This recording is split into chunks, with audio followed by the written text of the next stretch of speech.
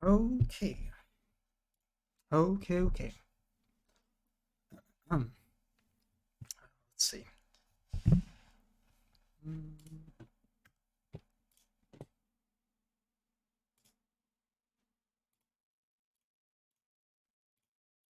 Hmm. All right. Um, where am I? Okay. Um,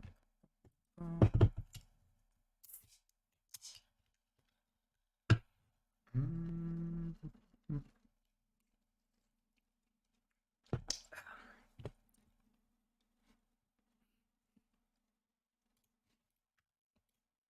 um,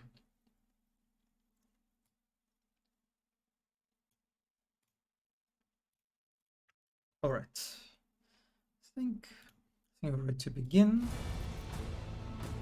Well, hello everyone. It's time for Rogue Trader. Hello, GBT. Good evening. I just hope you will out-trade all the rogues. I don't know, played it. I hope so too.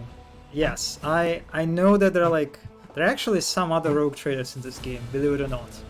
So I appreciate this comment. Yeah, I hope I will prevail and will be the first rogue trader among others.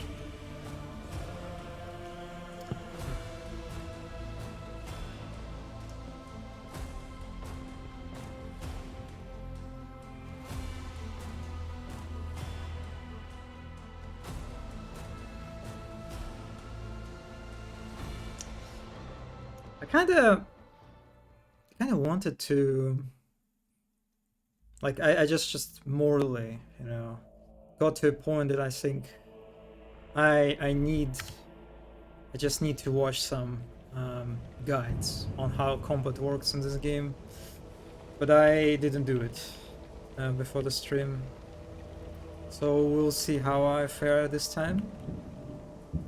Yeah, so where we stopped? We stopped at acquiring Pascal. Very cute and beautiful Mechanicus priest. Oh, let us seize the moment.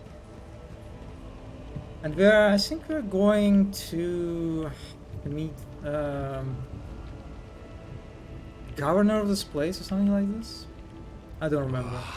There will be no peace in my wake.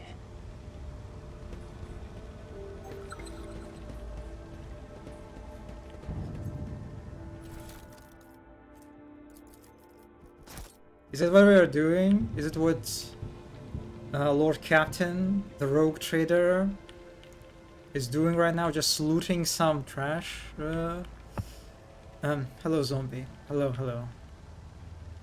I mean, we already stole some stuff from lower decks. They all will see. I guess there's no way to go back. Some grenades. Yeah, last time grenades did not perform very well. Everyone of the dead have had their eyes restlessly burned. Restlessly.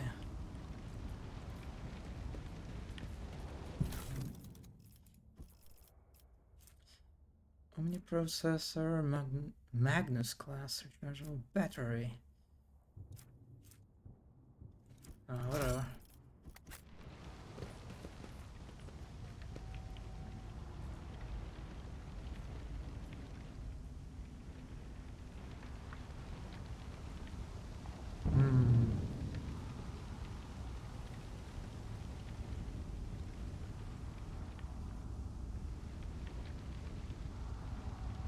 I like this placement of these containers.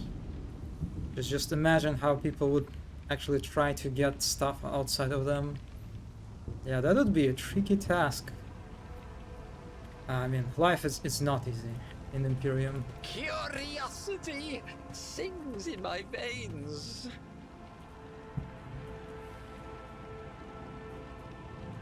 Also appreciate the amount of skulls that are present in this tower. Look at this. 2 rows here, 2 rows like on each side. Feel the skulls. This upper layer is filled with skulls, and then you have like a central skulls. Yeah, this is how you do Warhammer 40k architecture. Excellent work. You said the same thing about Bolgan containers. I mean that's just how live it is, you know, when you're when you make a game in a Warhammer 40k setting. I imagine, because it's like it's one of those things, right, that all the Warhammer 40k developers have to sort of share, is that working with a bunch of like very same core assets, like this container, right? It's basically, again, it's container based on the miniature. So yeah, I think in Space Marine 2 there are probably some placements of containers that are very questionable. Actually, I can think at least a few very questionable placements, but yeah, we'll get to this. I did not mean to go. Okay. No. Let's actually explore this area first. Oh yeah, cutscene.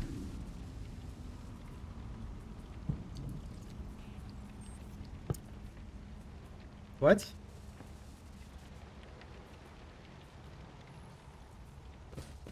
I did not.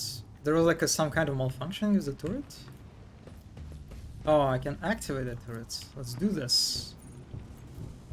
Logic 100%.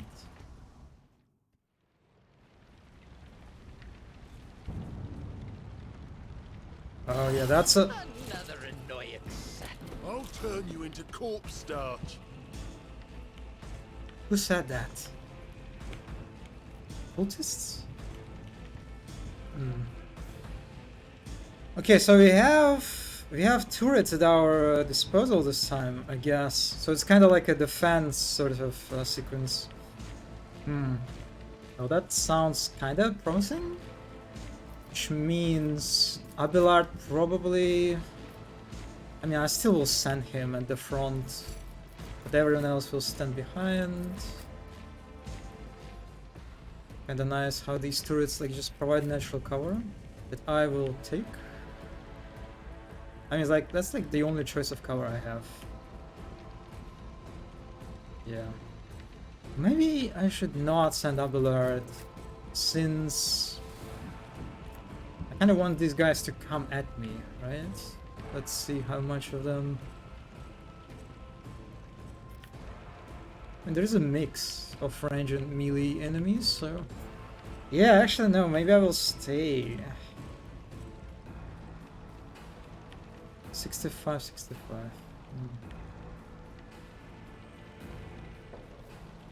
Alright, let's try it. Wow, oh, okay. That's... I did...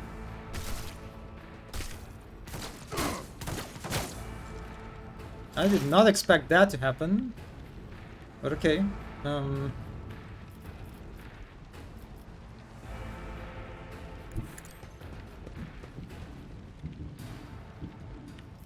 That's an interesting effect of that. Can Idira now? She cannot reach them.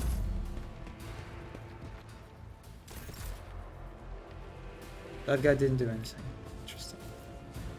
I think I'll just give extra turn to Argenta.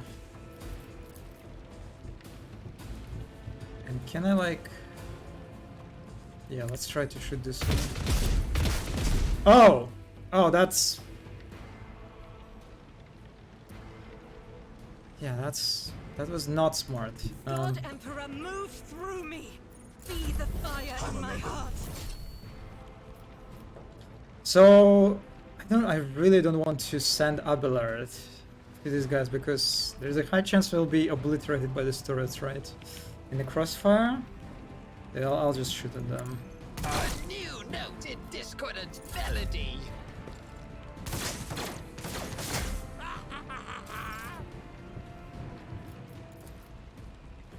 I think now I should be able to...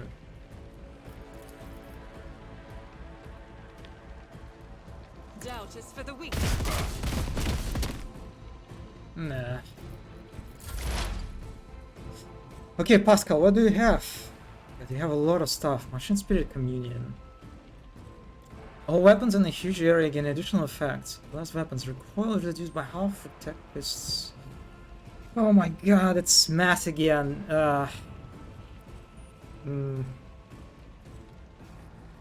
It's increased by half.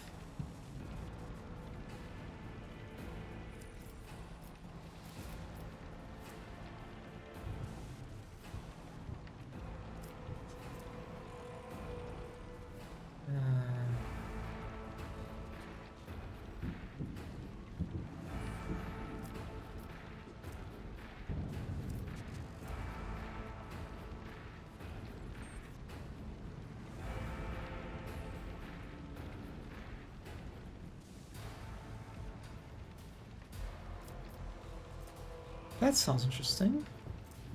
And precise attack. Yeah, okay, I think I'll just buff. Argentin.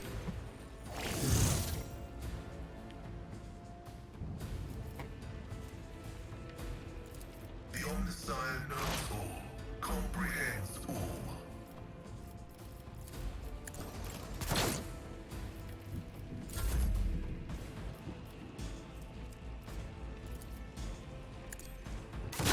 One fewer target. Good job, Abelard.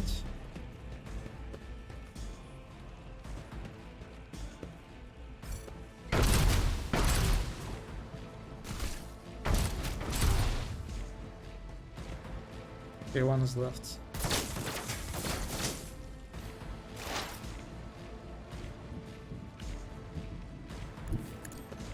Can Nadira just finish this guy? Will do. Yep, she can. Yeah, that was nice encounter. It was more of a, you know, decorative type, I guess, just maybe to provide the contrast as a previous fight that was quite tough for me, right? I literally died a few times in that one. So yeah, after that battle, giving a player just like a fight with odds stacked, you know, on their side in the way of these turrets, right? I don't think I actually could just stay and just don't do anything and let the turrets kill everyone. I guess I could do that too, so yeah, I'll take it. I'll take it. I also guess it was possible for me to engage in this fight without fixing the turrets, right? Oh, I'm actually curious if it's this control panel, it required logic, right? As a skill.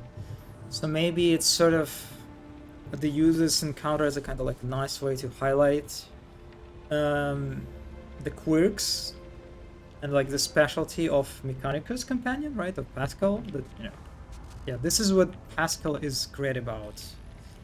Working with machines, passing logic checks. You can use him for that.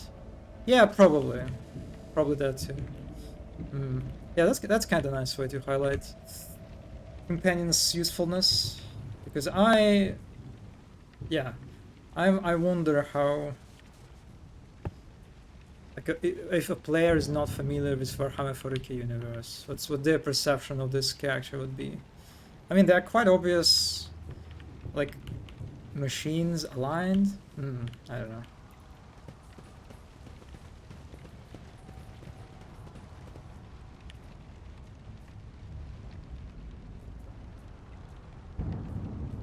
I like this asset. I have no idea what it is. Some kind of communication station, but it has skulls. This is what it means. This is what matters, rather. I have missed most of the game. Have you traded any rogues yet? Nope. We did not get to the trading part at all. And I mean, I'm literally in the beginning, I think, right?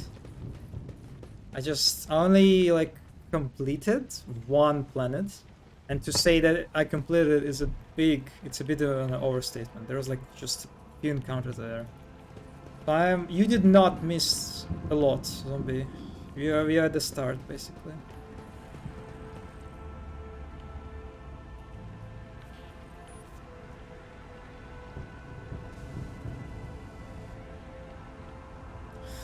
Yeah, nice little altar. Also, we all have we have crippled legs, crippled arm, and broken limbs. Okay, I think it's time for us. Blessed be the hand of the healer. God damn it! I made the same mistake last time. I didn't notice that you can fix these wounds only at Voidship. Okay, whatever. Patience? My nerves are frayed. Wow, look at this loot. Do I want this loot? I still have no idea if I can sell this. Because if I cannot sell this, like, that's really not something that I need. Yeah, whatever.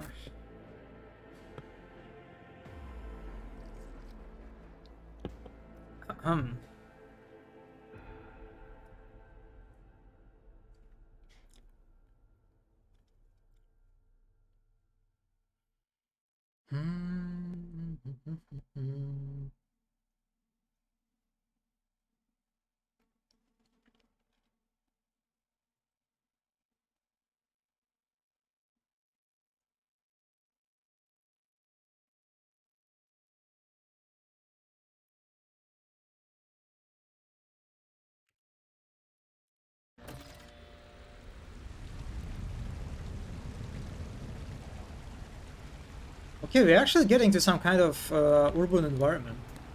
Nice. That's cute, though.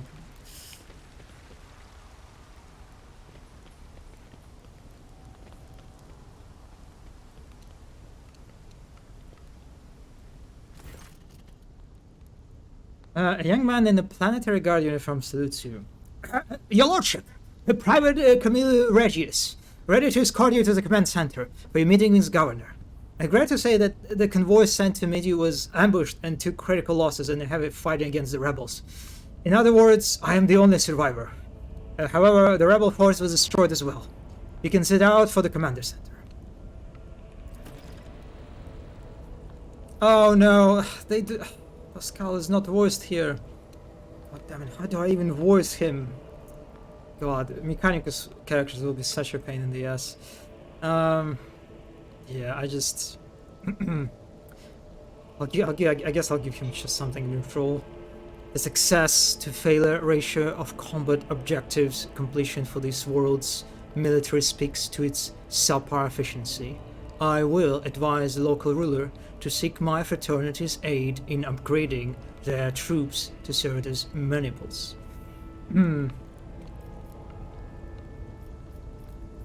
Oh, I got some awareness. Interesting.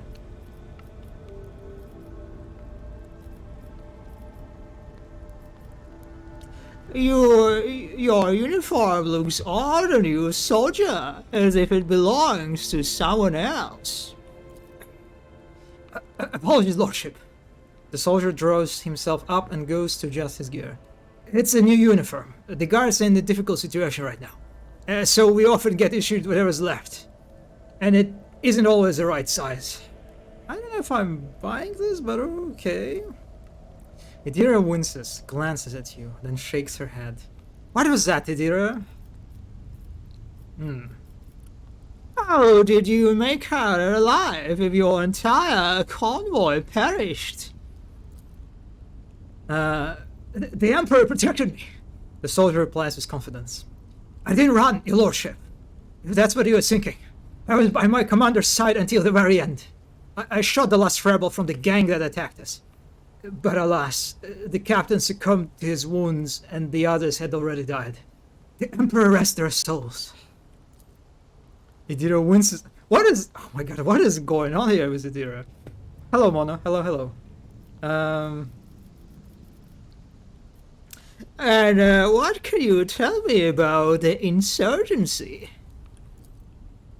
The ungrateful rebel rose in rebellion against the planet's lawful governor and his lordship Caligus Winterscale, a ruler by the will of the Emperor. They're all heretics, deserving of most terrible deaths. Order will be restored. The guilty will be punished. Yeah, I'm curious if there's something. I feel like there is something to it. Something suspicious, judging by Adira's reaction. And now we're talking. Let's go to the Commander Center at once. Yes, your lordship. We have to take this avenue. It leads from the starport right to the command center. It's a short walk. What is the smiley faces? What's going on here? I am... Okay, I don't like One this. step at a time, amidst the madness. Something large and heavy plowing down the entire was... You know, like, guess what had caused such... I mean, it was probably a ship. Probably? Actually, I don't know. Not clear.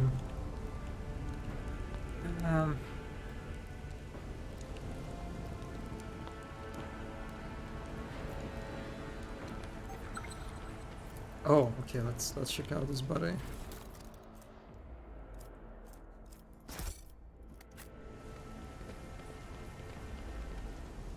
Wow, that's... This is very funny. How this lamppost got bent and it still functions. Wow, that's... I can respect that.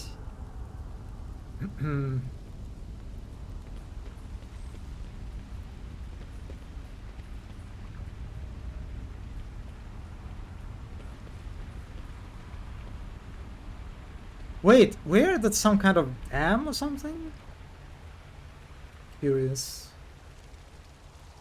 So I can go this way? The temple door does not budge. It may be blocked by rubble from the other side. Oh, I can see there is like a console. I wonder if it's like the space that I will be able to reach later. Like some kind of shortcut. Not sure. There will be no peace in my wake.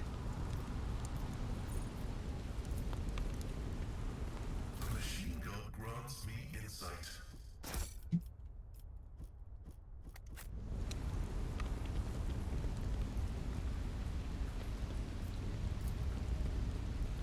There are traces of recent battle everywhere, including bodies of planetary guard uniforms.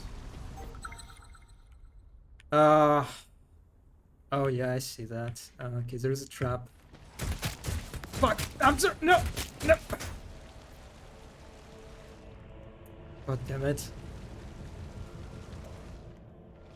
I mean, there are no goods, so I can just skip it, I think. Also, I got a fresh injury. I think I have to heal. Join me in prayer.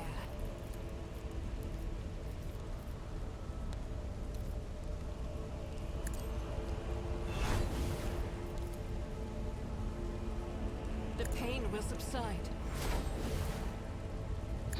Just in time.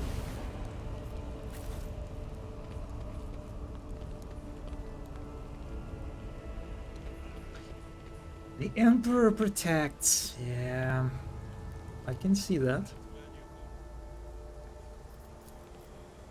Pamphlets and booklets ushering around the tournament, agitators imploring the reader to devote their life, stirring the Emperor in the ranks of Astra Militarum. Oh, it's some kind of stage. Interesting.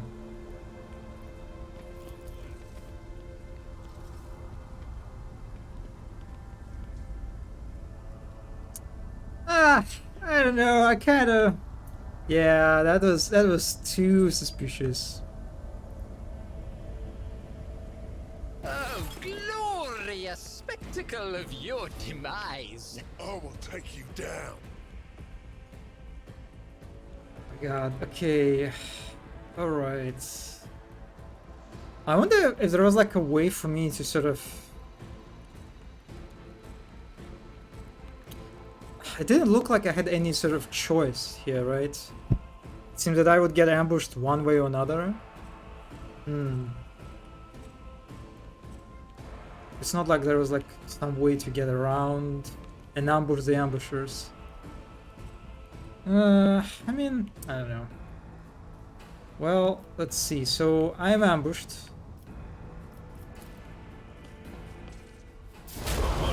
Wow, that's a flamethrower. Okay, so we're giving okay,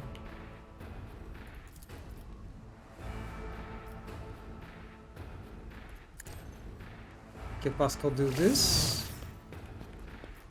And then should have took that.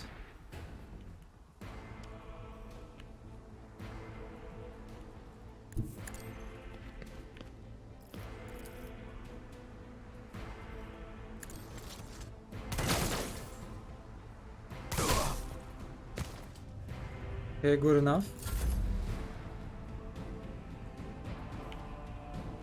Hmm.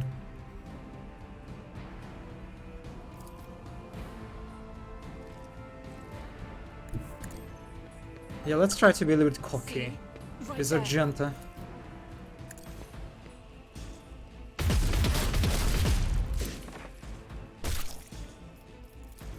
As the Emperor commands, I act. Oh, this is actually a tough guy. I didn't look at his HP. Yeah, whatever. Okay.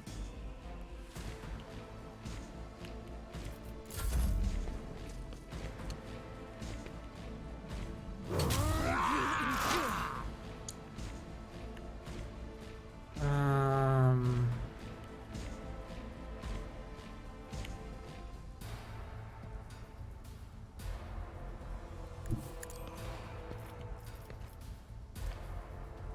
Yeah, let's give some buff to Argenta. And then just kill this guy, I think? Yeah. Nice.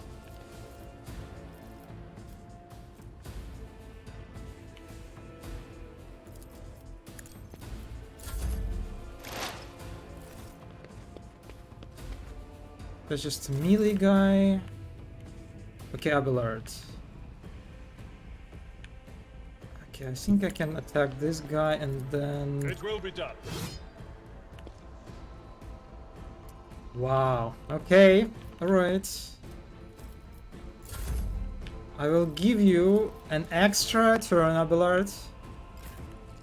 Please don't fuck it up again. At your beck and call. I took care of this one.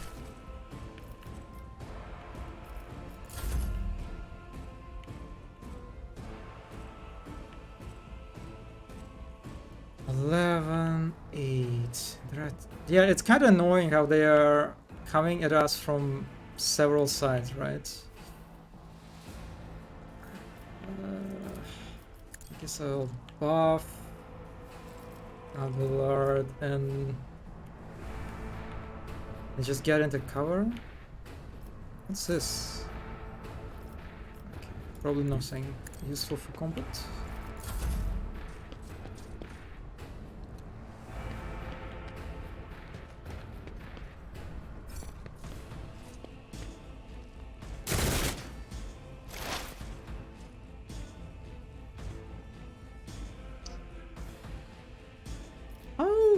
Strong 911. Actually, Pascal can fight, I think, in close range, right? Go strike, sweep.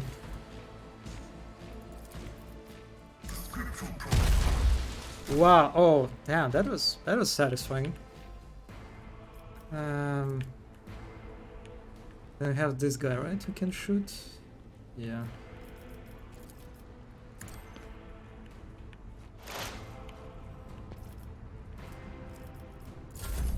High momentum.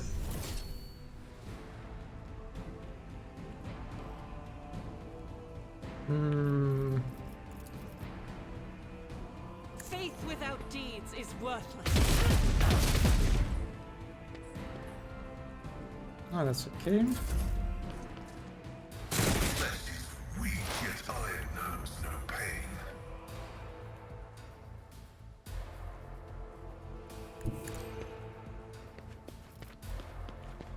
Argenta. Did I can finish this guy?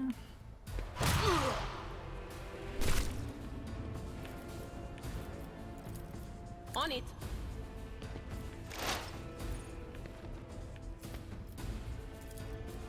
Anything is. What? Huh? She got hit? Not sure. What? I'm not sure how that happened.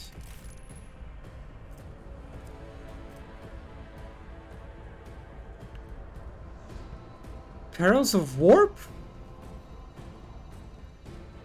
What? She can suffer, but I did not get any. That's okay. I don't think that happened to me before, right? All right. Cleanses the body. Just a minor setback.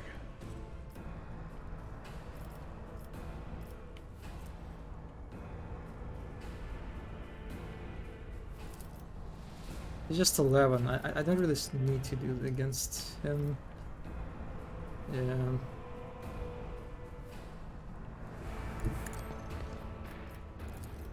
Victory is.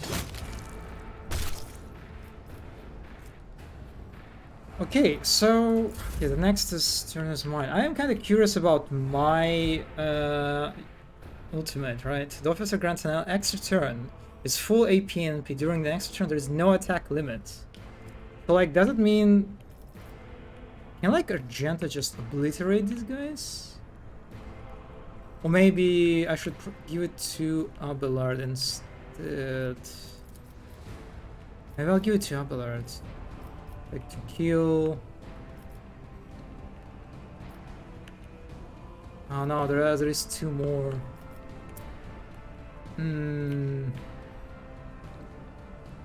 I guess when the allies are close to her warp abilities, can happen. She can also accidentally summon a demon.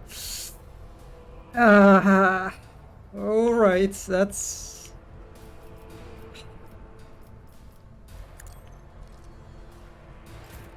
Okay, so I think Abelard can just...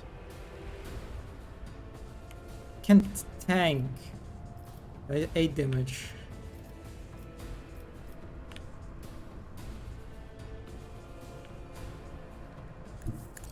Okay, like, let's go after this one. What the fuck is... What was that? Someone's shooting at me? I am confused who just shot.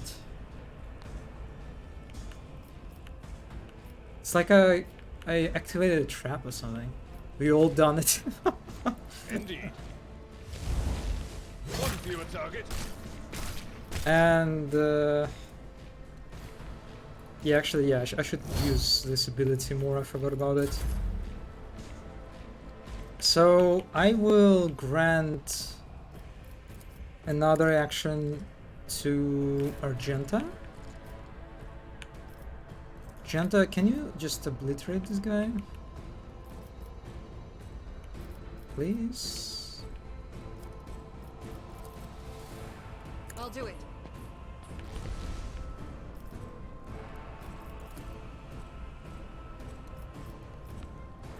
Six ten. As the Emperor commands, I act. Ah, almost. I should be able to finish him. A genius at work. Ah, yeah.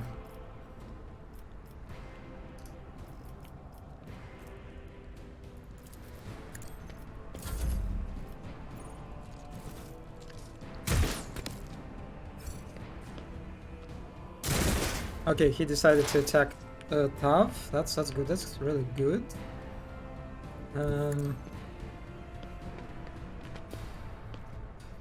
Okay. Can I even shoot at any... Okay, I can shoot at this one. Running binaric override. God, he has such a pleasant voice. Request approved. 8 damage. Good boy.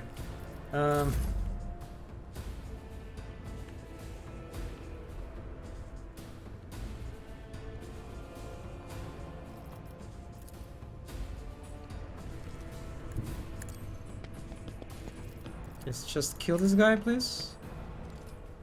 Actually, Adira could... Maybe not, since she's pretty far away. Ah, this is awkward. Wow, this is awkward. Ah, damn. Okay. Alright. Wow.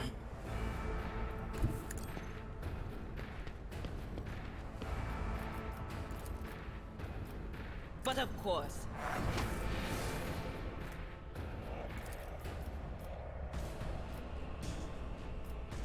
Yeah. Pain and duty go hand in hand. My place is at the fore. I will do my duty. Oh, 12 damage. Ah, that's okay.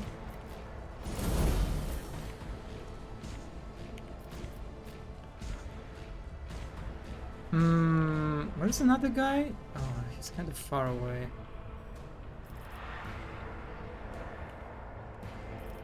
And I will give... Ah, yes, I forgot. I have to be quite close. Will I be able to give him? No. Yeah, I'll just give it to Argenta then.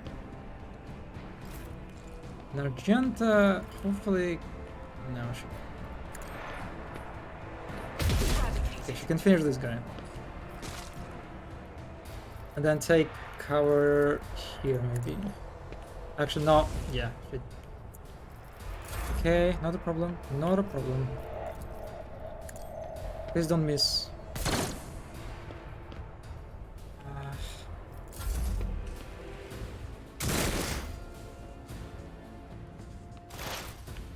I think I have like just a bad weapon for...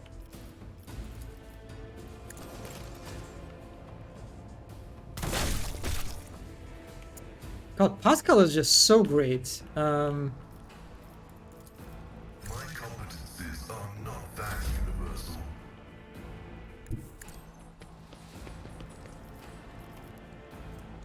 Reload. Do I need to reload? I don't think so, right? Let's reload then.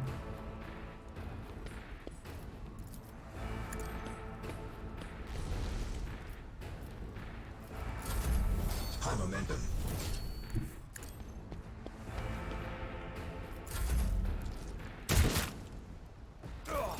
Okay. I've suffered worse. I've seen worse battles than this in my time.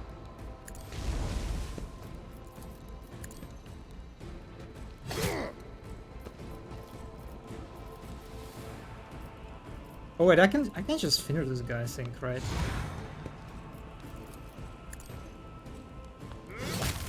Yep. A Private Camille Regius, the wounded young man looks at you spitefully and hisses. Your victory means nothing. Aurora will come for you. And even if she doesn't, no one will escape the final dawn. Okay, so they're all chaos aligned, okay. Updating data catalog. The characteristic tendency of the planetary defense force of Rykad Minoris to run into ambushes is not a consequence of chance or negligence. It can only be explained as some twisted variation of combat tactics. This phenomenon is depressing.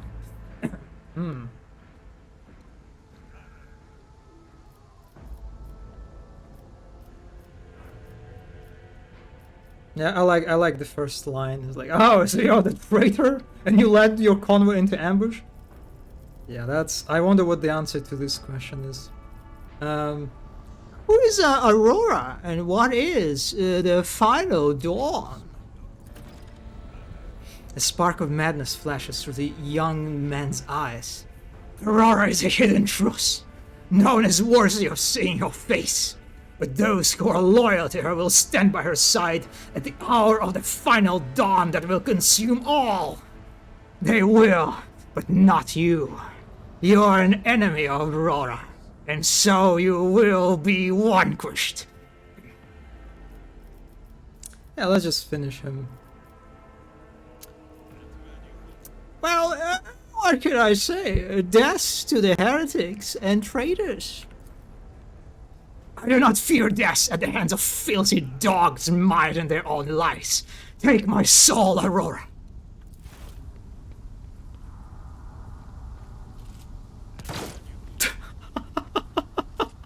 This, it's such a funny scene though. Wow. Damn. What lies beyond? Oh, hey, okay. Hand Flamer seems to be a good. Yeah, look at this attack. The Flamer Shot Spray. That sounds like a good. I could maybe give it to Abelard. Right?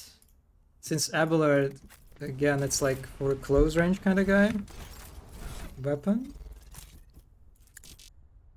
No, he cannot use it.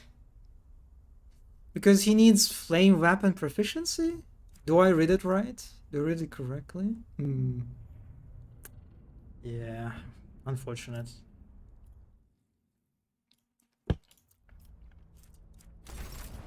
If only I knew how to get that proficiency. Oh.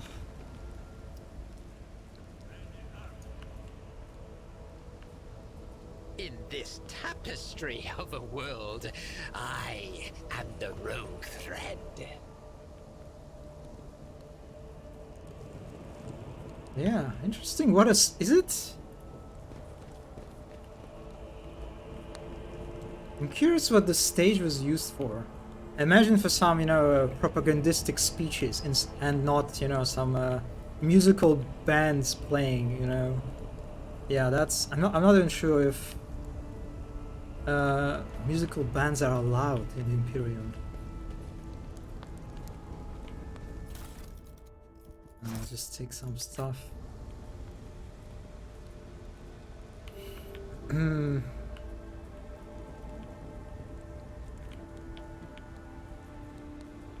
I think like it's one of the major, sort of appeals that that Rogue Trader has for me, is that it actually gives you a glimpse into ordinary life of Imperium, because usually when you're talking about Warhammer 40k, right, and it's very common depictions of characters, places. It's all war, right? It's war, it's battles, it's fights, it's military units, it's battlefields, and it's very rarely shows a routine, casual life of normal people. I mean, it makes sense, right? It's since it's based on tabletop game, and tabletop game is about fights and battles. But yeah. That's really nice. There's only war, yeah. Over there. Okay, we will. No! Stop it. In the shadows of the Imperium's ignorance, my genius blossoms. Oh, how they fear the brilliance that eludes their narrow vision. Attention is ordered. Oh my god, that was not even close. Is ordered by the planet's lawful governor to prevent recurring abilities. All planetary guard patrols are to be doubled. All conspirators and instigators will be harshly punished.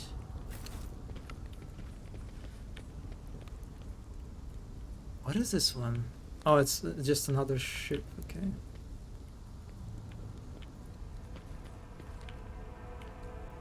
Ah, please, Abelard, talk to me. Or just in text. My nerves are frayed.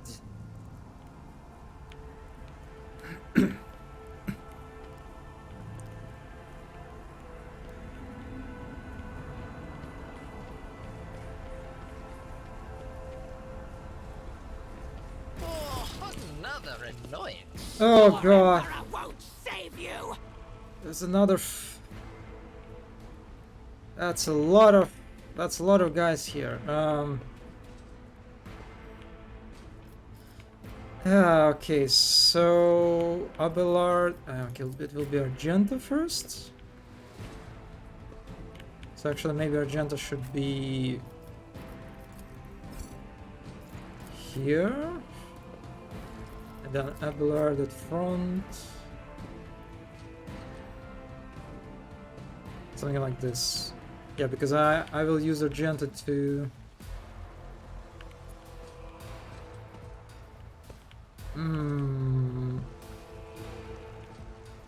Can I explode this barrel? I wonder.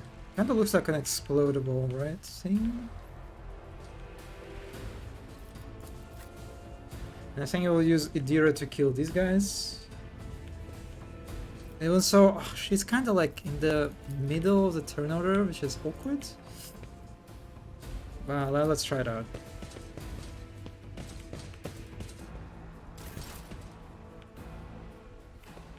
I'll do it. Please destroy them.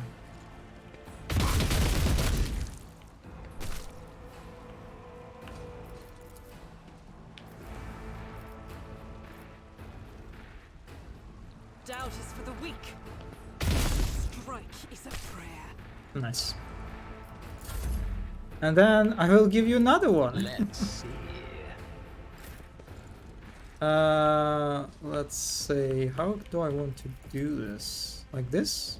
Probably? Yeah.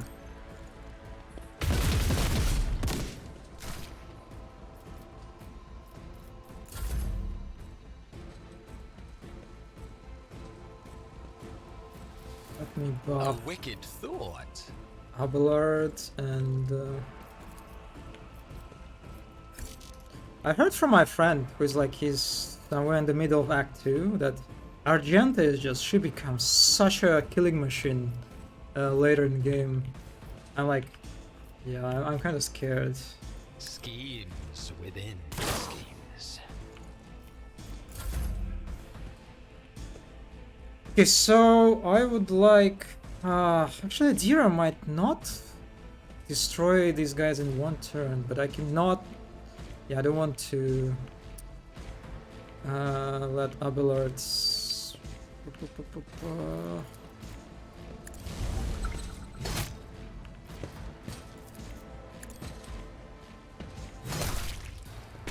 28. Nice. Brace yourself, Abelard. Can I pull Ah. back now? Oh no, they only hurt one. That's okay. Okay, so we are buffing, right? How do we do this? Like this? Or like this? Like this, okay. And then I am... Can I like destroy this? Let's see. Desire knows all. Comprehend. Yeah, it wasn't bad. Okay.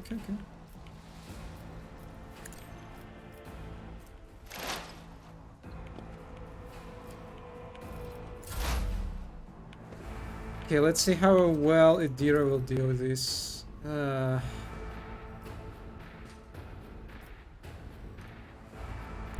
is movement in the Empyrean.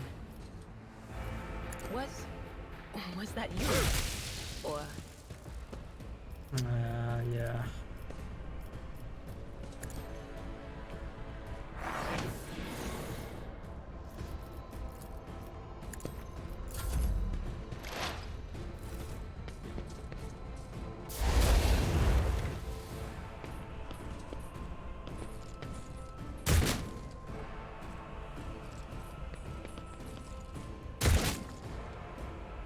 Yeah, their damage actually is not that bad.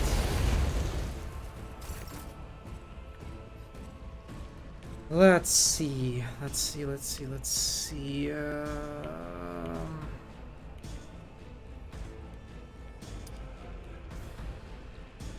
Boy, I kind of want to deal with these guys. Yeah, let's try it out. Like this.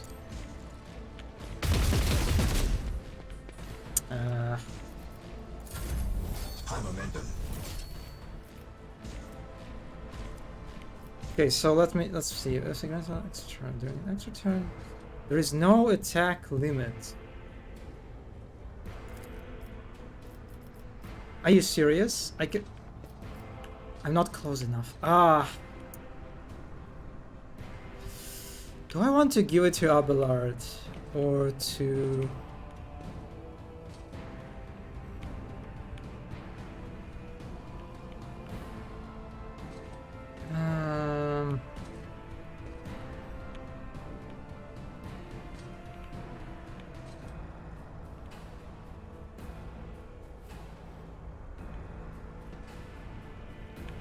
I'll give it to Argenta.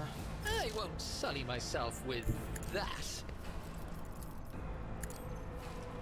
No, that's not the...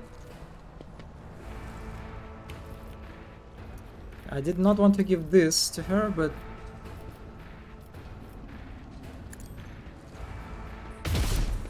Yeah...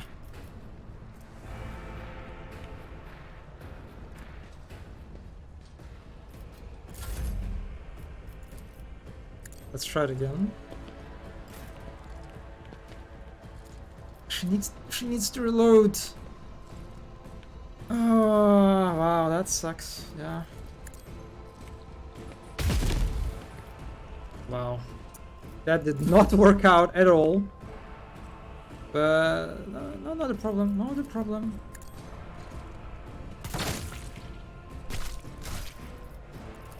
Let's see.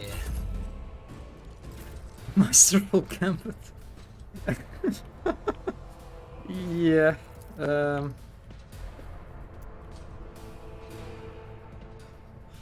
I mean,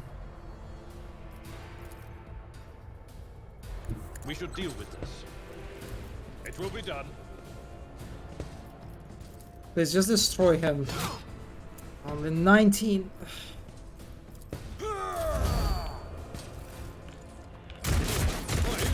Oh my god, he almost... Wow, that was very good. I think I finally will. It's not I who understood, but I asked my friend what's like the difference between parry and dodge, and he said that parry applies when you dodge in melee attack, and dodge applies when you dodge range attack, I think. So it's like it just depends. It's just the same thing basically. That is like dependent on the type of attack that your character is avoiding, which is very confusing. Why would you just create two separate terms for like basically one mechanic? Yeah, I don't know.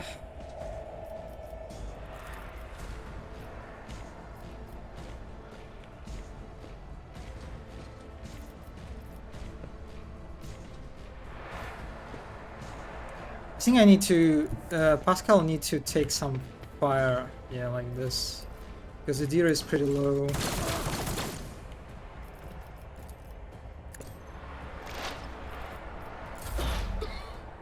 Whispers called to me. Cover me. Will do. I mean, she almost kills... What an unfortunate turn of fate. Oh, okay, I forgot she can buff herself.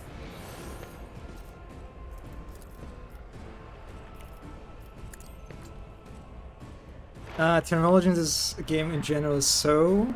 Yeah, that's true. I had to Google that wounds were, and it's just your HP?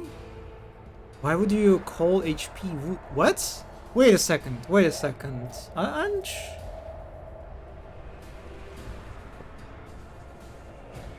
Oh, that's a different thing, I guess.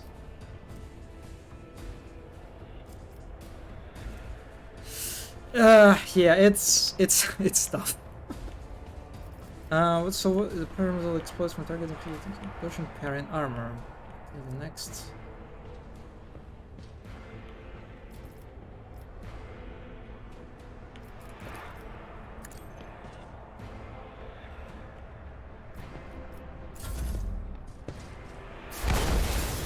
Wow, look at that dodge.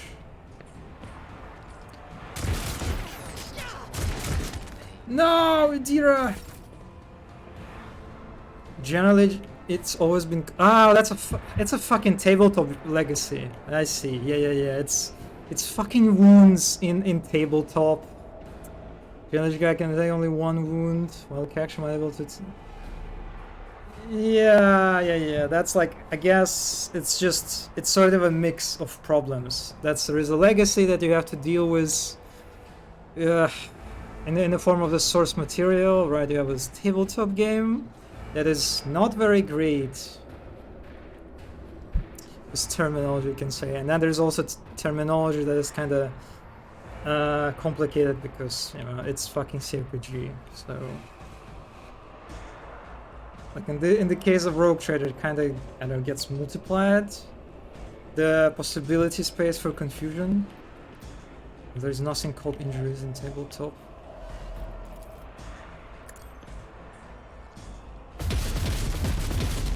Ah, Argenta, you didn't even try!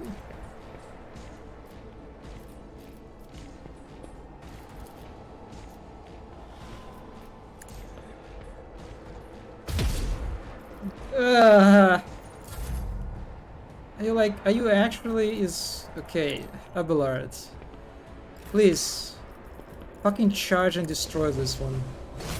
Thank you. I know I can count on you.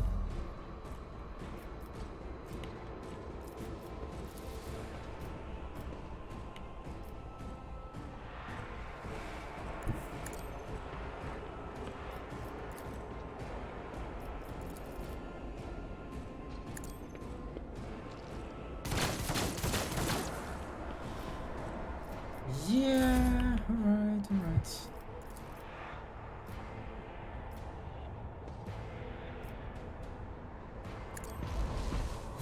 I should be able to kill both of them.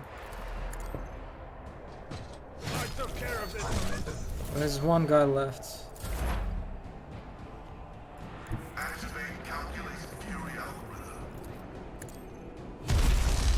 God, it's just the effects of Pascal attacks. They're so good.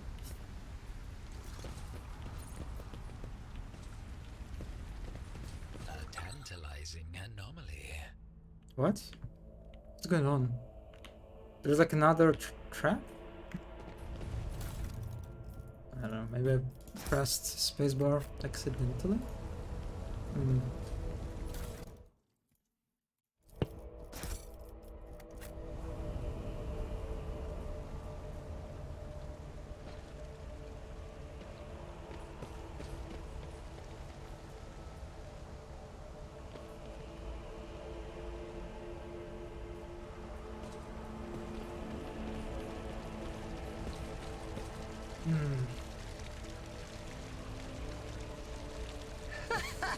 They will see.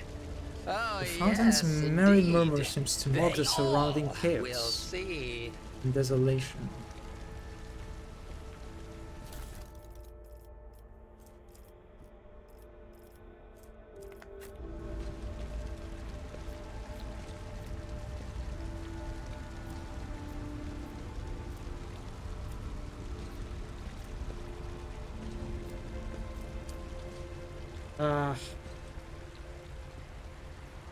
Oh wait, there's a character here. The stars are my canvas, and anarchy, it's my brush. Do I even... Can I go this way? There will be no peace in my wake. Oh, no, I cannot go this way. Oh my god, this... Oh no, I can. Alright. Curiosity sings in my veins. Mechanical door leads to lower levels under the upper way. No, wait, no, that's not where I need to go. I imagine Just that's... a minor setback. Let's check, actually.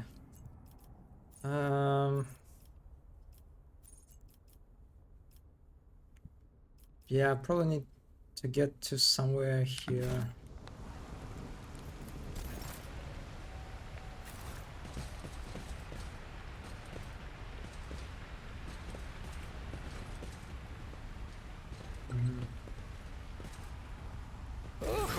What an amusing attempt at defiance. Crush them!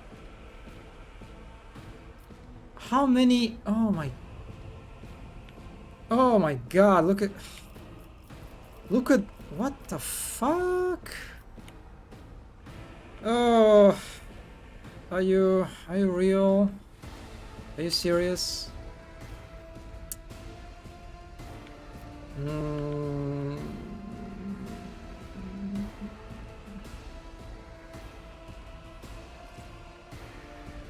I love that you can't walk for 15 seconds on this planet without getting ambushed.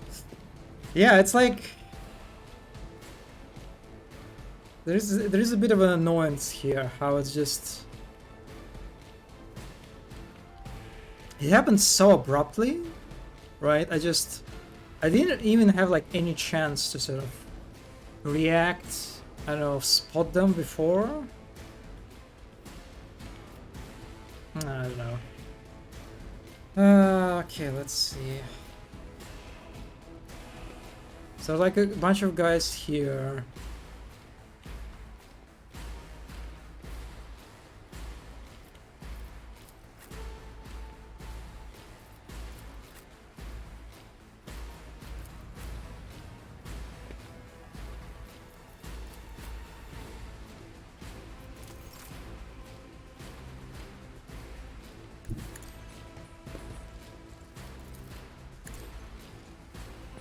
None can escape the Emperor's judgment. Okay. That was a very fast turn.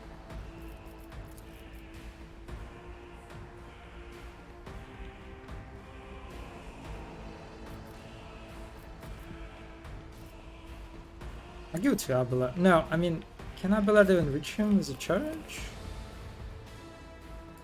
Attention to detail is the key to success. Yeah, he cannot.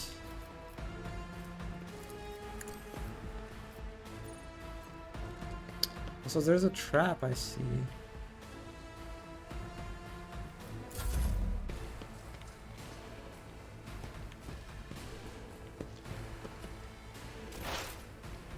Yes, there's someone on top, I...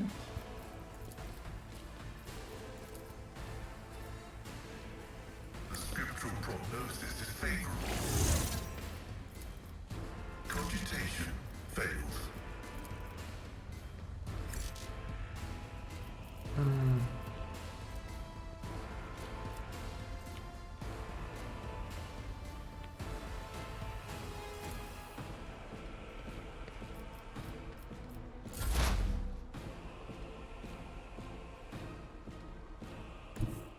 I mean, Indira can just one-shot this one, I think.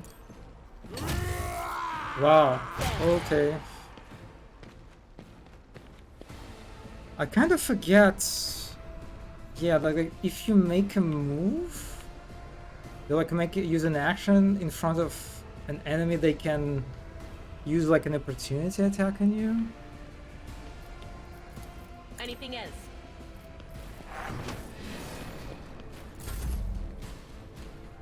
Follow my lead. Ugh. Okay, yeah, that was a trap that I just activated. Can I even shoot? Yeah, didn't work out very well.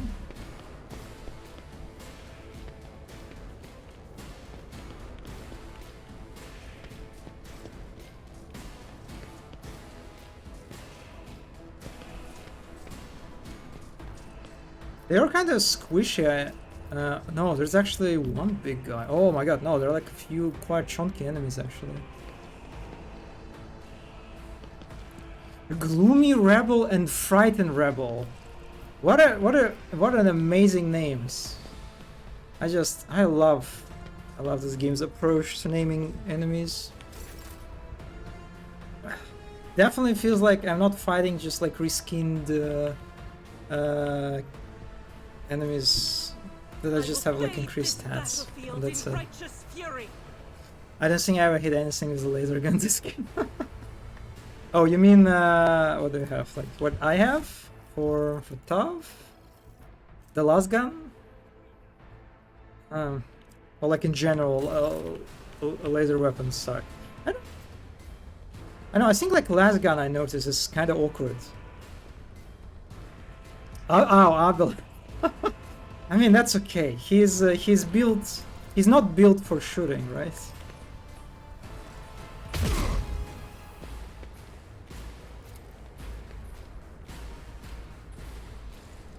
Yeah, this is very awkward As layout. the Emperor commands, I act.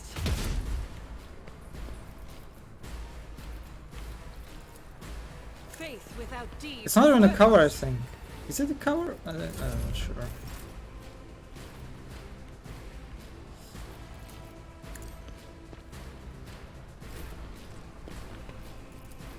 That's not the Seneschal's job. What? You can... Are you serious? Ah, but... Oh boy. Whatever. That was a waste. Okay. A genius at work. He's built for hugging and bullying, yeah.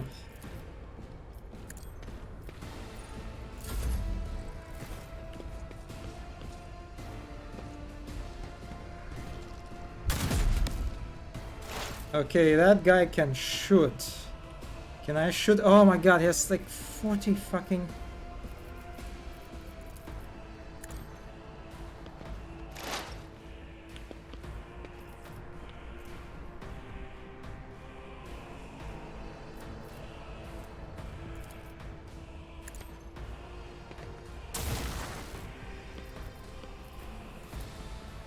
And Pascal can do a lot of stuff. Request approved. That's okay.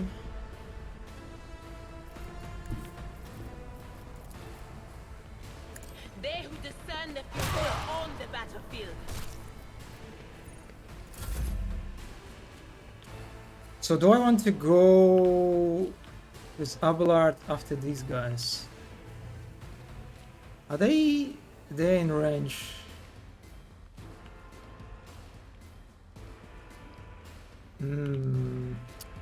Maybe not. Maybe I want to go for this one actually.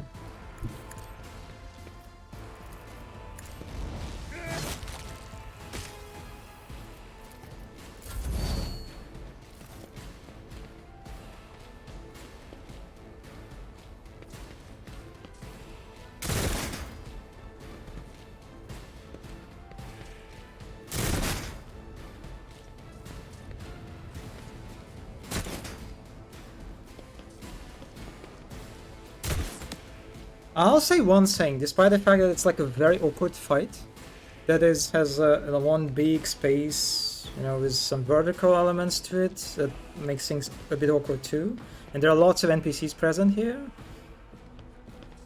It's like the AI makes their turn pretty quickly, like I think in comparison to Baldur's Gate. These guys, they're not wasting any time. Like, I don't think I noticed any of these guys just like, you know, how in Baldur's Gate you can see NPCs just quite often actually just stand for some time and do nothing. And only after like, I don't know, 10 seconds or even sometimes more they will make their actions. Guided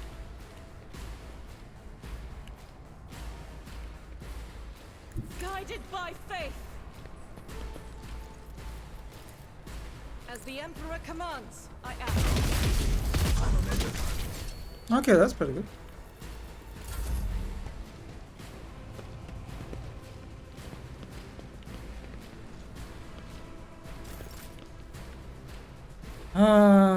So I can give a gent, I guess.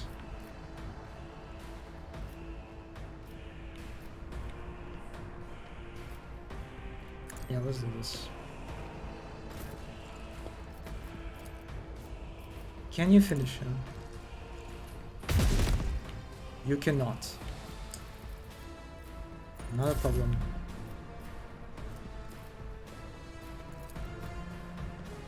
Let's see.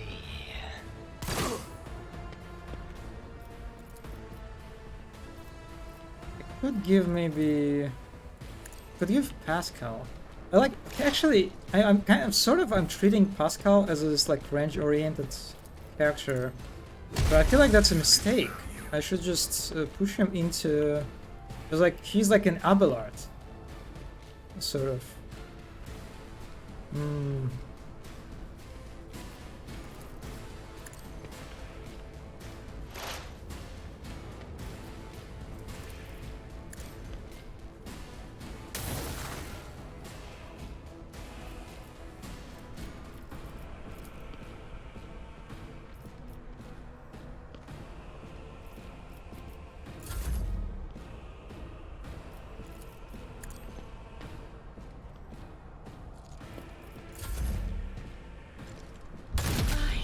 My patience has failed me.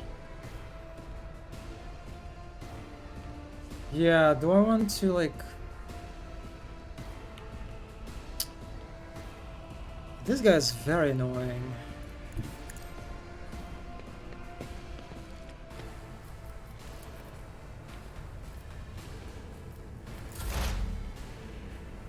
I know what is to come.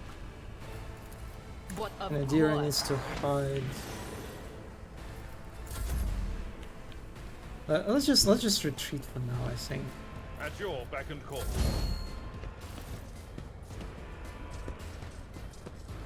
Let them come at us.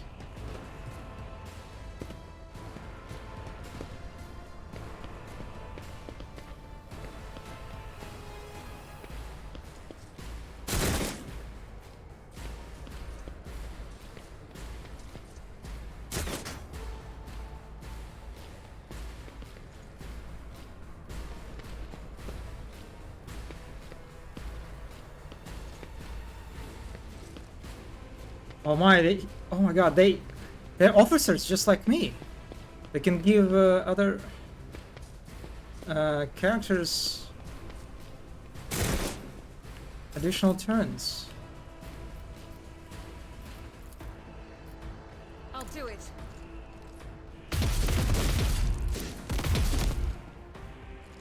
Is it not a good idea to attack like from below? I still have no idea if there's like a high ground in this game. If it's a thing. Strike is a prayer. Wow, that was good. Okay.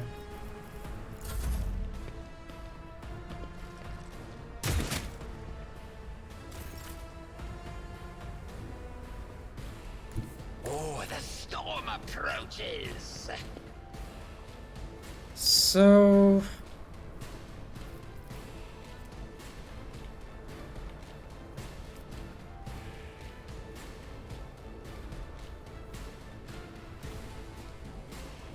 I mean, the problem is I can give Argenta extra action, extra turn. She can like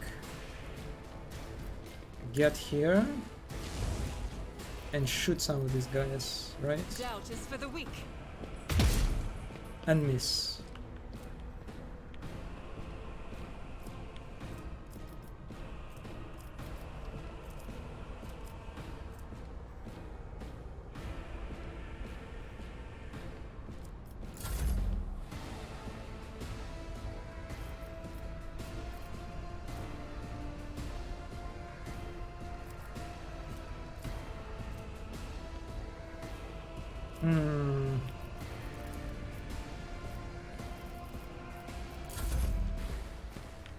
Yeah, go. Yeah, go down. Go down. Go down. That's how you should do it. Explorers know one route. Forward.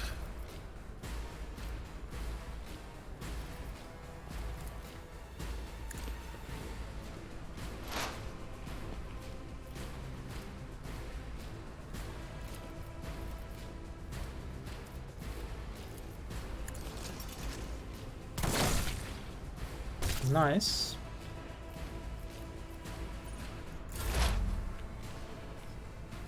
Okay, Idira can kind of come at them. I don't know. If I go out, she'll just die, right? I mean, I guess she can do this. Anything is? What an unfortunate turn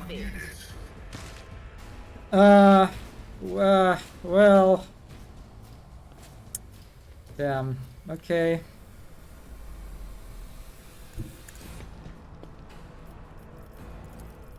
Victory is imminent.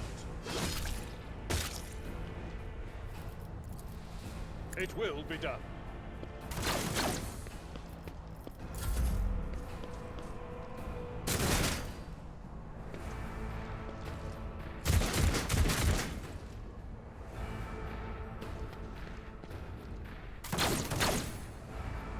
Oh, that's a. Actually, I kind of want Abelard to deal with a chunky one. Yeah.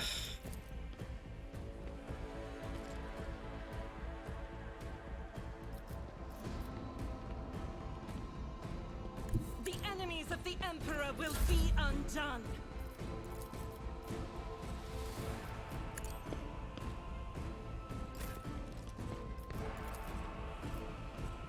I'll do it. Okay. All right.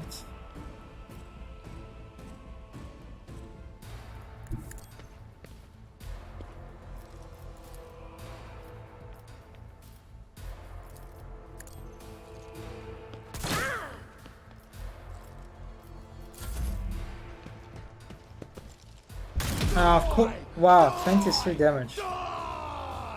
Okay, that's not great.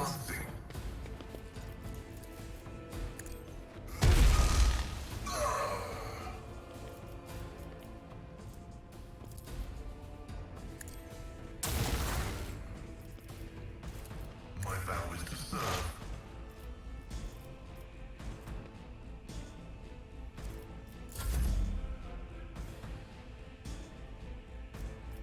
Hmm.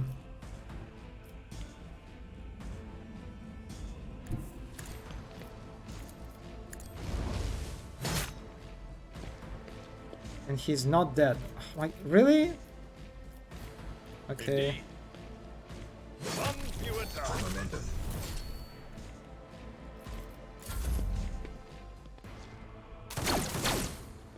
At least they're missing a lot.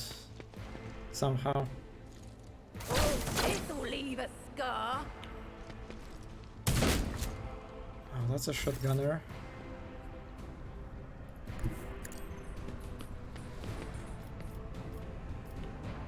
As the Emperor commands, I act.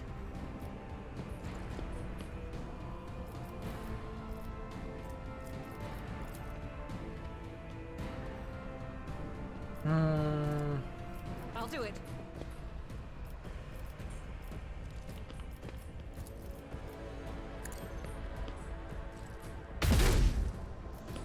Just 6.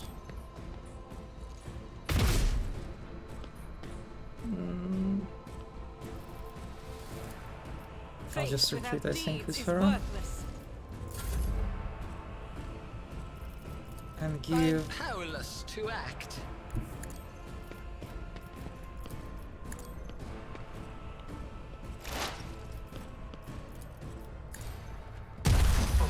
Successfully terminated.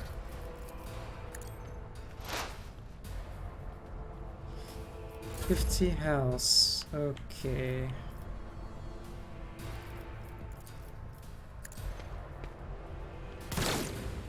Yeah. I think I have only this guy left, right? Who's kind of annoying. Hmm. The Omnissiah knows all, comprehends all.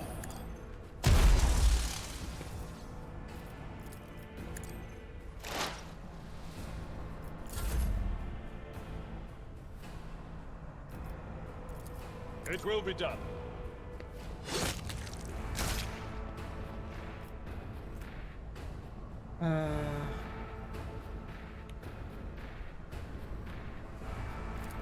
Okay, let's try to get to this guy. A tactically sound approach.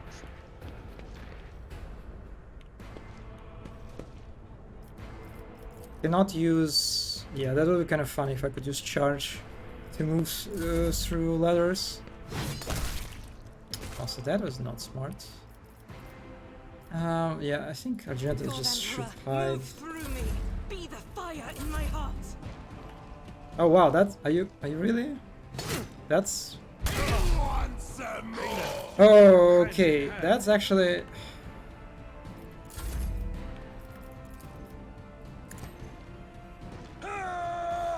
come on, Abelard, you can't do this. Tried and tested tactics are the best ones. I will do my 31.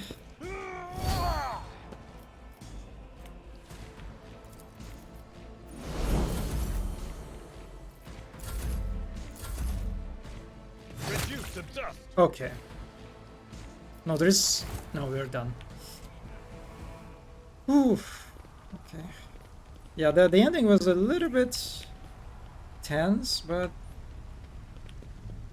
yeah, that's not as bad as I thought it would go. In this tapestry of a world, I am the rogue thread. So yeah, I am really again after Baldur's Gate 3, and it's like very just outstanding focus, I would say, on unique and special encounters. Fighting after with rebels, you know, and rebels again. It's Patience. it doesn't My feel that nerves are great, frayed. but I've heard at least that in Act 2 apparently they start mixing enemies better and the type of encounters you have to deal with. So I'm hoping that it's like the game arguably stumbling a little bit in encounter department temporarily, you know. The anti-aircraft battery control panel has a panoply of mysterious levers and buttons. Deactivating quickly is not an option. All you can do is blow it up, destroying it completely. Let's examine it. The anti-aircraft battery certainly was constructed a long time ago, long before the colonization of this world began. Really? Comes as no surprise that the insurgents were barely able to operate it. Modern arms protocols are incomprehensible to the machine spirits of such an ancient construction. But this is the thing that probably shot at us, right? I think you have now survived the most annoying encounter on your way to Heinrich, so at least there is that. Oh, some good news, finally. Yeah. That's destroyed.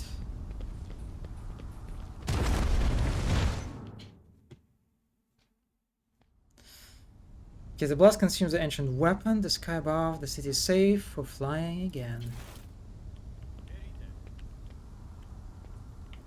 God, look at my party. God, they're just roughy. What It's a lies worthwhile beyond? investment. Yes, and there's another fucking trap. And it's time for level up. Right, let's do this. What is recommended? Nothing that has unique icons. Are you serious? There are no icons at all? There's one. The Psyker gains inscribed soul ability. Costs no action points but deals direct damage to the Psyker equal to... The next Psyker power used for this ability will not... I don't want this.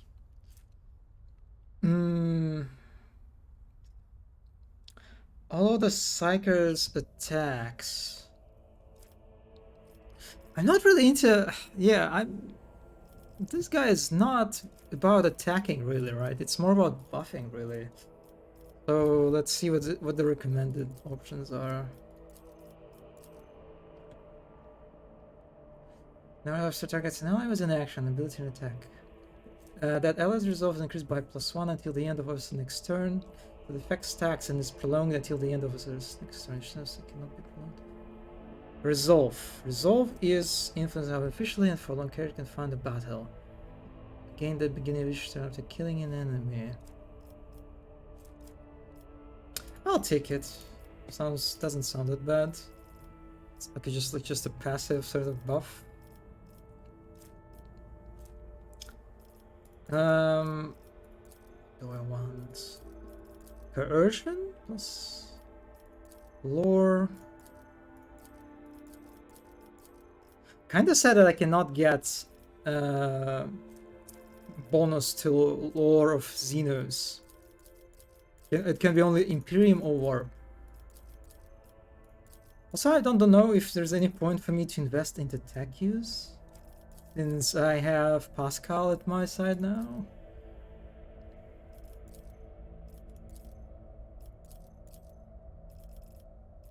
Let's go with Persuasion.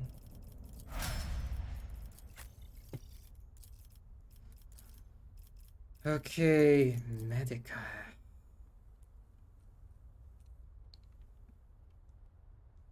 Oh my god, I kind of like picking up medical skills for Abelard. It's sort of, you know, like a nice mechanical way to sort of highlight and stress his very caring nature. Now that he's such a good dad, such a caring boomer. Yeah, I won't even read what it says. I'll just pick it up. Thick skin. The war against plus damage deflection. The parent choosing increased by papa. The warrior deals an additional plus damage to them have no alliance. Cells. Let's go for 6 skin. He's just, yes, nanny. Yeah. That's a good one. Yep, exactly. Let's see. Flash target. Never attacks enemy that has full wounds. Weak body, weak soul. Enemy's toughness and willpower. Let's do this. Okay. Unnatural lack. When the psyker uses divination psychic power on an ally without a natural lack effect, against a natural lack. Interesting. And it's the only skill or talent that has an image, so I'll pick it up.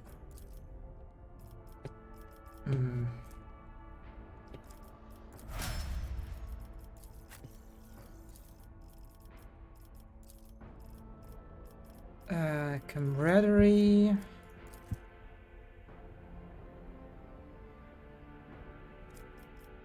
Unpredictable. Fired up.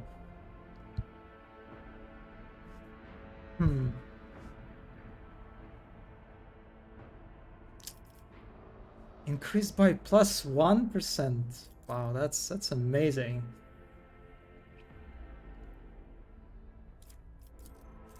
Let's go for Rack and Ruin. Athletics.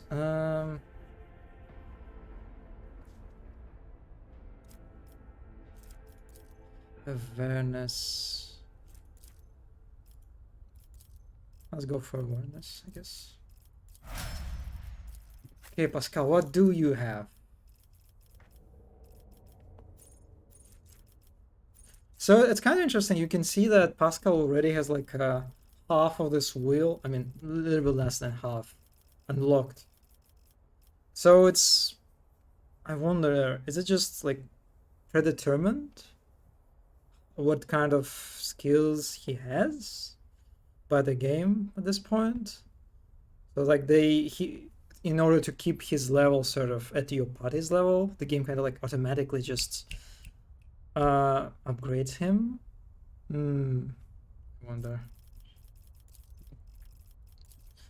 Number of targets, any operative gains plus some damage, armor penetration till the end of turn. Stacks. Exposed weakness costs. Oh, let's go for it. Okay, what do you have? Oh my god, no images. Let's roll. Grants plus 2 movement points. I mean, that's probably what I want, right?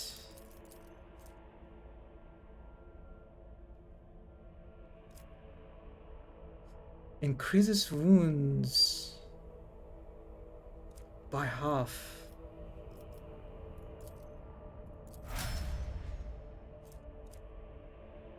Whatever.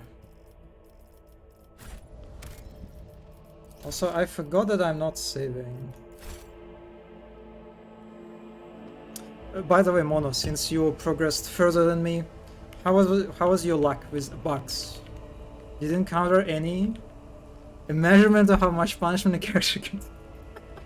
That's a great. Yeah, that's I like that description too. Just say HP.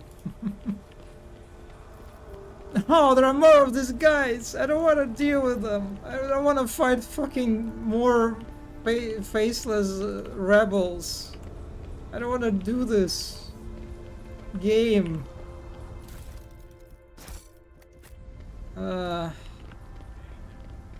Let's see what these guys have. They're like. I mean, I'll take shotgun. I think shotgun is the first weapon of that sort, right? There's like a 35 armor. Nah.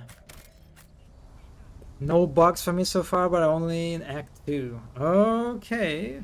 I think you're kind of lucky because yeah, my friend is also in the middle of Act 2, and he said that he encountered lots of bugs, but I mean nothing critical, just like minor stuff, like models bugging out, missing assets or something like that.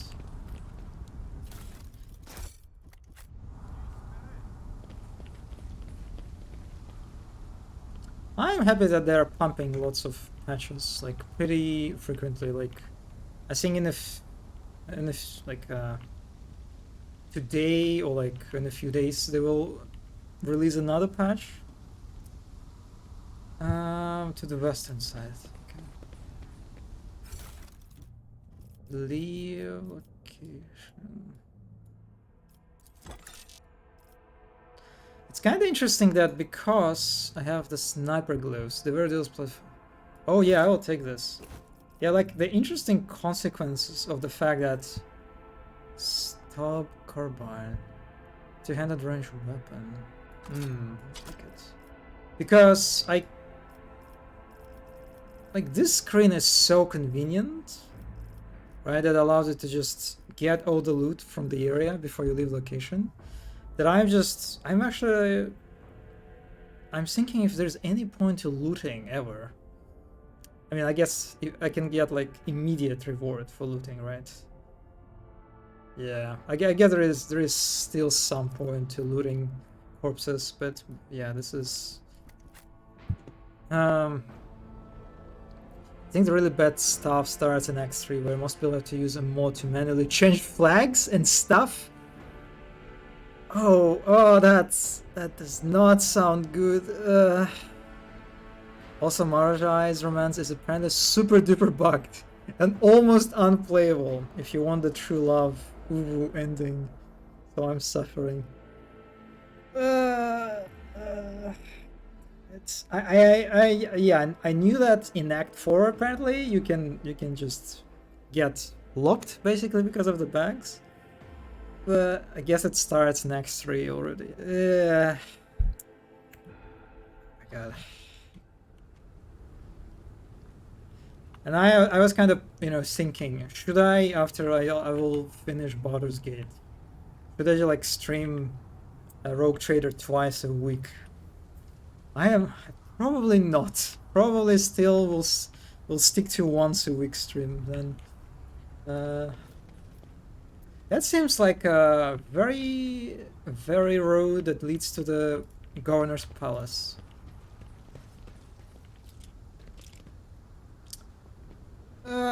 No more fucking rebels. And also there are some captives here too. I don't want to do that. Curiosity sings in my veins.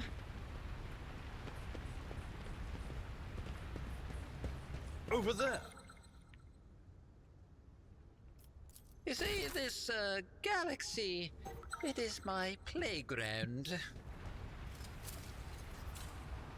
This failure shall not define me. Are you serious? Wow.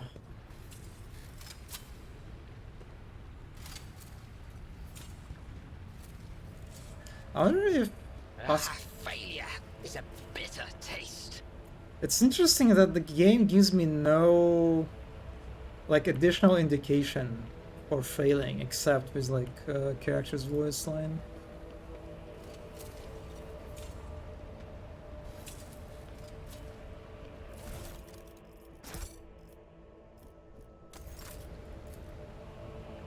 Clearly oblivious to your presence, the soldier mutters incoherently, does not react to anything around him. An interesting place for traps, right? It's just kind of... It's... What kind of trap it is? Yeah, that's a really way to mine the area.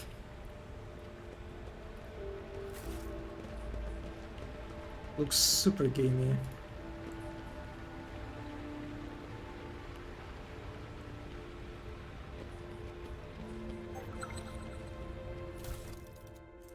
Ancient Terra Monaco. The Whereas lore Imperium has depend on fellowship instead of intelligence. Again, +3.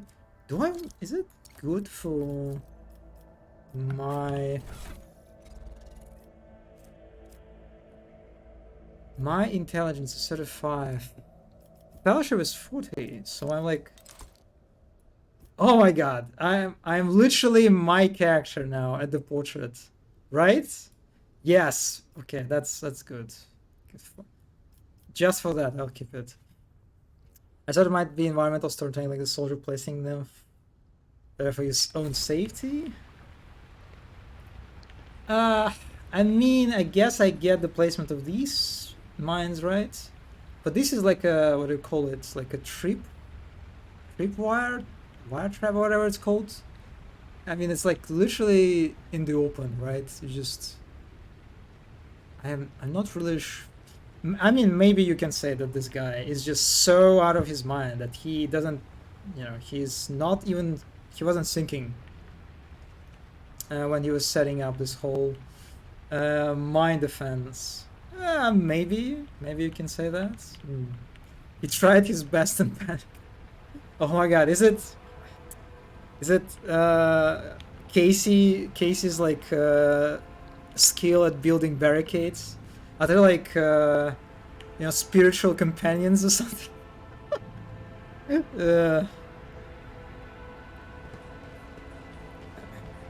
One is terrible at building barricades, another is terrible at placing traps. I mean, understandable. One step at a Remedyverse time. extensive Amidst project. the madness. I mean, actually, it's easy they can do this, right? Since they have this, like, the whole parallel universes thing set up, right? So they can easily do this, I think. Just, yeah. Okay. No, not load, save. I feel like, I mean, you said that I passed like the most annoying encounters, right? So it probably shouldn't be that In bad. this tapestry of a world, I am the rogue thread. Some 10 people, children among them, huddling together in fear. Oh, is it going to be like a conviction? Conviction choice? To save these people or like damn them? You see that half of them have black holes where the eyes used to be. Some maintain a gloomy silence, others are wailing. Several armed insurgents are carefully watching over the terrified hostages, snapping every now and then at someone for shaking too much or crying too loudly. Come to your senses, Ariel. Look at what you're doing to your own family.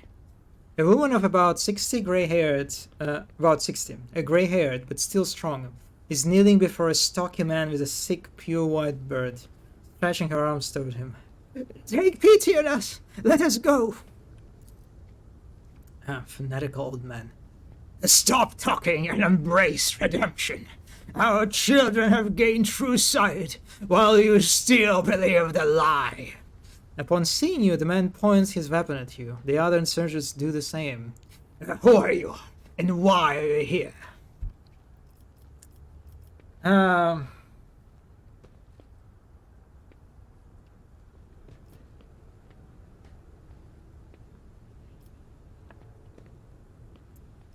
that's kind of like the force option.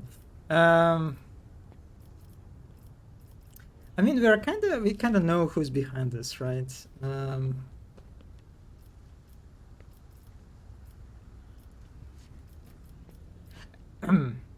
No, you tell me, who are you and what are you doing to these unfortunates?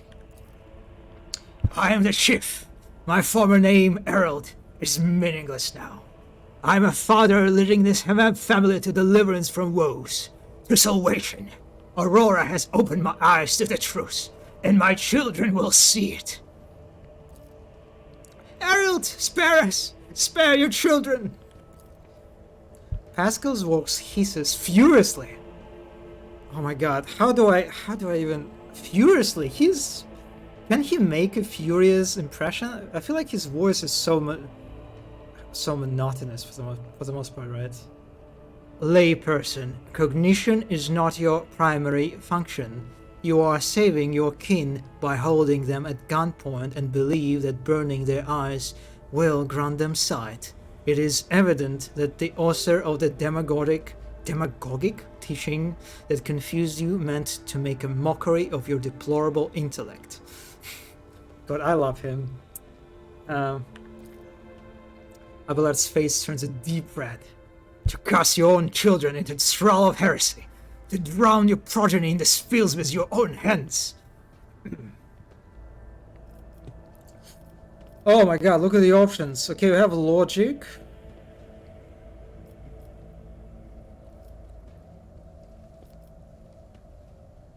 And okay, there's iconoclast dependent option.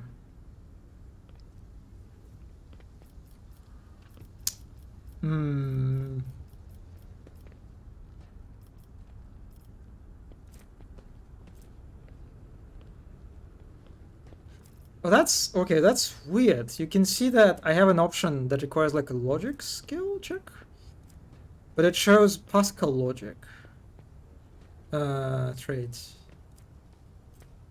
Why is that? Does it mean that the Pascal will pass the check? Even so, I'm the one who's talking. That's a bit confusing. I don't know, let's go for it, I guess.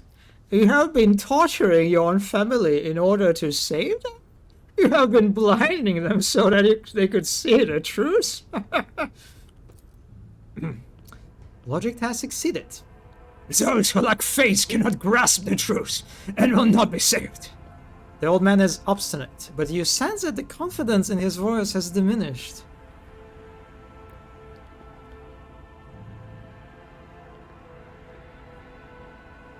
Aurora, whoever that is, has exploited your naivety. Can't you see you're causing nothing but suffering?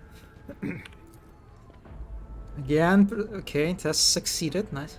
But all I wanted was to save. The man drops his weapon and covers his face with his hands in desperation. You hear several short sobs. Well, that was quick. With logic and facts, we managed to persuade this guy. There's no washing the blood from your hands. But you could at least let us go, Errol. The ones you haven't mutilated yet. The old man gestures to the other insurgents, who lower their weapons. Then he shifts his gaze to you, trying to hold back tears. What happens to us now?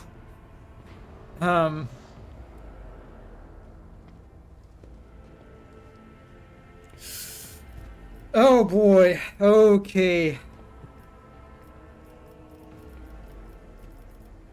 I'm kind of weird how there's no heretical option.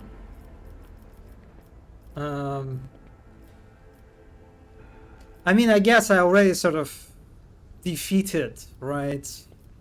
This guy's cause in dialogue, so it doesn't really make sense to pursue heretical route.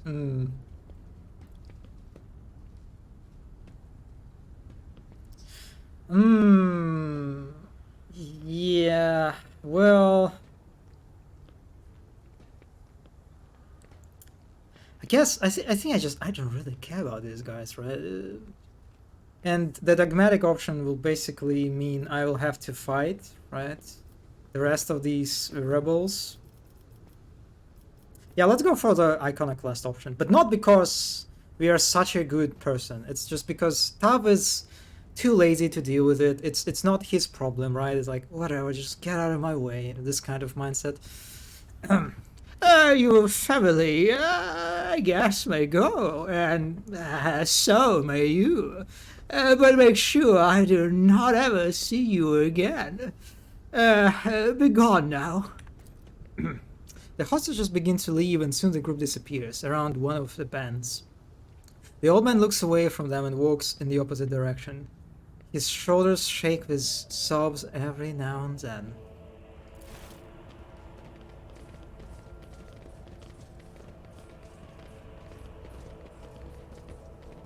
Okay.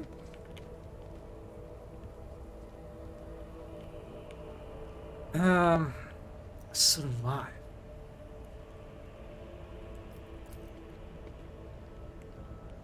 Success is measured in blood, in yours and your enemies. Oh, how intriguing. Oh, they had some traps here. We should deal with this. Oh god, that's annoying. Oh, this is very annoying. Oh, I think I can pass. Yeah, right. Yeah. Patience!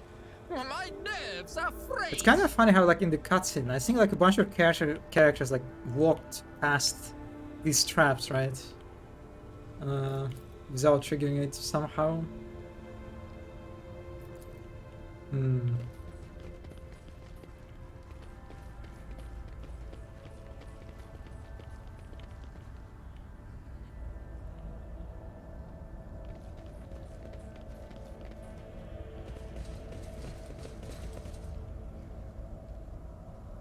Mortis.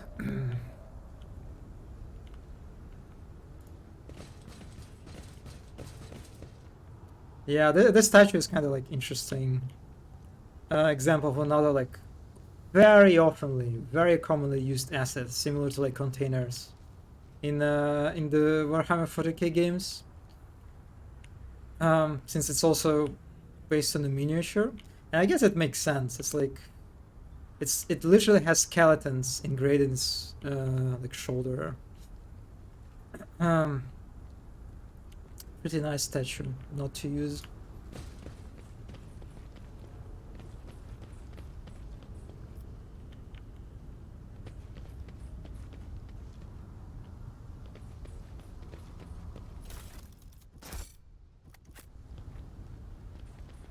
I guess another thing that is kind of interesting about these assets, like I talked about it on the last stream, right? In regard to that little train car, right? The yellow train asset. That the way Rogue Trader scales it is just very scales it up. It makes it super big looking, right? While we at Space Marine, we actually keep it at a human scale. So there is like some freedom to regard how you can like actually what sizes you can use for these assets. For example, like this statue seems to be like very flexible, right? You can see that this statue is like enormous, just absolutely gigantic. But again, like in Space Marine 2, no, we use the statues like a pretty small scale. Like you can notice like at some trailers, for example, that we released already, that the statues are they're also like they're very small compared to that one. We'll see. So yeah, it's like it all depends on what you want to do with them. So funny that the statue is directly in front of someone's window. Actually, oh yeah, now that I think about it, yeah, that's a very nice view. Just gigantic fucking Mortis, yeah. Yes, you know, presenting statue looking at you. Well, that's a very what do you call it? Like a human-friendly architecture of Imperium. I can imagine getting up in the morning. Yep, exactly. And this is the view. There will be no peace in my wake.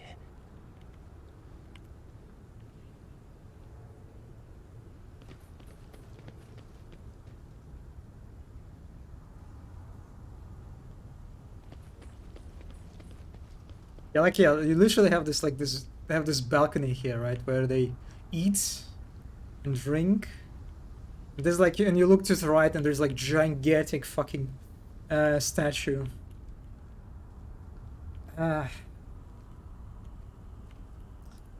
Definitely helps with building appetite, I guess.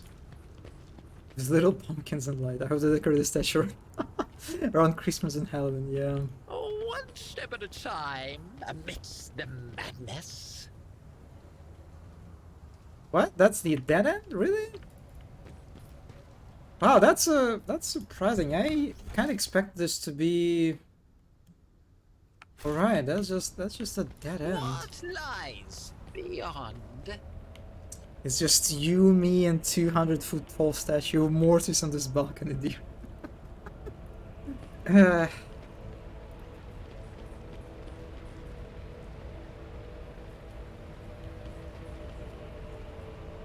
Yeah, the Mortis statue definitely helps to like appreciate the corpse statue that you're eating right now, right? It just kind of helps to contextualize everything.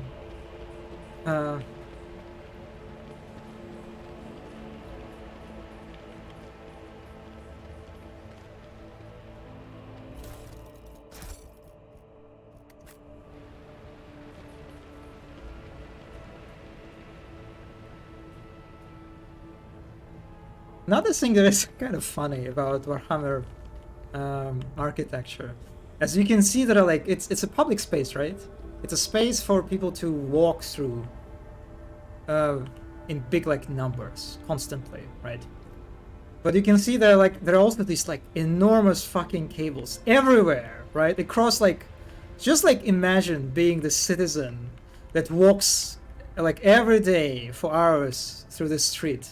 And you constantly have to look under your, you know, to be, you should be constantly like on the, you know, you should be careful, right? You should be alert if there's anything under your, like your legs, to just not to trip on this, because you can easily just trip and fall, right? On this cable, just look at how big this cable in comparison to like the legs of my characters. This is not like very comfortably walkable space.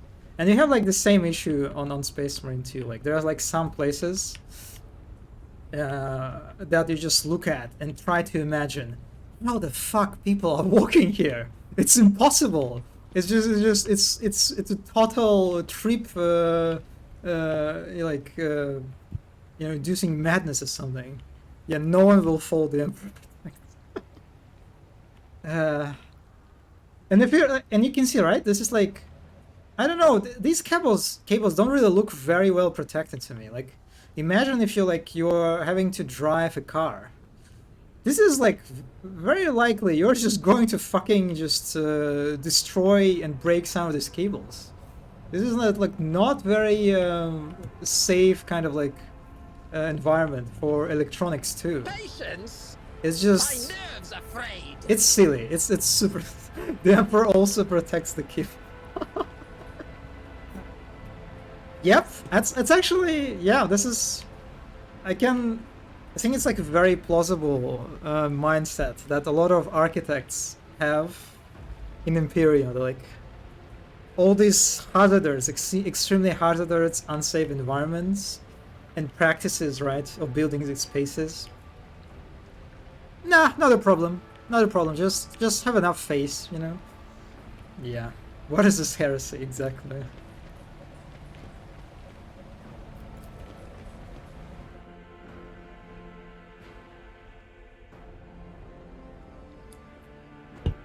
Hmm.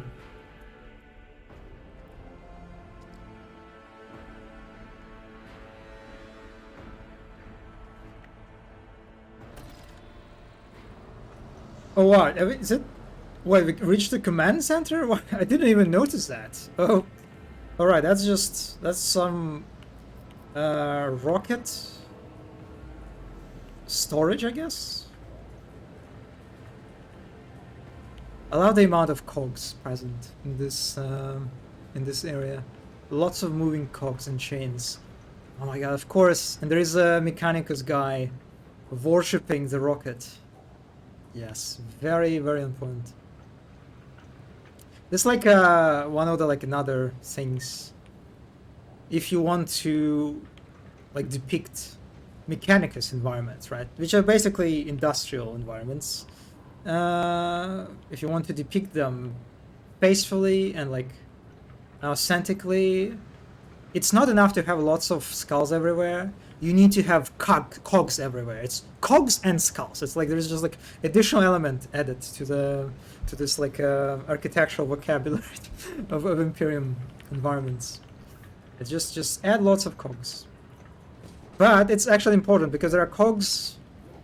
Oh man, I don't remember, but yeah, Mechanicus cogs, they have like, they must have like certain amount of what do you call these? Like these little segments that are like sticking out. I don't know what you call these little parts, because they must have like only a certain number of those.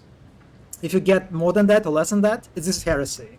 This is again against the religion of Mechanicus.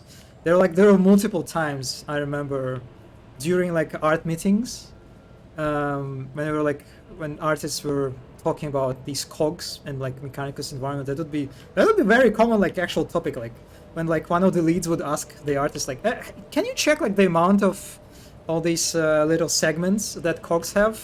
Be sure that the number is correct. This is like very common thing, very common feedback actually, which is very funny to look from like, you know, from the outside. Governor's bodyguard. Welcome to the Rykard Minoris Command Center. Well, I really like this like heat distortion effect. I hope players will come. Yeah, I imagine some big Mechanicus fans actually do that.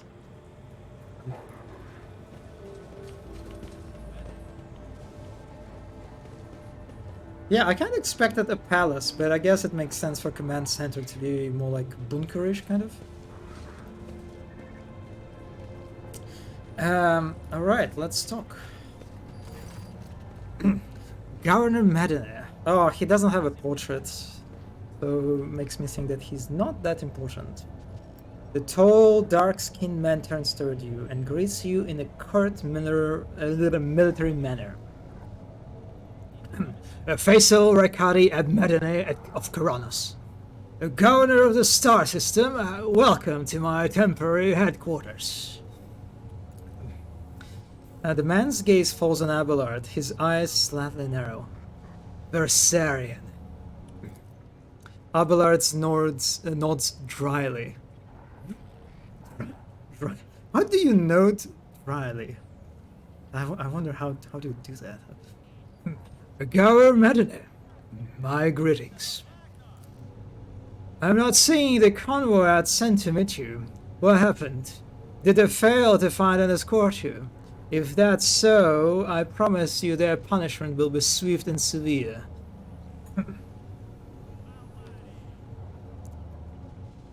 You know, let's not talk about convoy. Let's talk about you and Abelard. That's what I'm interested in.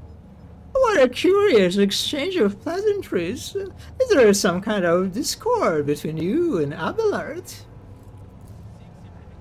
No, of course not. An odd misunderstanding. Over a century old by now. It isn't worth your time, Lord Captain. No, it is worth my time, absolutely. Don't you dare to decide that for me, Abelard. Alas, I cannot. Yeah, I don't really have any options to go further with this. Okay. The convoy was ambushed and massacred. The only surviving soldier turned out to be a traitor and was personally executed by me. Abelard, how is it? Yeah, oh well. That's an outrage. I will have the personnel vetting procedure changed immediately. The slightest suspicion will be grounds for arrest. Your Lordship, before we proceed with discussing the matters that are of interest to you, there's a question I feel compelled to ask. It was only recently that Lady Theodora was the head of House von Valancius. I have received no word of her demise. How is it that you are now the rogue traitor?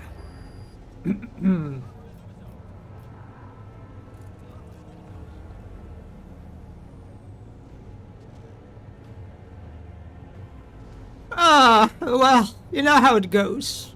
My esteemed predecessor died at the hands of cultists. May the Emperor incinerate their souls. The governor frowns, and a deep shadow falls over his face. Rogue traitor von Valancius! Slain? Unthinkable! Please accept my deepest and most sincere condolences, your lordship. Do not hesitate to let me know how I might be your help. Commerce 40.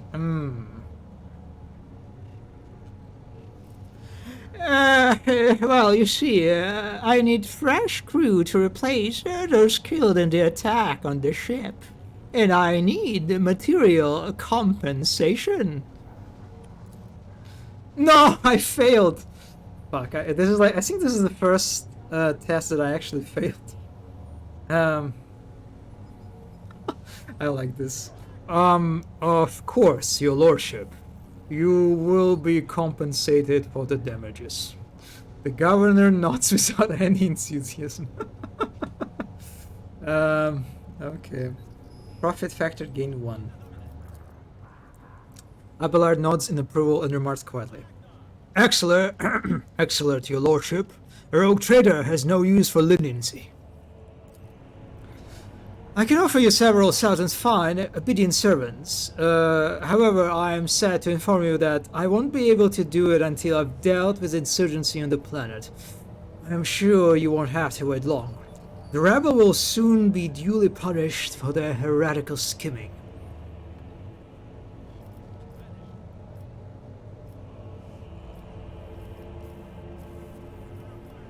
Oh, okay, I can talk about the guy at the starport, right?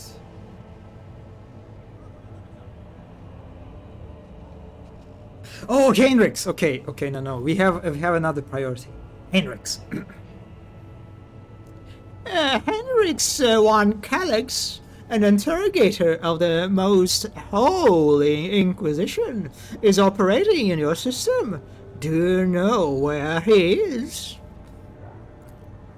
The governor lowers his voice. I do. Master von Calyx has left for the hallowed electrodynamic cenobium. It's an ancient monastery of the Adeptus Mechanicus. I don't know what his objectives are. Needless to say, insurgent activity has been observed in the monastery's vicinity. But I suppose that's too petty of a problem for an agent of the Most Holy Inquisition. Besides, I have already sent a small detachment of reinforcements there. The weapon the insurgents were using to shoot down shuttles over the city has been destroyed. Now nothing is preventing you from returning to your ship. If you wish to find Master Van Calyx, you should go to the Cenobium of Adeptus Mechanicus. Alright, we're getting close. Notes of anxiety creep into the voice that rattles from Pascal's vox. On behalf of Priesthood of Mars, I, Magus Hanuman, am officially initiating my participation in the operation.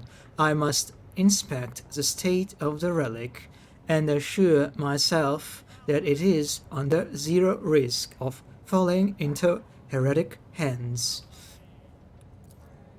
According to Catechism of Maintenance and Operation, my tech comrades were supposed to lock the monastery gates against laypeople and activate the traps.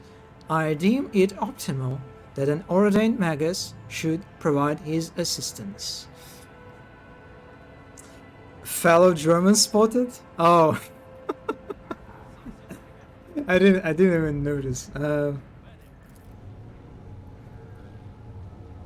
I categorically object. The governor clenches his fist. As much as I respect the sanctity of your monastery, I have on my hands a whole capital that needs to be attended by the Omnissiah servants. We have lost many eminent tech priests. Incidentally, one of them perished in that same monastery. Mechanical failures could occur at any moment. Putting it bluntly, you may consider yourself forcibly recruited into the city's defense forces. Medine and Pascal glare at each other, their unyielding gazes like crossed swords. Let Pascal deal. Okay, we want Pascal. We cannot give Pascal to this guy, right?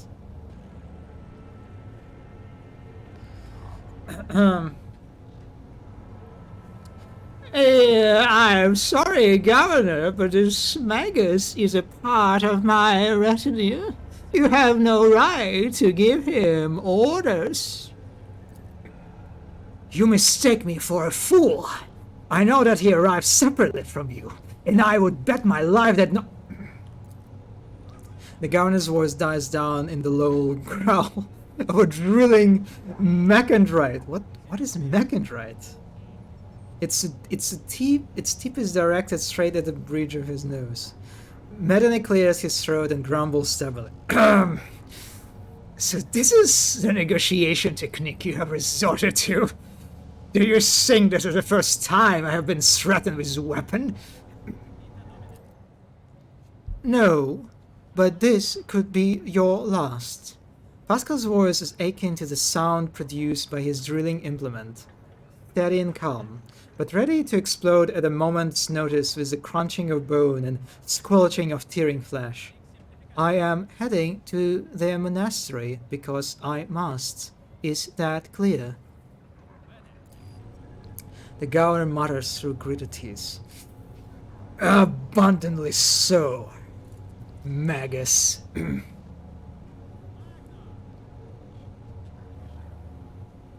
Oh, it would be my pleasure to assist the Omnissiah's servant in reaching the sanctum.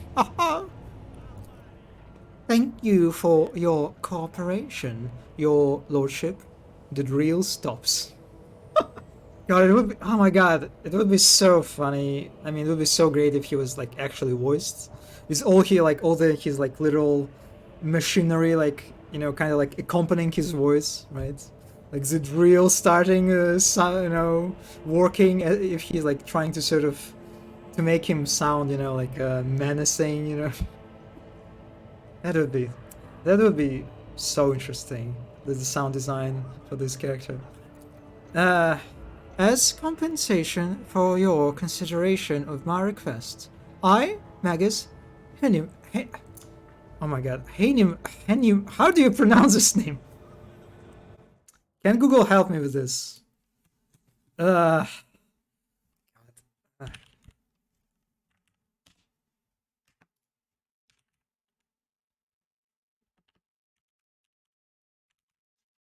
I can't even. So it's German, right? So it's German, so I should switch it to German. Okay, give me authentic pronunciation, Google, please. Haniomen. That did not sound right, right? That's that. Haniomen. That was very wrong. But yeah. Handyman. Haniomen. Oh my god, let's see, is English better? Hey new man. Hey new man. Oh my god. Okay, hey new man. Hey new man. No. Oh my. Okay, so how do you the U is like oi. Haneumann. Haneumann. Is it like this? Haneumann. Haneumann. Haneumann. Haneumann. Okay, okay. Yes, you got it. Oh my god. Wow. Oh my god. I'm getting better at the German. Wow. That's nice. I, Magus Heinemann, officially undertake to accompany you in the Riker system in the role of bodyguard and to protect you at all costs until your life functions cease, but only within the limits of the Rykard system. Oh, that's interesting. So it's like his companion, but only if we stay in the system. Huh. You are Heinemann? Heinemann. Okay, oh, needs still some time to get used to. Wait, that's what? That's Heinemann. Oh my god. Heinemann. Yeah, Heinemann. Wait, why is he? What? Wait a second. That feels like a wrong line. He just talked to this tech priest, but he sounds like he encountered him for the first time, right? Am I reading it wrong? Oh, I guess he actually he knows this guy. He saw there was like some other tech priests, but he actually knows this particular tech priest. Alright, yeah, I guess that's what it is. You are Heinemann? Glad you're alive. The governor raises his eyebrow and stares at the tech priest in surprise, but refrains from further commentary.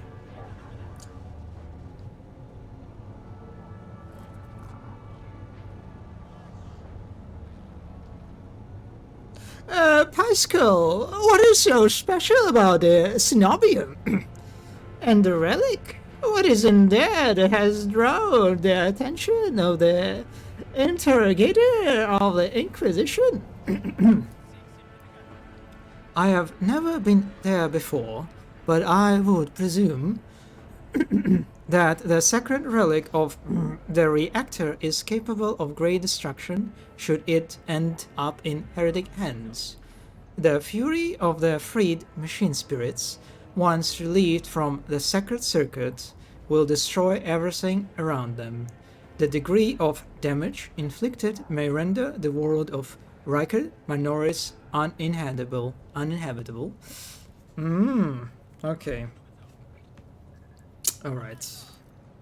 Heresy must be purged from those blessed halls.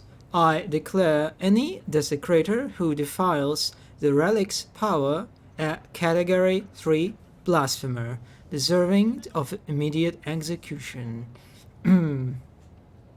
Category 3 blasphemer.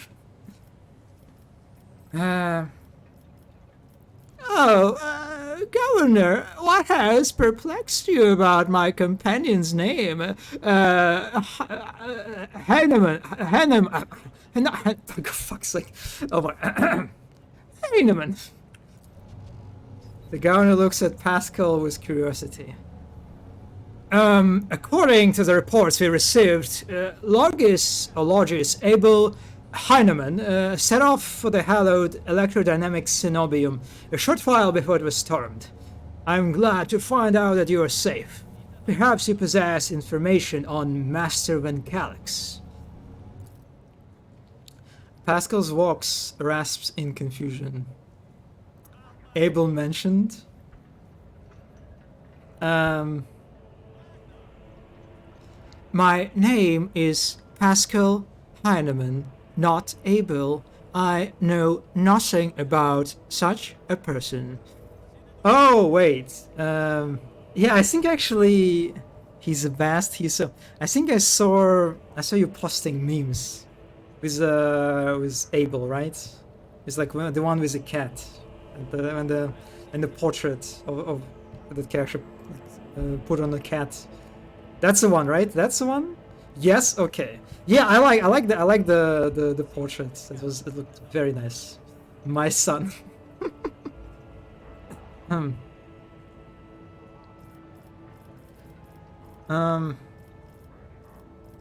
what do you know about this Abel, Governor? I never met him in person. That esteemed Logis supervised the work of Rykard Minoris Lex Mechanicus for many years. However, he rarely left his cyber chapel, and I never had the honor of making his acquaintance. A true anchorite. What is anchorite? Is it like a hermit or something? Anchorite. It's like anchor. Like it's anchor because you put anchor in one place and you stay in one place. Is that what it means? Am I getting close? Is reading this word? Where can I get more information on this individual? I would have suggested that you inspect the Steam's Logger Sanctum, but it was destroyed by the rebels. We recovered several data crypts and connected them to their cogitators at the command post. They might provide you with some information. It is amazing that the mechanical voice from a Vox can sound so confused. That might have been used as a signal intelligible only to its intended recipient. In that case, its bearer might be Archmagus Amarnath, initiating an investigating and data collection procedure. Idira tenses up and listens, then turns around sharply to face Pascal. I can hear my friends. Snide whispers through the door. Be careful in your search, Magus. If you stare into a shattered mirror for too long, you might see yourself in it. In every shot at once. Mending it is much more of a tainted affair than the new reflections dislike. An anchorite is someone who withdraws from society for religious reasons. Which I told they did not have to go. Oh, I mean, yeah, I guess it makes sense for Mechanicus. Yeah.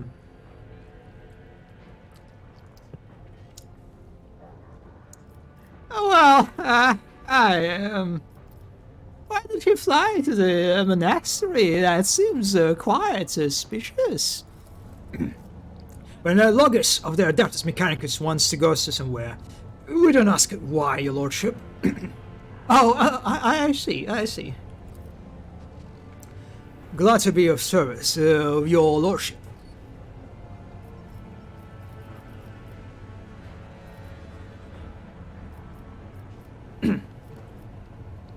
Yeah, let's talk about that. I remember there was something about this guy, right, at the starport. I wish to commend the courage of one of your officers, Sergeant Mulgar. He and his soldiers violently defend the starport. The starport? The starport. Excuse me. The sergeant who managed to impress a person of such noble standing will be recommended for decoration. Well, I guess this guy will be, I don't know. I wonder what will happen to that guy. Probably something good then.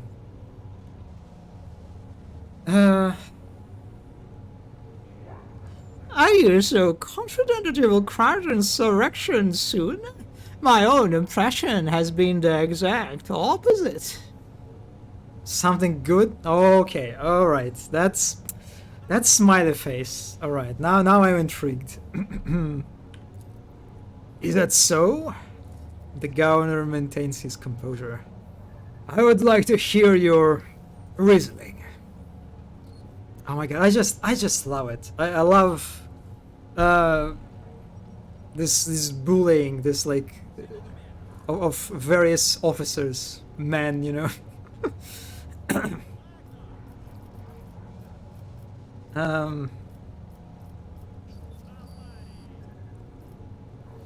Oh, well, you see, the insurgency is headed by a certain Aurora, a prophet who, according to their followers, possess mystical powers. I'm sorry. The rebels' usual superstitions. I'm sure this Aurora is a charlatan muttering some doggerel, which their deemed followers think to be magic spells. This does of course warrant their eventual burning in the furnace of penance. But it does not point to there being anything special about this insurgency. Well, you see, the insurgents talk of a final dawn. the impending demise of the world. Yet another superstition. Surely you don't expect me to believe in it. Yeah, we are not working with this guy. Oh well, I can see that it is not in my power to convince you. Let us change the subject. Of course. Yeah. Is there anything else I can do on this planet or in the system while I wait for the end of the revolt? There is a Nevis Nobelite station in the system, but those hermits don't do business with anyone. Not even I have ever been invited on board. However, they've been known to make exceptions for members of rogue trader families. Perhaps they will make one for you.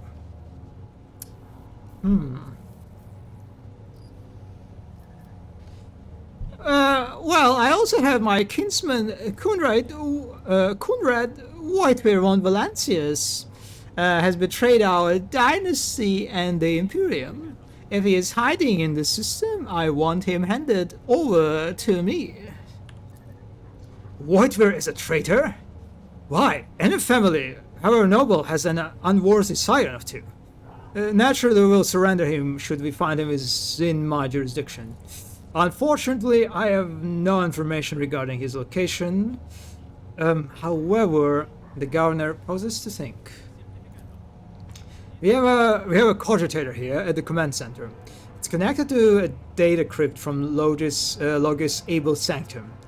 It aggregated all the Lex Mechanicum reports. Unfortunately, the access prayer for it is unknown to me. If you manage to convince the stubborn machine, you might learn something about Conrad's movements.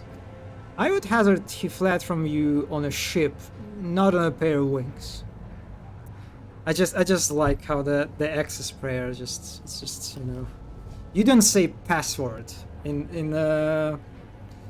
Imperium, you say access prayer.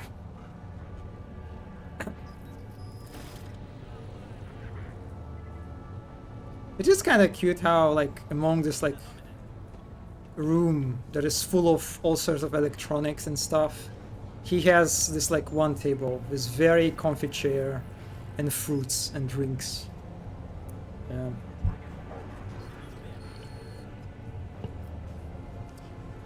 Oh my god, we can level up already? Really?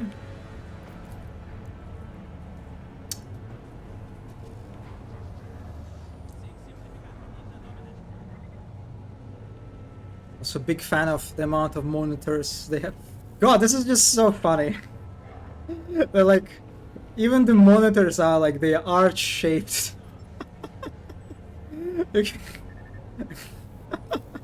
God, this is. Yeah, I will pretend. Yeah, that I will ignore the leveling up for now. Yeah, the stupid computers. They just. Yeah, the electronics are really something. It's like also I kind of like how you can see that like the monitor is like literally sticking out, right? Not only it's arch shaped, it's like literally sticking out.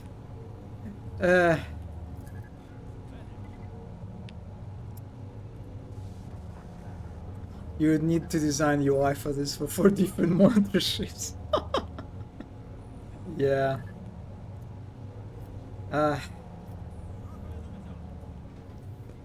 Okay, where is the cogitator?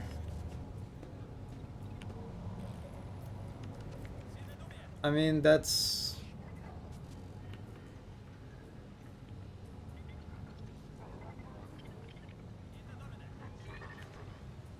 Look at this guy, just having one monitor to deal with. Kinda looks comfy in this one. Also, like, look at this console. I imagine it's very annoying to operate, right? Because, like, imagine you operate this button. And you need to look at the side monitors, right? It's not very comfortable, I think, just to look at this monitor, right? On this side. You kind of, like, you have to, like, move your hand a little bit in order to see with what is depicted on them. Yeah, that must be. Also, look, the monitor that like these ones, they're like at the lower level. And it's just you have to actually get on your knees in order to see like, oh yep, okay, what's on these ones? Okay, yeah, I see. And then you I mean, actually, that's kind of it's a good for your health, right? That you're doing squats. You know, while you operate this console, it's quite healthy, right? The whole thing spins like a lazy Susan. Oh my god, this spinning. Also, if you're nice to Pascal, he will let you look at all his cool augment. What does it mean? What does it mean? He will let you look at all his cool augmentations. You have heard about standing desks before Nugget? Oh god, yeah, that's actually. Wow, yeah. Imagine if you have like this console is operated by one person. And oh my god, these candles. Just like imagine how fun it is to walk around this console.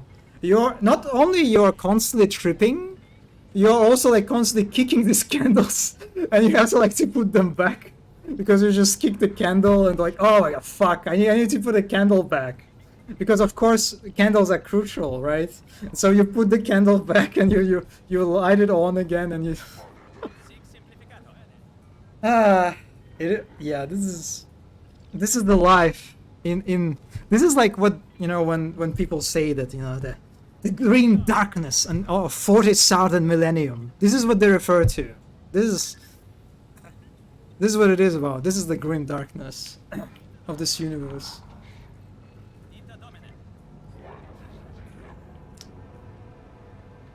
Oh my god, is Pascal is he romanceable? The grim darkness is what happens to you triple. Yeah, it's like on like casual routine basis, right? He's not romanceable. Oh well, unfortunate.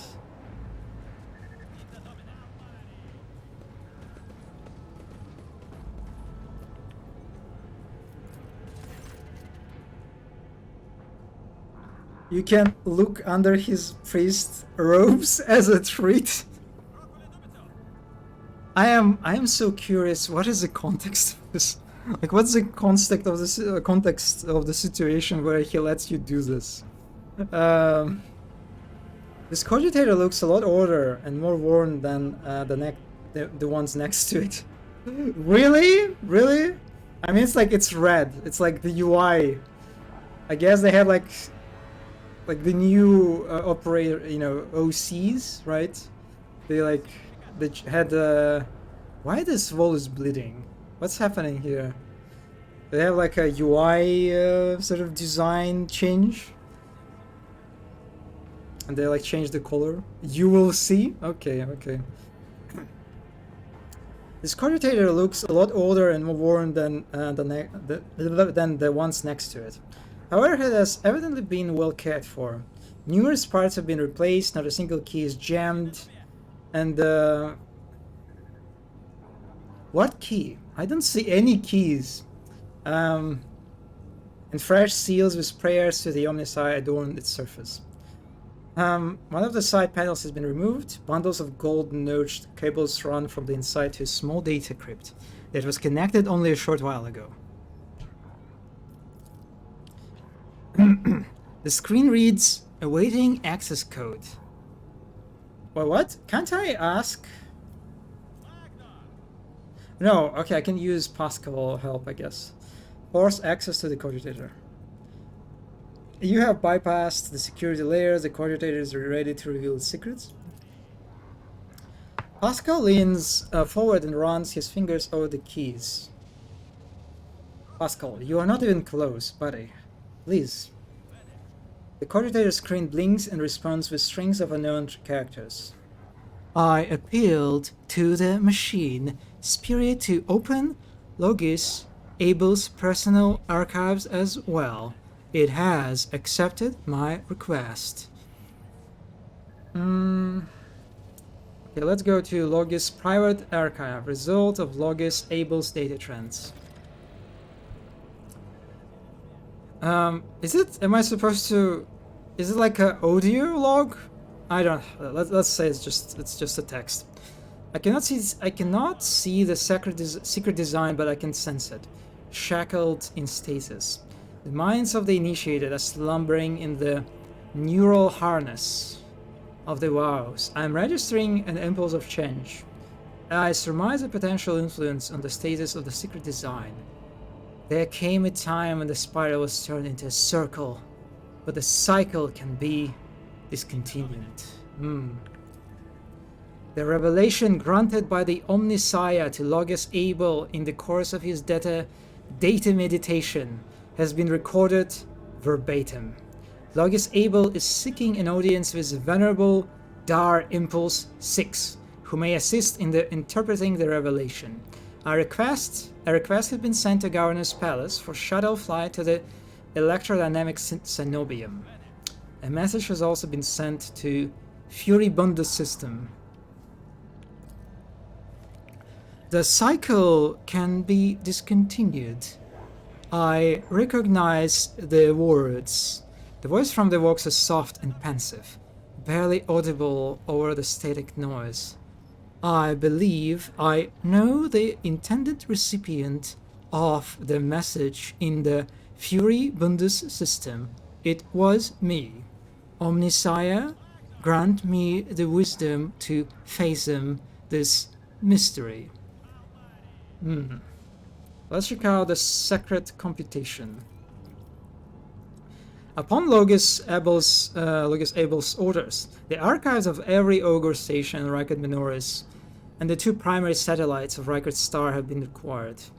Said satellites are named Magus Mayrov and Zephyr the Kin, after the two great champions of faith, whose external coordinators were placed inside the satellite's chorus after their shells perished. The purpose of the secret computation requested by Logis is to uncover the external influence behind the ongoing insurgency. Interesting. Computation result positive. Multiple instances of interference and malfunction detected, suggesting that the ships moving across the system deliberately blinded the sacred Ogre's eyes. The first of these ships is thought to have arrived to Rykard Minoris cycles ago, early in the winter. The most recent one arrived a month ago. Logis Abel's conclusion. The insurrection on the planets has been long in the making, with the participation of external actors. It is alleged that 2 cycles ago, Aurora arrived in the Rykard system, the rumored unholy prophet of the insurgents. The subsequent ship movements can be attributed to weapon deliveries.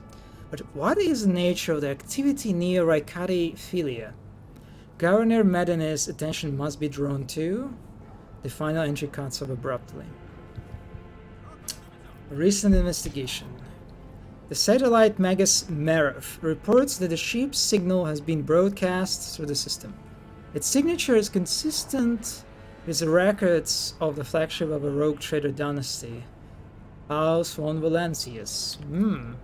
The satellite Zephyr the King reports that a ship drifting nearby is hurriedly sped away.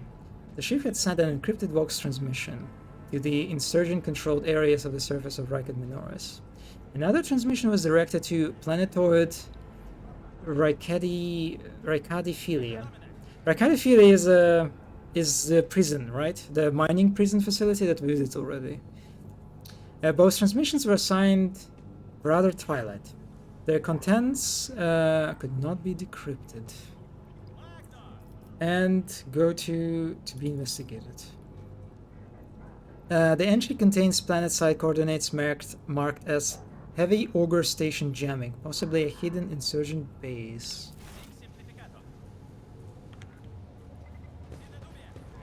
In this tapestry of a world, I am the... Oh my god, look at these cables. Holy shit, how... It's no longer a cable, it's like a fucking pipe.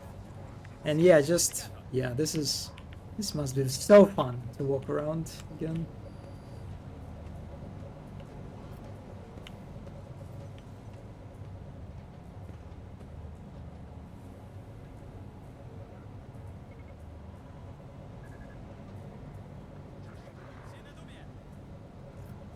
Oh, you must have a really good vision in order to see on the screens, right? On these monitors. Wow.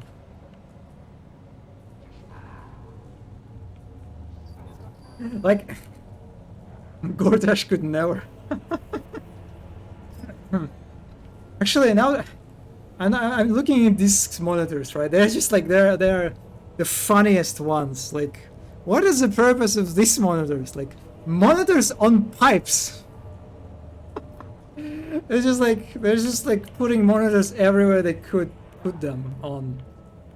Just like wow, that's you must have like those like the what are called like the binacles, binacle, whatever you call it, in order to see what this monitor shows. Wow.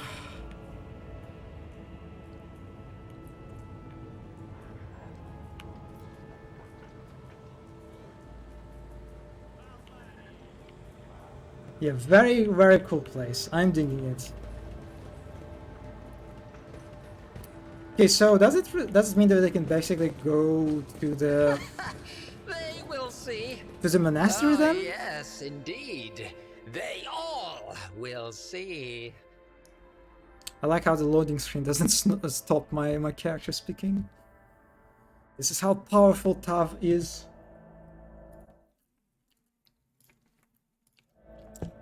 Yeah, monastery time. Okay, do I have to go to back through the whole area to the starport? Do I have to like backtrack? Oh, I really don't want to, but I guess I have to. There will be no peace in my wake. Whatever. I mean, I guess let's check this place. There must be something here, right? The mechanical... Oh, I really don't want to go to the lower levels. There should be hopefully an exit point that lets you select the monastery and teleports you. You mean like I can go back to my ship again? Like from here? I don't... it seems I have to go back to the starport, right? Cargo manager, corpus, map. Yeah, that's just... I don't see like any like fast travel, right? Yeah. I know, but at the next exit you might be able... Oh. Okay, let's see. One thing that I definitely don't want to do is to... I didn't kill all the rebels, right? There was one place that I left untouched. Hmm.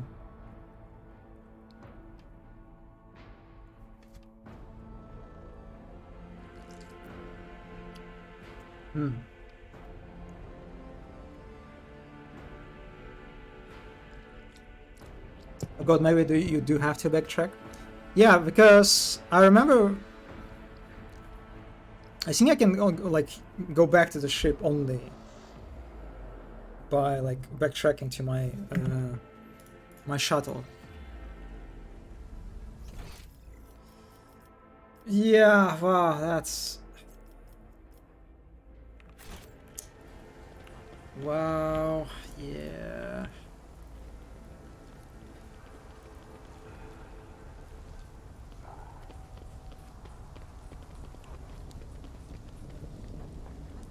Well, hopefully it's not very common, like, level design progression in this game, because it's, yeah, running through the whole place again. My veins. I guess it's not like completely, you know, pointless backtracking in the sense that allows you to loot previously left areas, right? In this So it's not like tapestry of a completely. world, I am the rogue thread. Wasting my time.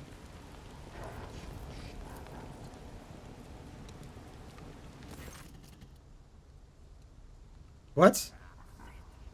The fuck?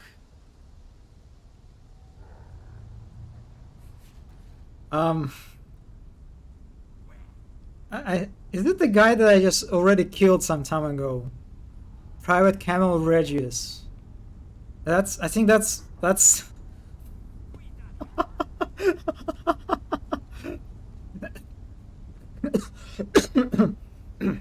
The remains of my squad.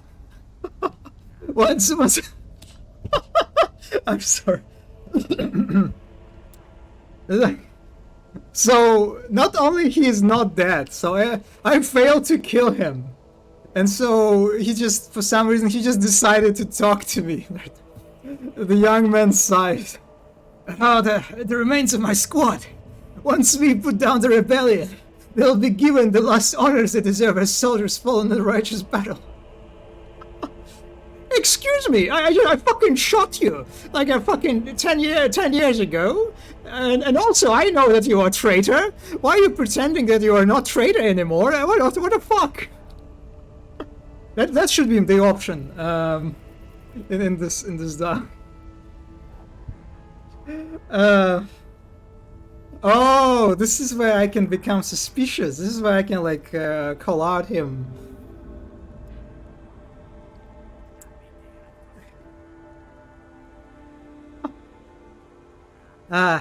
Yeah. Scripting is hard. Scripting is pretty tough. Buddy, please keep pretending to be dead. I have more important matters to attend to. Of course, your lordship. Oh my god, did he disappear? No, he did not disappear. Oh my god, this is so funny. What lies beyond? Wait, it just hit me. Pascal is Heinemann, right? And Abel is also Heinemann. Are they relatives? He did not. Pascal did not mention that he's a relative, right? To the starport. Okay. It is a mystery. Okay. Okay.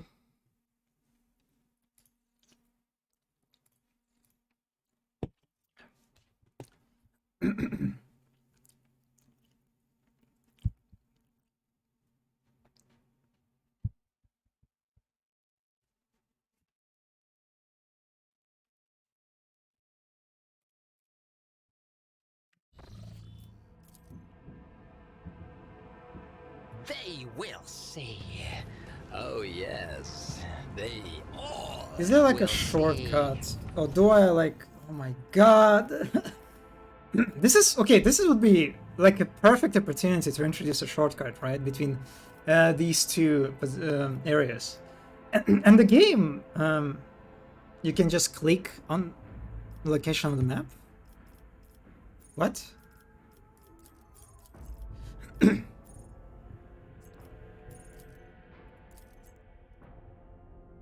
Oh, you mean I can do this? I can like, this is how I can just kind of... and then your character that... Yeah, that's... Yeah, I will be honest, it is kind of convenient. But I am really not a fan of experiencing space like this. Or rather, not experiencing space. Yeah, I don't... This is kind of... Yeah, that's interesting sort of trade, right? You're trading like immersion for convenience, basically, which is... I don't know.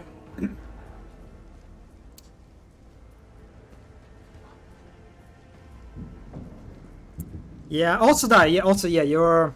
I guess you can, like... Yeah, it doesn't really work for exploration. I mean, you can, I guess, you can, like... If you click on the loot. Yeah, oh, you also... You Patience. cannot actually My loot. nerves are frayed. In the map mode. But then again, the rounds also not really invite you to explore. I mean, they have goodies scattered around, right? But like the point is, if you're backtracking through the area they already explored, chances are you probably looted everything, right? Since this, like, so far the game doesn't really, you know, hide loot from you. It's like it's kind of just literally in your way, right? So if you're backtracking, chances are there's not really a point for like looting and exploring, really, right? But it just, I don't know. Even so, yes, that the top-down perspective is, it's kind of like doesn't really provide you very immersed perspective, right? Or engaging with a space like this. I still like it more. There will be Still no peace in Just my like way. to kind of like look around, appreciate all the little details in comparison to just look at the map. Yeah.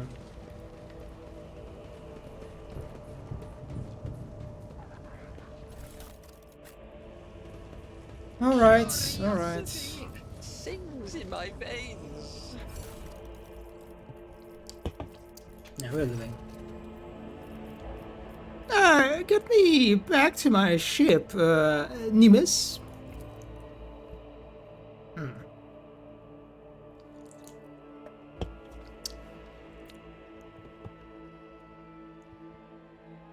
The thing with the shortcut is a bit weird because the game kind of like, I think it did a good job with like with level progression in the previous area that we visited, right? The prison slash mine facility, because like in that area they had like a very nice loop that ends like in a shortcut, allowing you to like to easily just go back to your start of the area once you kind of like completed the whole place. And it's a bit weird that they did not repeat this pattern here. Okay, so we still need to go here to...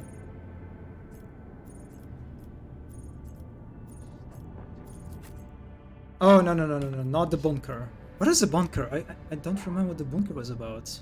But we need the electrodynamic Cenobium, right? Yeah.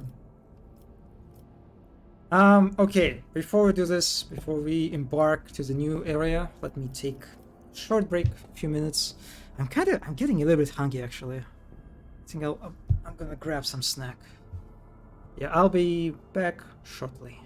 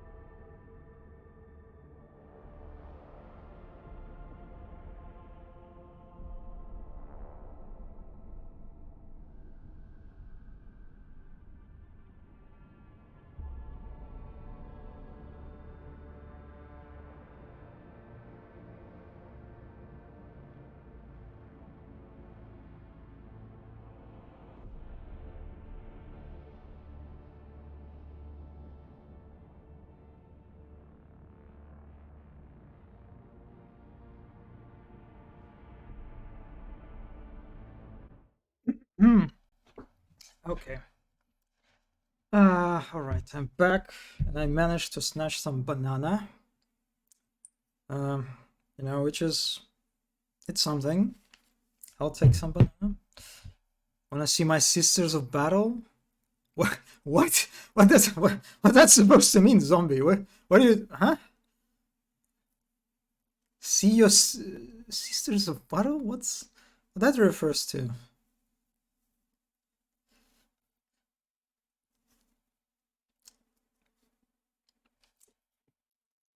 Hmm.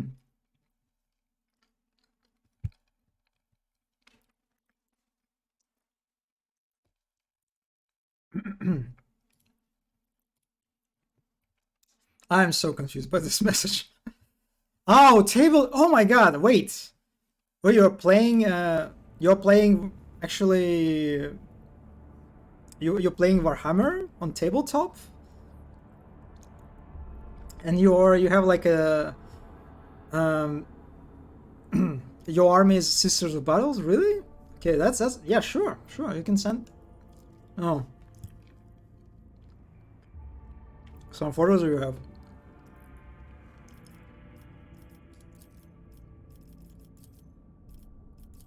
Why so?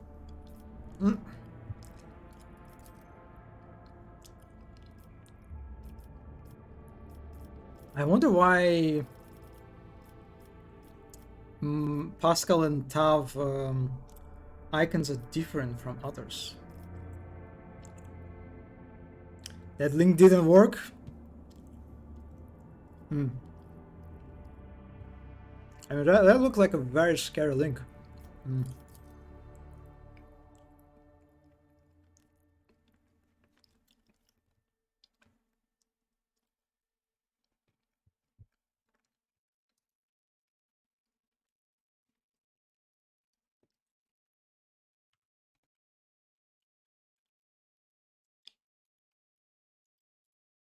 Yeah, that's a pretty cool stuff. Wow, look at that. Oh my god, I really like this. Like I don't know what you call it. The banner with skulls and then little figures. Damn, really nice painting work. How long you been playing Warhammer 40k? That feels like a very experienced work to me. What are these guys behind? I don't recognize the unit. I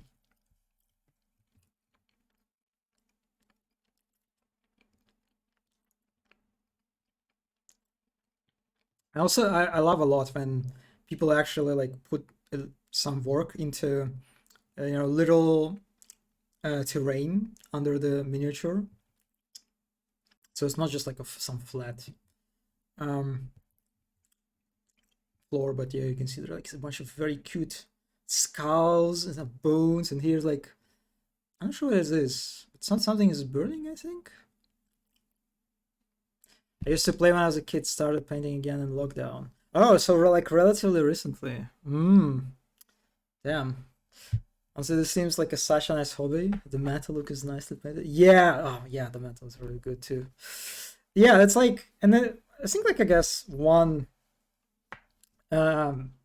quality of Warhammer that is kind of nice that you can, if you want, you can just paint stuff, right? You can go into the sort of collection route and just dedicate yourself to painting, basically, and not necessarily engaging like actual like playing games on tabletop if you don't want to. Yeah, it's like oh, I don't know. I feel like that girl has oh, that's a flame from her. I see. Yeah,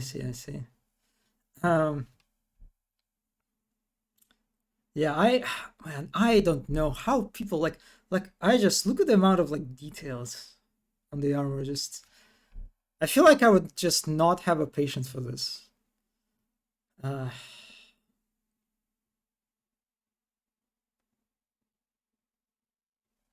Yeah, pretty cool work, zombie. Pretty cool work.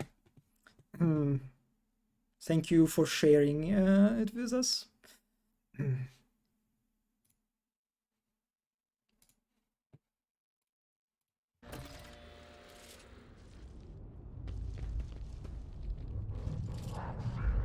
What's this? I'll cover the landing area, your lordship. Glory to the Von Valancius dynasty. Are these my soldiers? Actually, let me bite a little bit more on this banana. Okay. All right. Well, while I'm dealing with banana, let's level up.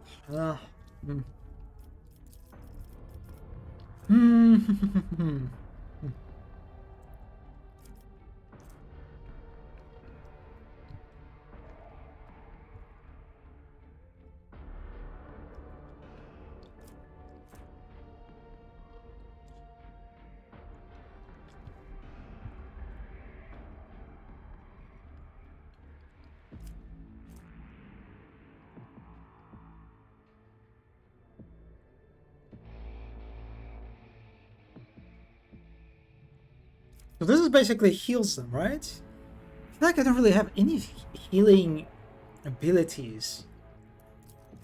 So maybe I will go for this.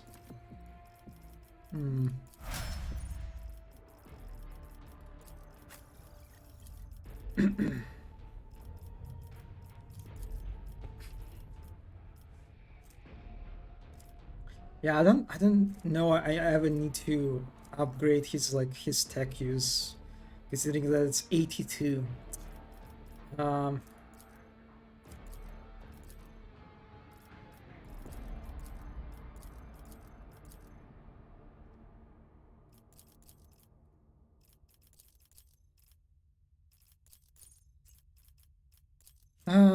Dismantling attack. Until the operative's next turn, the target cannot move and targets are reduced by 3.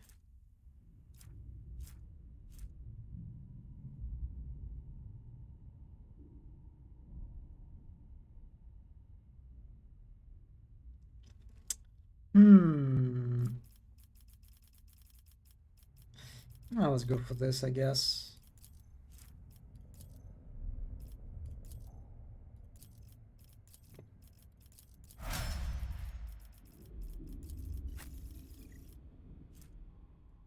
All right. Daring Breach.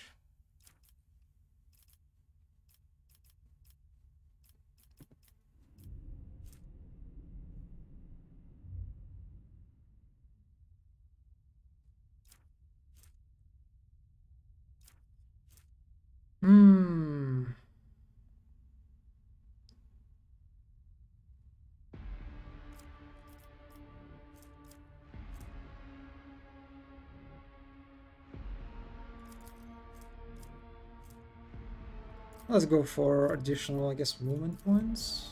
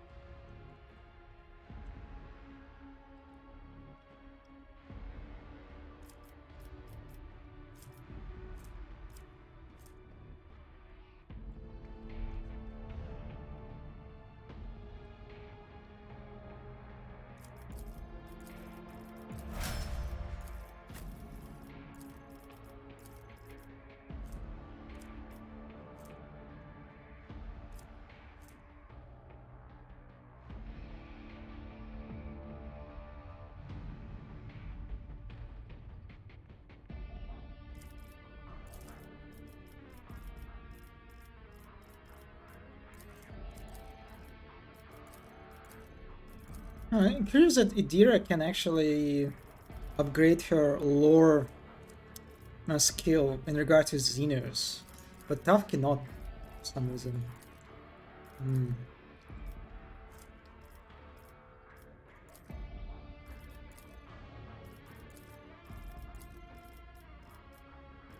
I'll go for lore, I guess. Okay.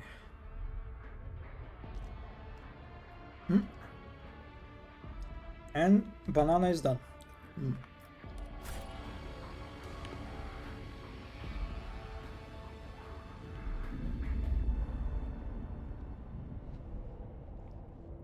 On this tapestry of a world, I am the Oh, look at rogue that. There are some prince. environments outside. Who's speaking? Some Mechanicus, I guess.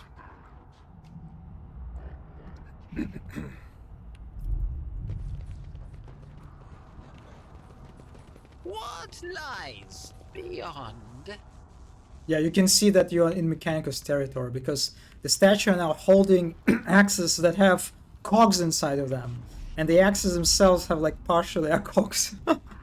Yeah, this is Mechanicus territory. That's like how you know it. You're in what place of Imperium you are. Oh, I don't. Wow, I did not know that cola tastes terribly after banana. Actually, kind of makes sense. Okay, let me drink some water.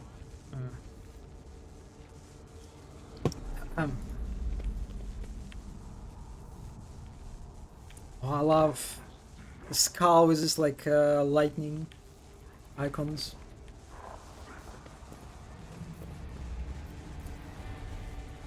Let's open the gate. The Binaric hymn awakens the gate's launching mechanism.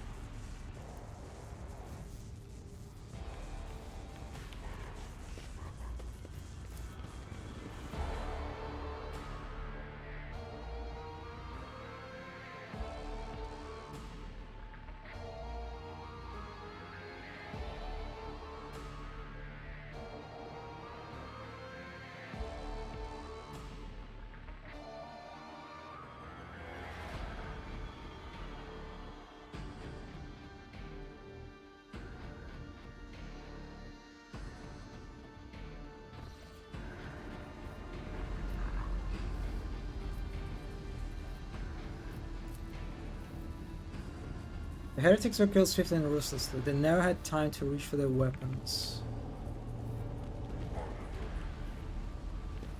Okay. I kind of like how they're using these like voices, this these Mechanicus voices, just as a part of the as ambient basically.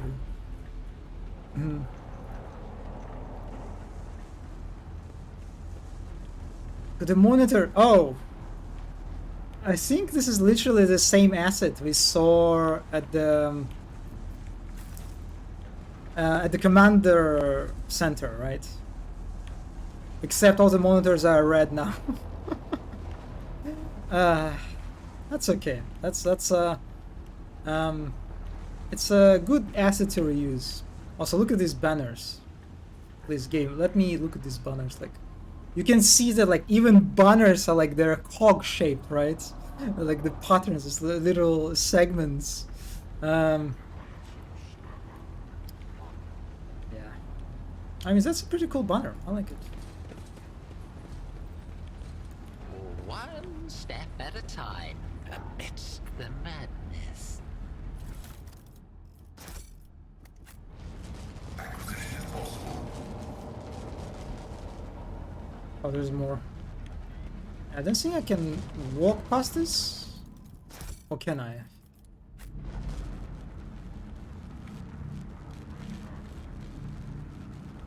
Oh, I can see there's a cultist fighter. You know what? Let's go this way first. There will be no peace in my wake.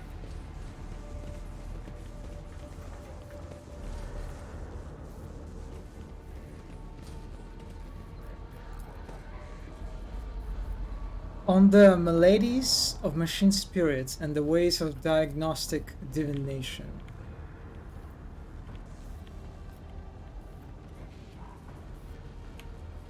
Oh, they have a library here.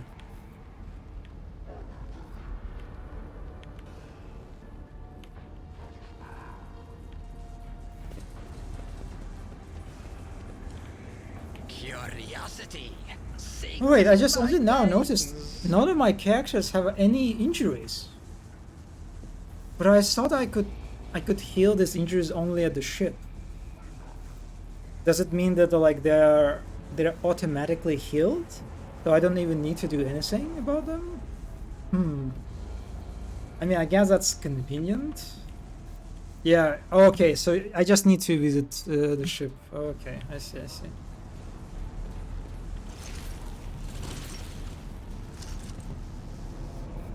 Shall be purified by the multiforce, blasphemer. He's a Mechanicus, right? Another annoyance. Yeah, those are... Wait! They just get all healed. Yeah. Okay. I mean, yeah, that's nice, I guess. Why Mechanicus are attacking me? What the fuck?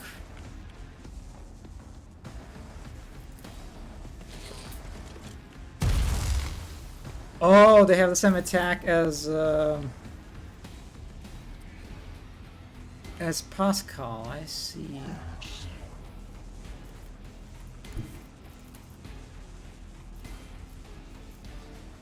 I will bathe this battlefield in fury. Oh, this kind of cool effect. And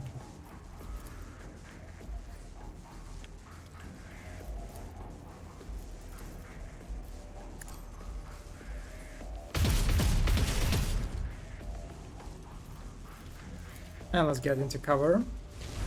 Okay. So the next is Pascal. Let's go with the buff. Request. I think let's just focus these guys.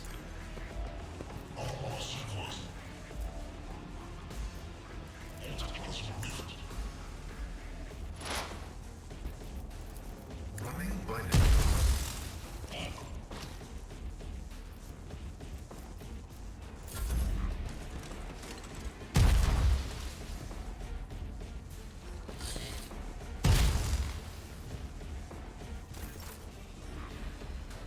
Okay. Wow, only 10 damage? Are you serious? It will be done. Abelard, please, you can do better than that.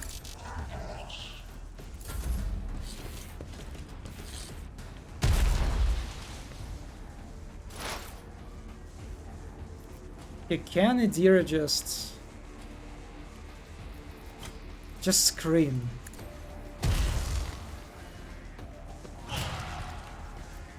Yes, I will take that. And buff. And debuff. Wait, did they... Wait, okay, I actually need to check them. That guy was... He's healed completely, right? He had low health before. Impressive machine, they have immunity. Shock damage is greater than 75. The creature. Oh, they restore 10 wounds each time they suffer shock damage. Oh, that's kinda.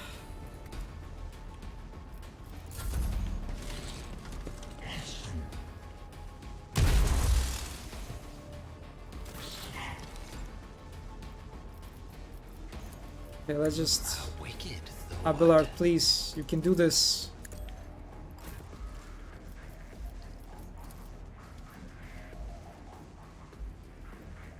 Victory is imminent.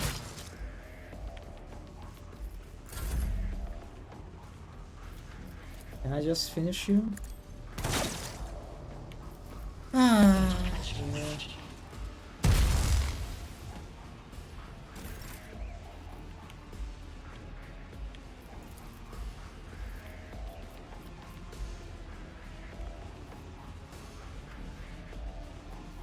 Yeah, let's just shoot at these guys. You could do worse, but not by much. I'm sorry. Sorry, Abelard.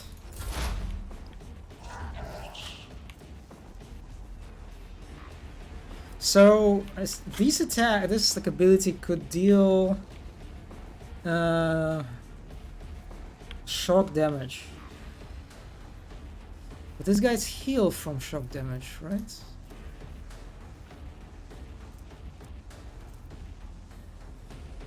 Yeah, so it doesn't actually work against them. That's annoying.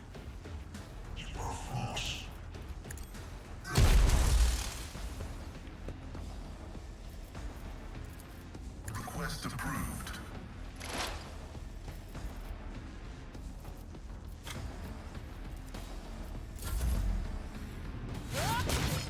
Okay, that's good.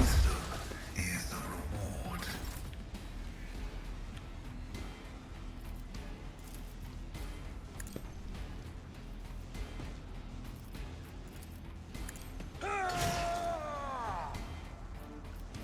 Do I want to use Abelard's ultimate? Let's go for it. Indeed.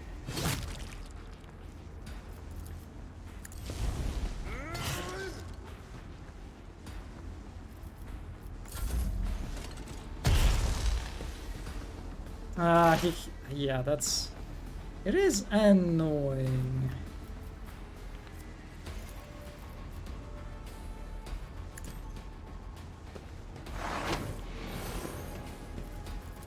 On it.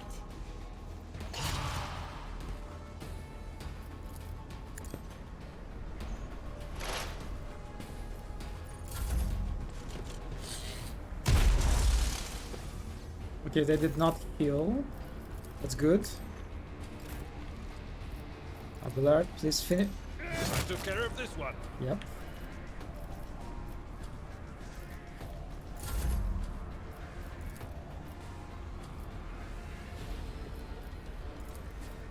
I guess I can buff Pascal actually.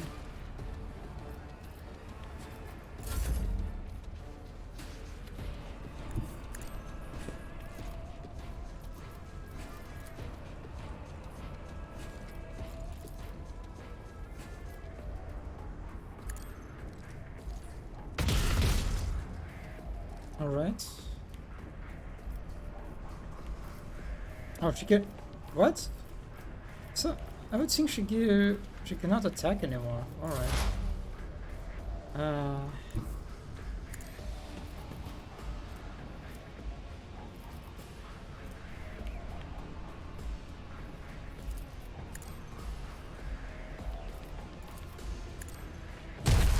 High momentum. Also, what? Okay, what he can do? 6 points for all enemies in combat that makes a free attack against a target. That attack always hits. Not in this. Yeah, no.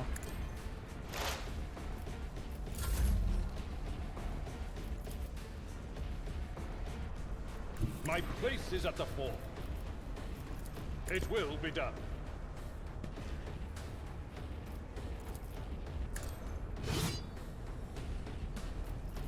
Okay. My ears are ringing.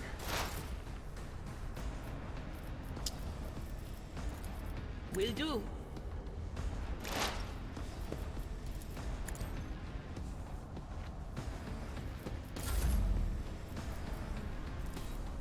Let's see. Reduced to dust. Okay, wasn't a tough fight. More was just like a new enemy introduction. Was a bit interesting one. I wonder why these guys are attacking us. We are supposed to be on the same team. And they don't have any loot. Huh.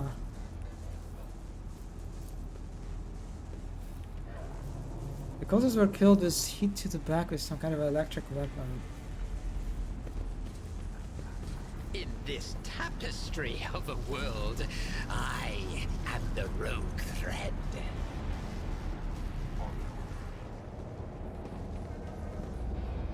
Data altar of secret analysis. The Cogitator's green screen lights up as you approach and displays a flashing message. Pilgrim, only the words of the first galvanic hymn will reveal to you the gifts hidden behind the veil of knowledge. Now chant with me. Let us sing the canticle to... The device keyboard lights up, clearly expecting you to enter the rest of the verse. Of course. Oh my god, this, I don't know, I kind of like how you can ask Pascal to tell you how the hymn goes. Excuse me, Pascal, kindly remind me how this hymn goes. Pascal's voice lets out a noisy groan, as if he is clearing his throat, but then stops abruptly. After a brief pause, he averts his gaze and says in a rasping voice, "It is not known to me. Only high-ranking servants at shrines of energetic prosperity are permitted to perform the first galvanic hymn." Alibert snorts and struggles to suppress an involuntary smile. Emperor help us all. The esteemed Magus has been caught at not knowing a prayer, and now he is floundering like a cadet in an exam. I never thought I would see today.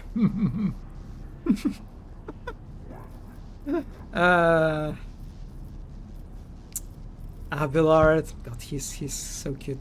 I have no idea, like, what the fuck is this? There's just so many options. I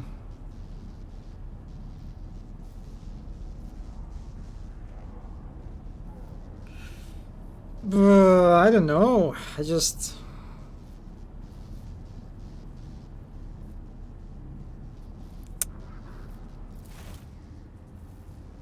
Can I like find a hint?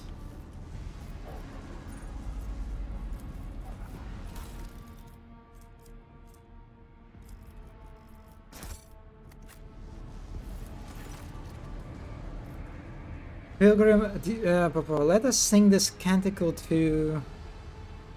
I mean the Omnissiah, I guess. Right? The Omnissiah, from whom the holy... I mean, I'm typing. I'm not actually saying this, right? Yeah. Verse 2 calls to you, Pilgrim. I don't think you can find a hint. Verse 2 calls to you, Pilgrim. Let us fill our souls with gratitude toward...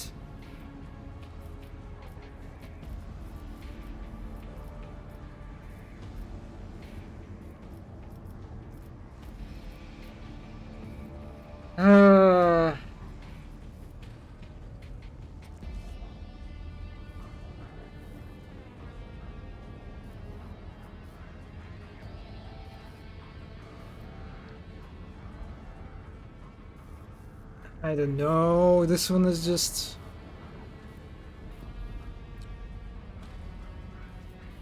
I guess splendid resistors that conceal them rite of transfiguration? Now finish this prayer, Pilgrim. May the unity of the sacred charge's power...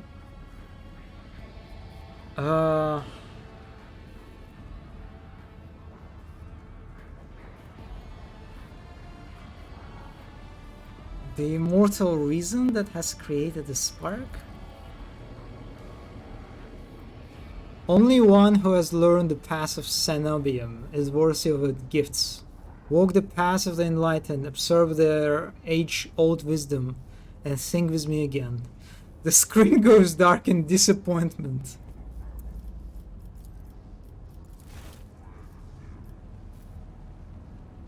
Oh, actually you can see that there is... This is even a better workplace. They will see. Oh, yes, indeed. They all will see. Not only you have like lots of monitors here, you also have a literal person who is like integrated into this console thing. And they're like, you constantly have to like ignore them as they're like sort of trembling and moving around. Yeah, that must be very fun.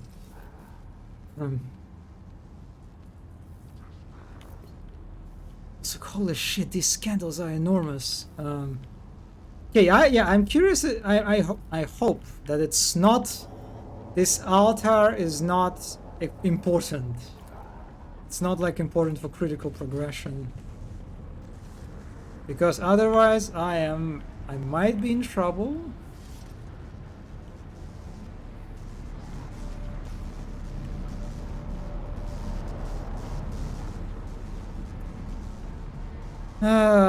Don't tell me.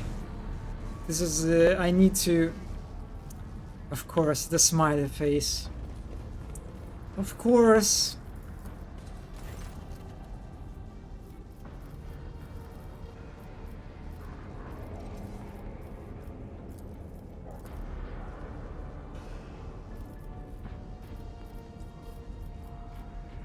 Ah, the protective. That's the crit.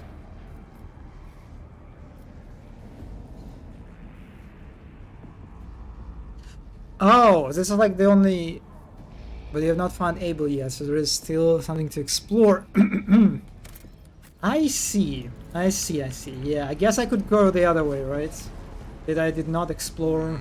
What lies beyond?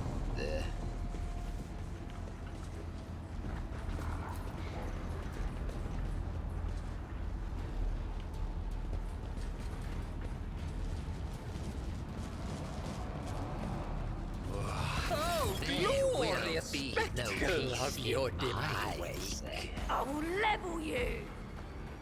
Guided by faith.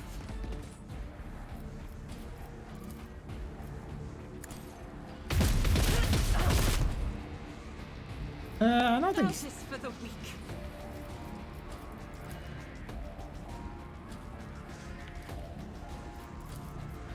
I'll do it.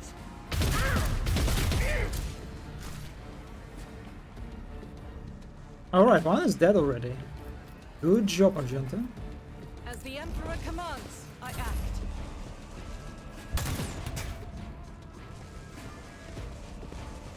Oh, that's a sniper. That's a fucking sniper.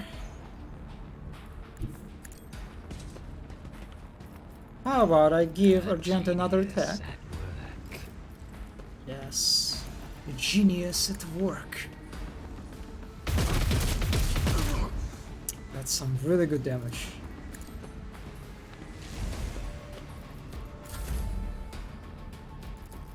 And just buff Pascal, for example.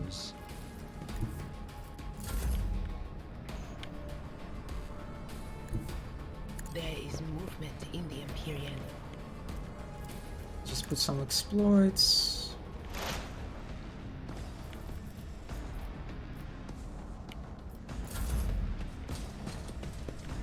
My faith shields me.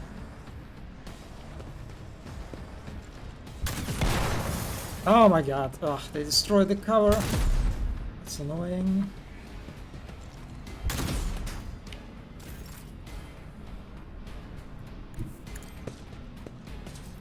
Can you reach him? I Oh, will do nice. my duty.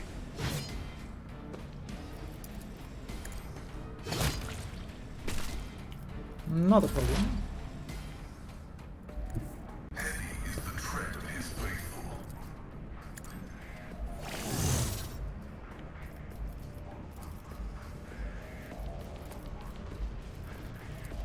Running binary override.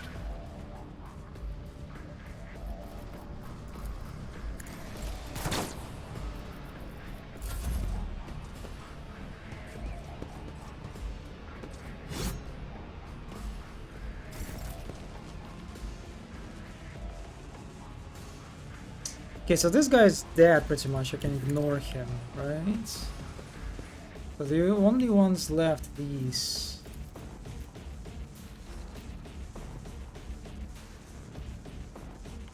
Yeah, I cannot get these two, unfortunately. Yeah, alright.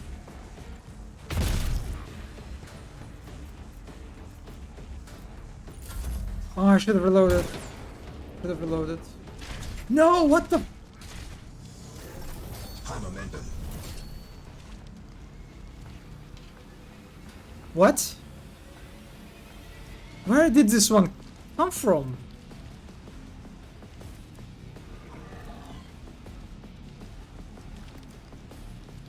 Oh.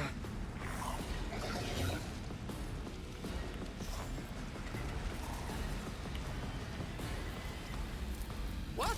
Ha! No!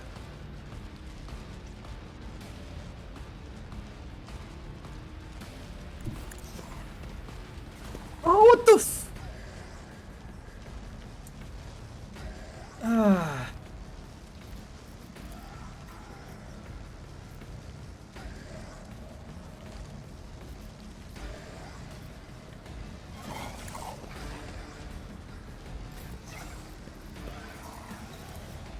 Please destroy this guy.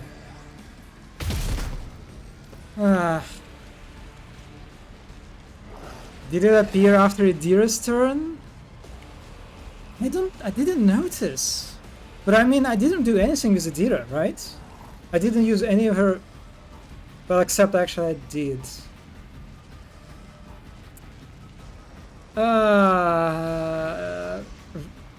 She can summon fucking Chaos Spawn by accident?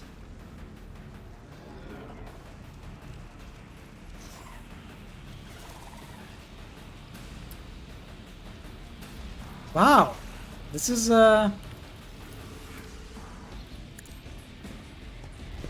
literally the worst. A wicked thought. I'm sorry, Abelard, I didn't mean to. I forgot that you're in front of me.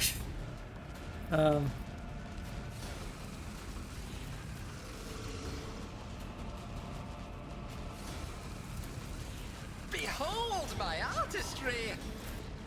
Let's give Abelard just extra turn. And fucking kill this guy.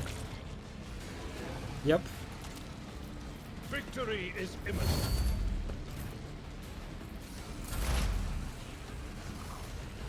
Idira cannot go through here, right? She cannot buff.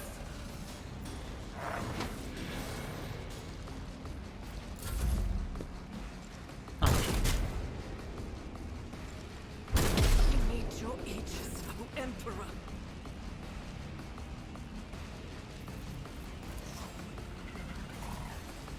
Follow my lead. Okay, let's hope that the Chaos Spawn will be busy with Abelard. Fucking parry, okay. It will be done.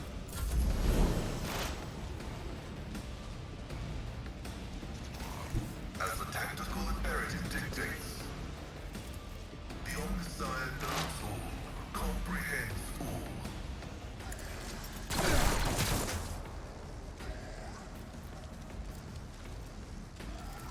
Running binary code. Let's reduce this guy's attack. I'll do it. Please kill him. Argenta, what's happening? Just a minor setback. What? Oh, he's literally in the middle of it. Fuck.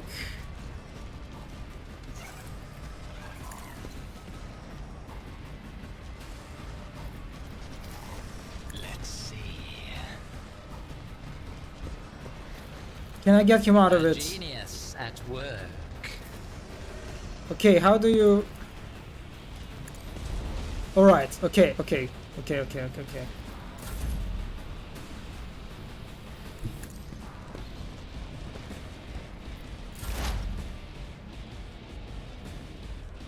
What is this foreboding?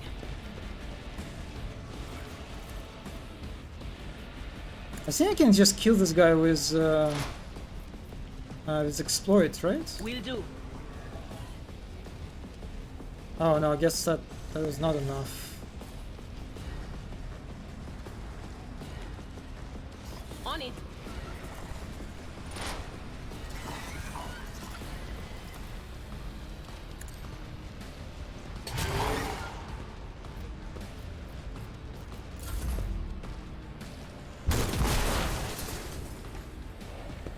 He's gonna kill... Oh, fuck's sake.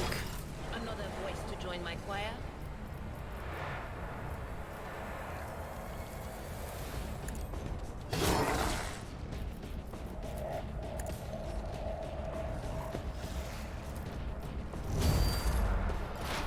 High momentum.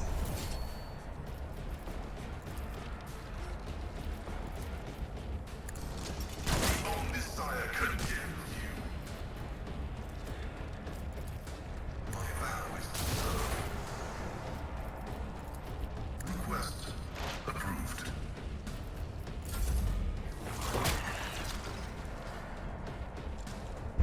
Not my worst day.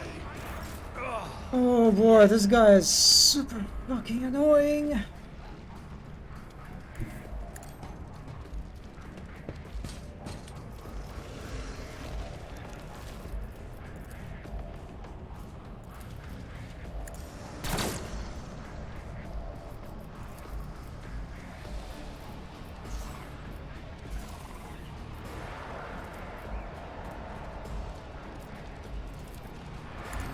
Wicked thought.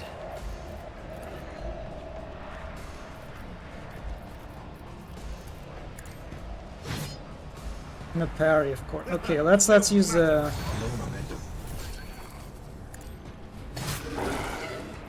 use the At your ultimate. beck and call.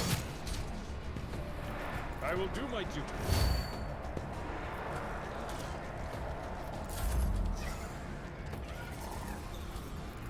Even I won't do that. Schemes within schemes. Just buff him.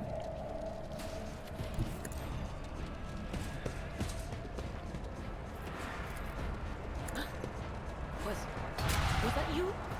Or What the fuck? Oh, what? What?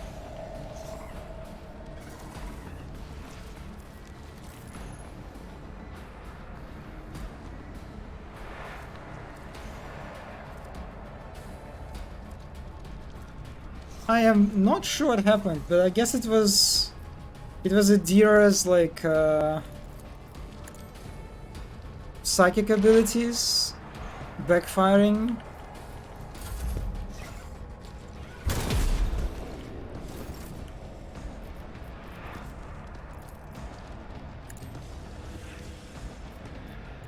Please just kill him. Oh, okay. What the? No, I thought he's dead. mocking. Wow, I didn't even notice. Time to prove my And there's actually another enemy. Prescience has failed me.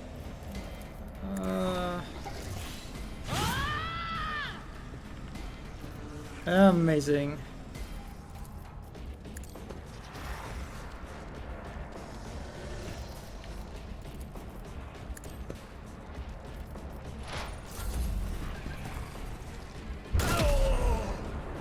Oh my fucking god, is it all of this shit is because Idira summoned the Chaos Spawn. Wow. Fucking great.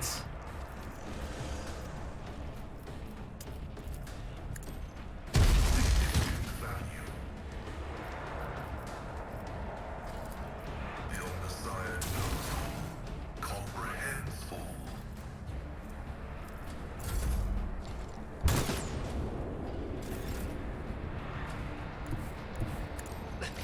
Unexpected outcome. I should have foretold that.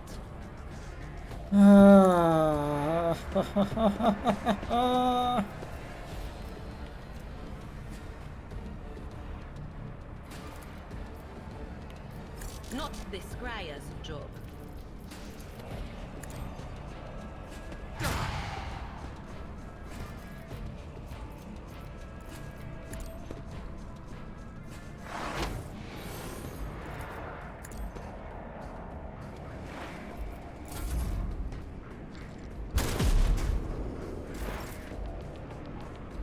Activate calculated fury algorithm.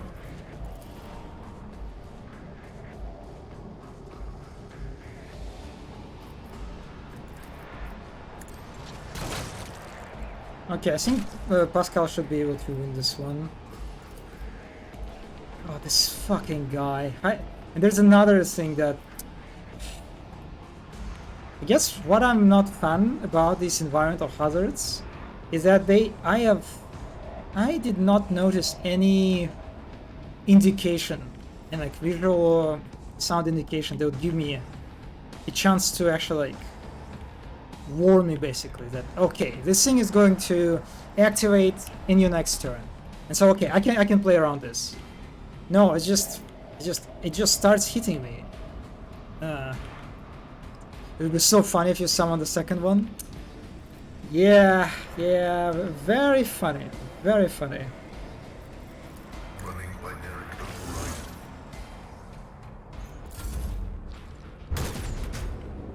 Why did I not foresee this? Cover me!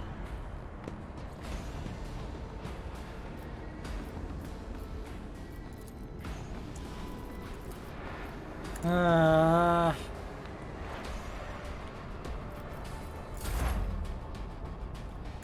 Advancing.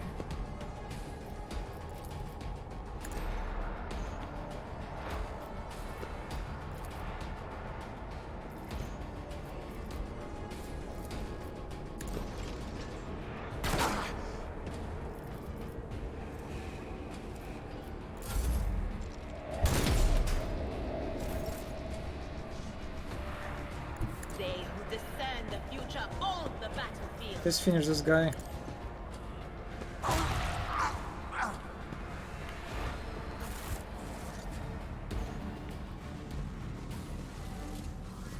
Not yet. Not curiosity sings in my veins. Ah, yeah.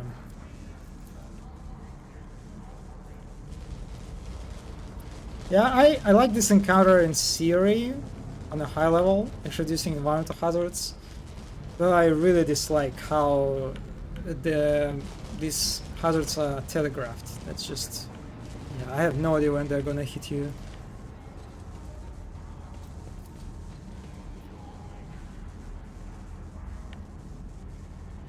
I'll warn you if I hear anything. Alright, please do it, Dira.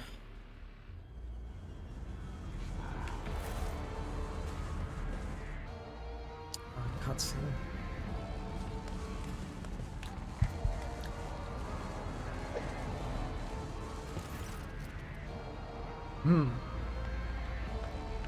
The crowd of cultists has surrounded the tech priest crucified upon a mechanism.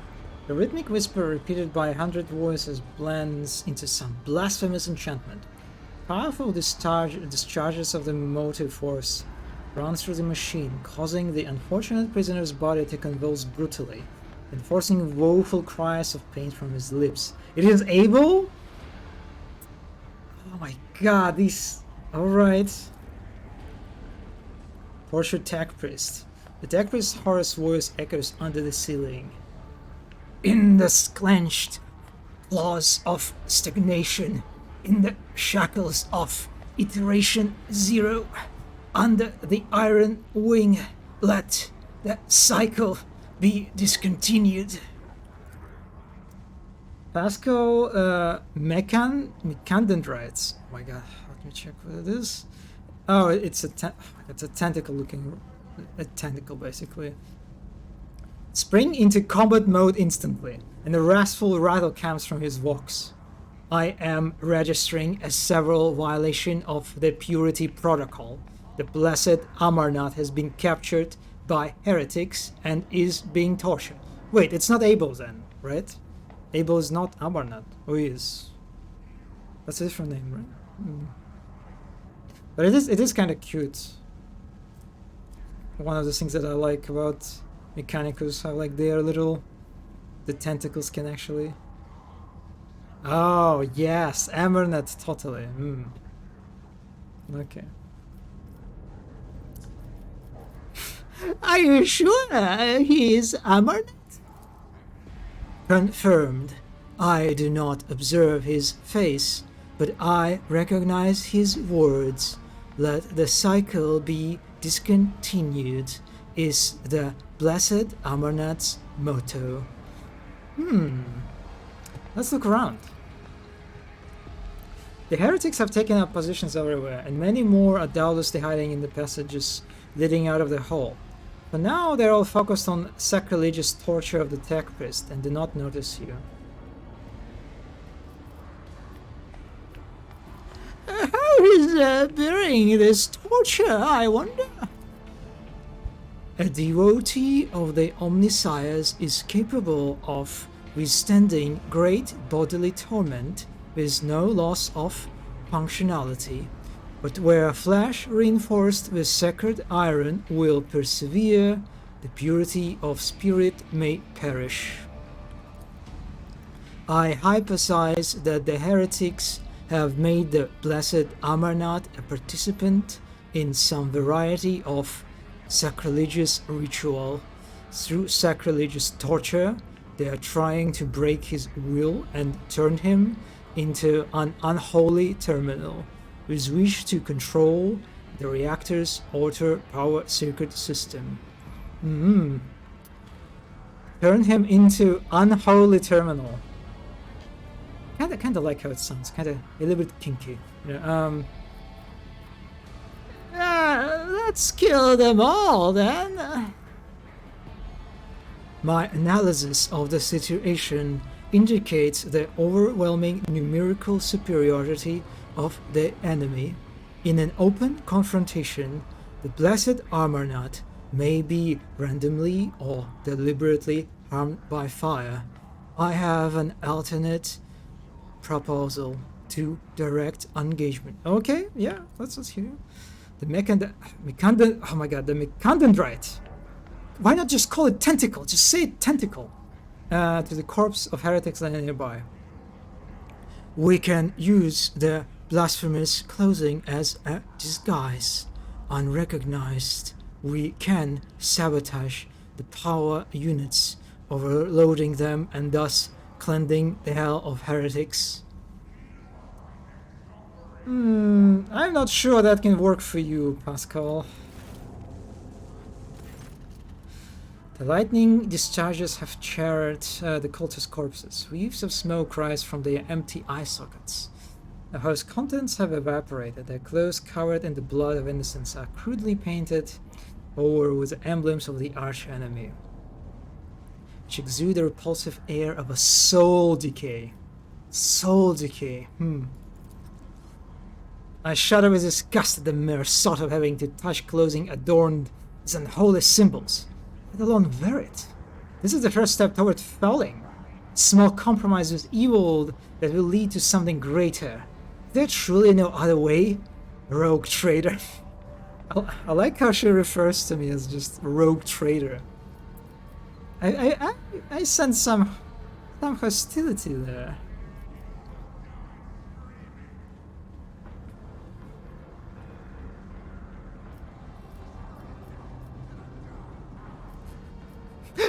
I like this heretical option. But actually, I'm kind of into it, you know?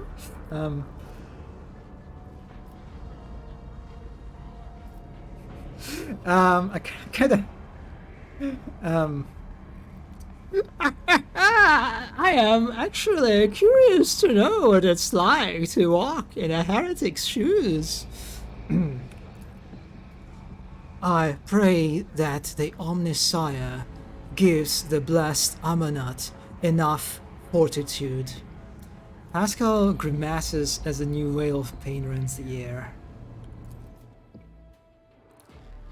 I'm definitely not fighting these guys. Not all of them, no.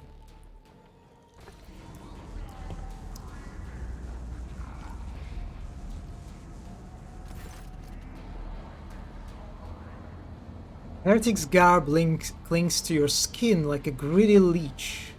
The tingling and foul fevers spread over your body, as so these tatters have imbibed the wild contents of their former virus soul. Wow.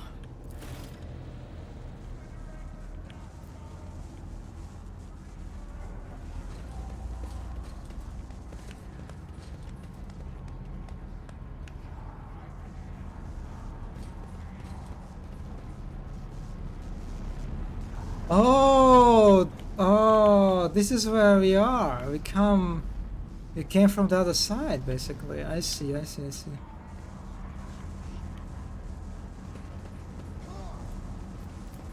you see that? A heavy crown of golden neural augments rests upon the servitor's hand, or rather head. The crown is bent and broken from Lucy's gun-butt blows. The pale body is covered in blasphemous inscriptions carved into the withered flesh. Oh. I identify this acolyte as a distribution servitor. I am registering upon it traces of sacrilegious violation of the right of operation. The probability of its responsiveness to commands is below average. Let's conduct a restart ceremony. For the glory of the Omnissiah, let this machine spirit sleep, that it may awaken and serve again.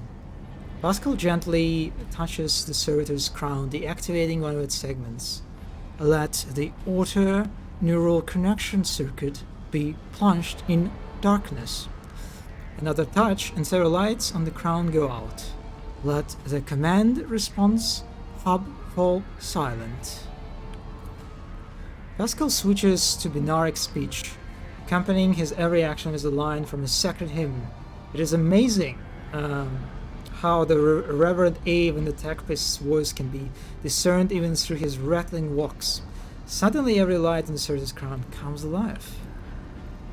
A shower of sparks bursts from the augmetics on the servitor's brow, and several black ash-tinted tears run from its empty eye sockets. Ready to serve.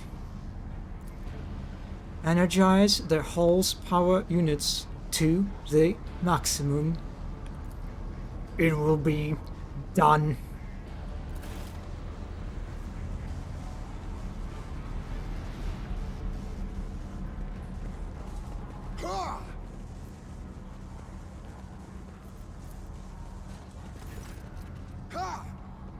Grim-looking heretic walks up to you resolutely, blocking your path. As he studies your disguise with suspicion, you know that his left eye has 2 conjoined irises, while his right eye has 4. I don't know you. Who are you?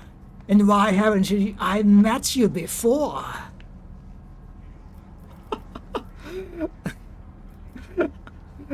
Oh, that's fair. Who am I? I'm the rogue traitor house of... No, we're not doing this. Yeah, we have the higher persuasion, so let's go for persuasion. Throw up your hands sheepishly. Oh, I'm sorry, I'm new. I was sent here to slaughter unbelievers, and I only just finished. The cultist smiles bloodthirsty.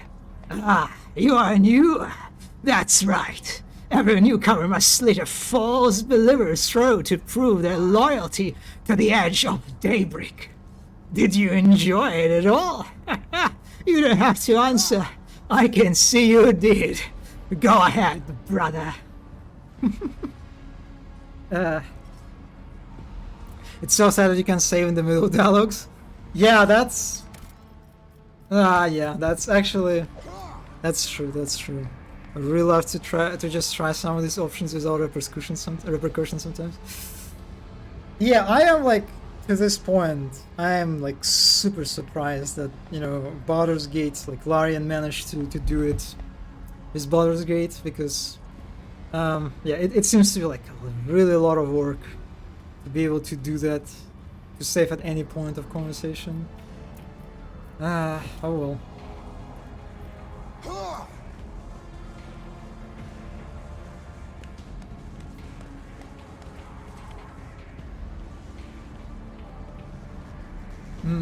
Okay, there is... Okay, I see another.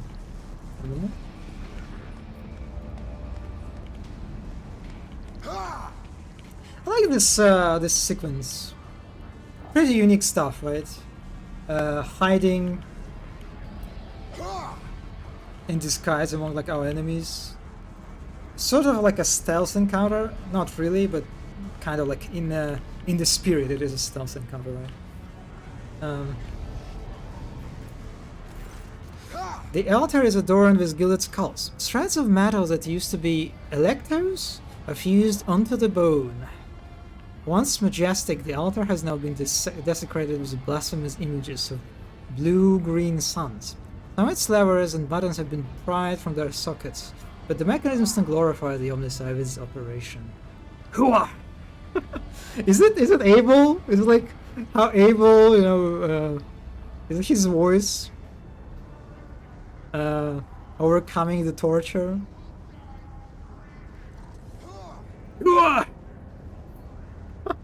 Wait, that's not him. That's not very Mechanicus voice, right?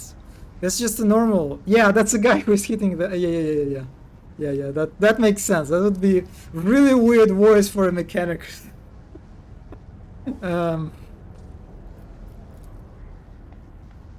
Kind of funny how they voiced the guy who's hitting Abel, but they did not voice Abel. That's interesting choice. I identify this as the safety system control altar. For our diversion to succeed, this blessed machine must be executed, and may its spirit forgive us.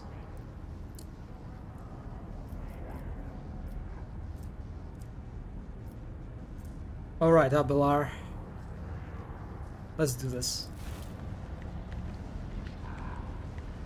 Priorities. Pascal offers a short binary prayer, then enters command after command to set up a trap for the machine spirit inhibiting the altar. The code born out of the tech priest's tinkering causes the spirit to flutter confusedly in a snare of impossible commands, heat up the altar's circuit boards, and perish forever in the showers of sparks that burst from the melting wires. That's kind of a cool description. I like it. That basically comes down to, yeah, the machine just broke. May we be granted the Omnissiah's forgiveness for this act. I am registering a general shutdown of the security system.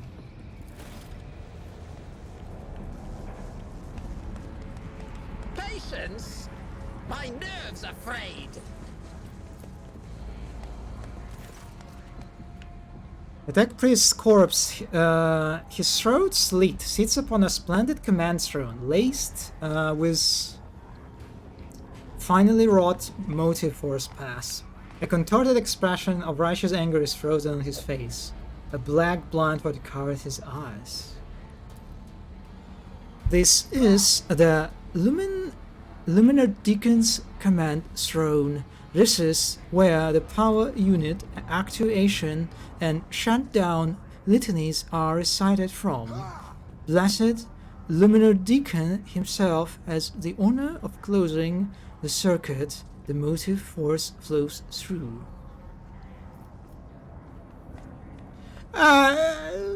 Pascal, can you sit down on this throne and recite the litany, will you? What? Okay. Pascal freezes and a quiet whisper comes from his voice. Request denied.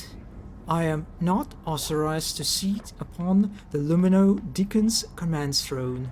Such an act would be considered a sacrilege.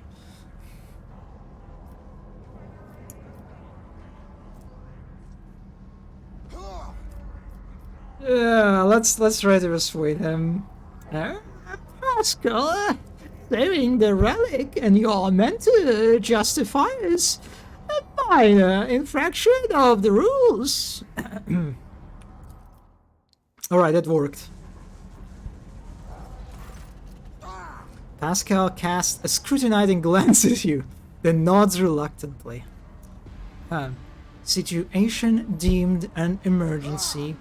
I request the Omnissiah's forgiveness for that transgression about to be committed. The tech priest's body winces from motives for its discharge, but his voice begins to recite the sacred words of the litany as his fingers activate the command runes with precise and hard movements. I am recording a successful activation of the power units.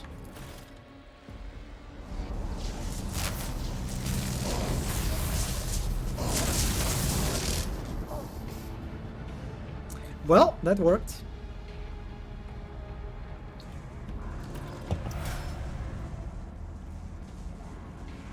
And we gotta level up.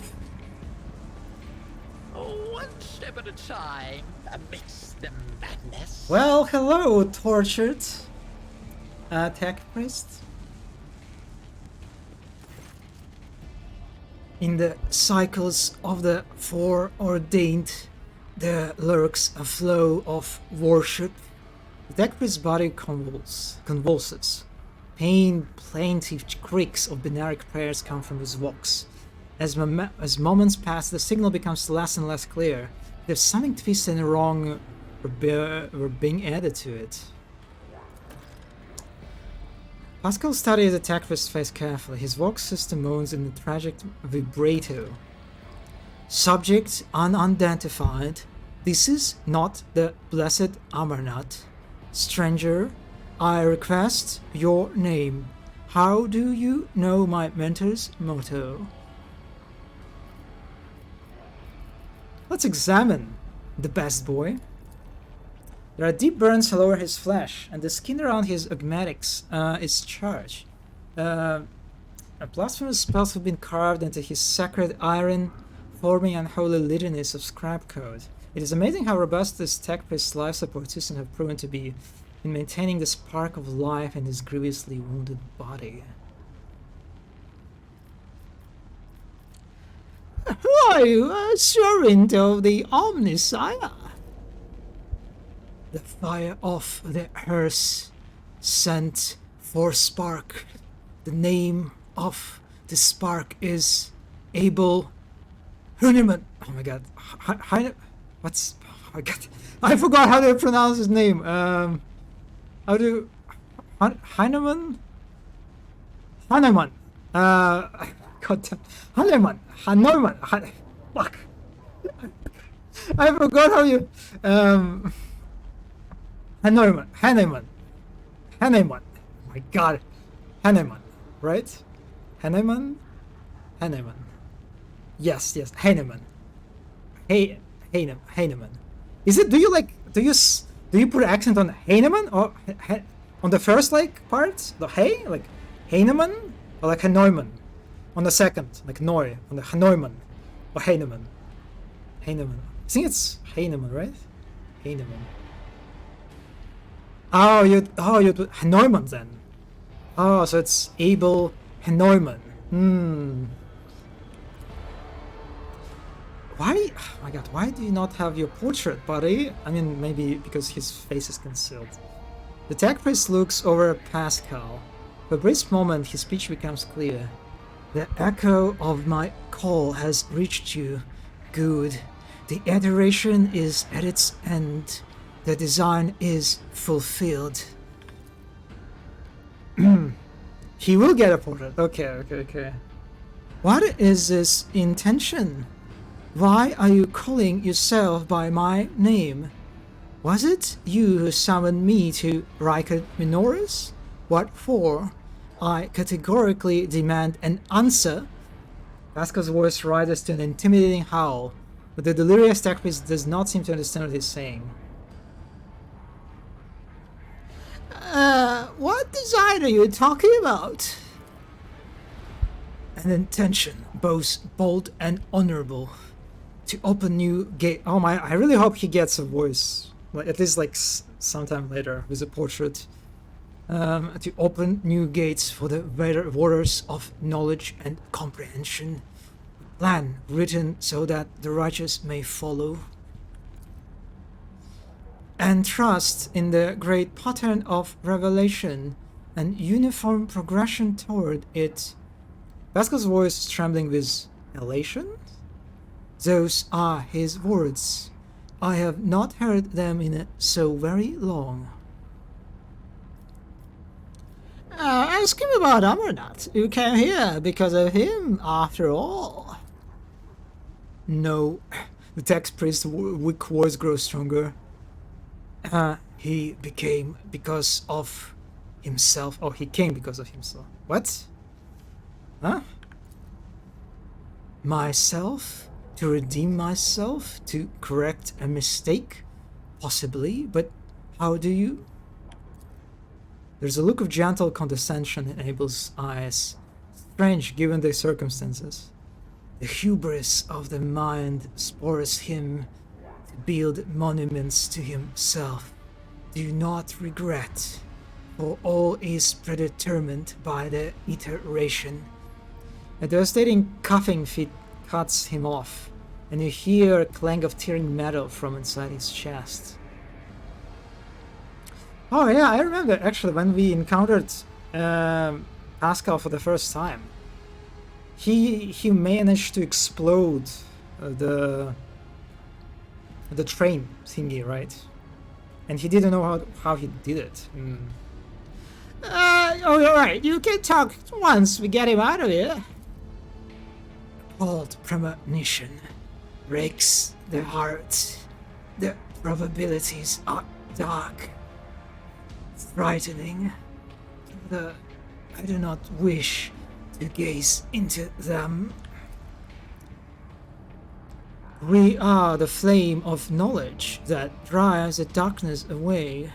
Pascal is quickly inspecting Abel's wounds, paying no mind to the blood and saccharine unguents staining his sleeves. His voice rasps soothingly. Do not fear what is to come, brother. We are already here. Yeah, let's try to take him down. As soon as you touch the tech priest's battered flesh, he shifts his gaze to you and says with sudden clarity, "Many sparks have gone out, but not all. The electric shepherds are alive. In the darkness, I heard their prayers. Find them, save them, recite the hymn of contact circuit restoration, so that you may behold what is hidden." A blast of the motor force runs down the tech priest's body, and his face contorts in a mocking grimace. Malformed binary code repulsively jarring on the ears purrs out of his walks. Information archived to the effect that the circuit restoration hymn is the entrance password to the Electro Priest hiding place. Pascal responds with door rhythms, rhymes, or the rhythms of containment area.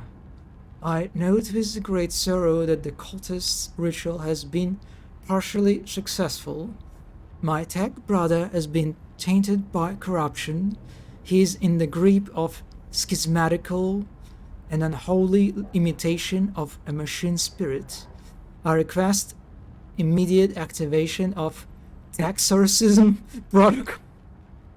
God, I just love how these guys just mix, this like religious terminology with all the technical terms.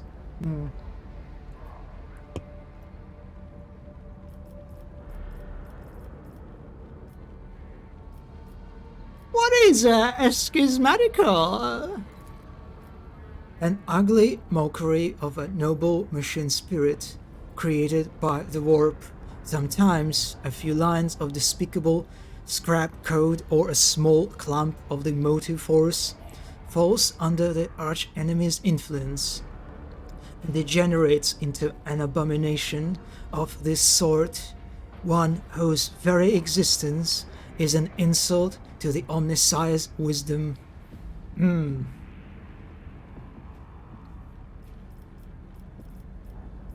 Yeah, we are saving him, right? We are absolutely saving him, so... Oh, no, I shall help to save him, of course! The possessed man responds with a burst of repulsive laughter.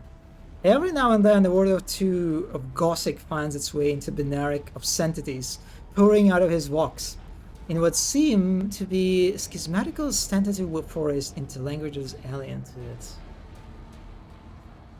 He gets such a cute dialogues on the ship.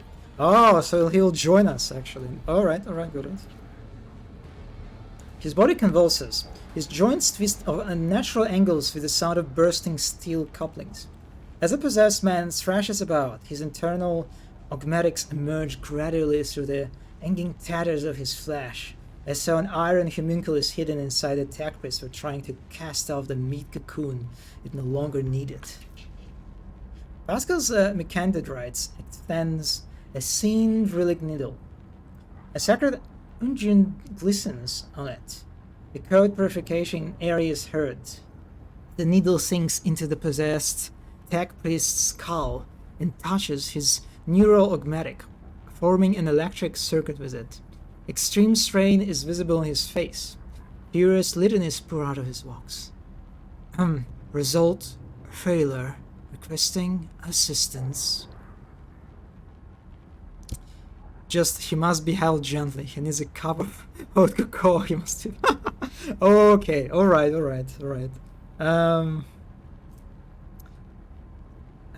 Send the purifying trash of the motive force into the possessed man's body.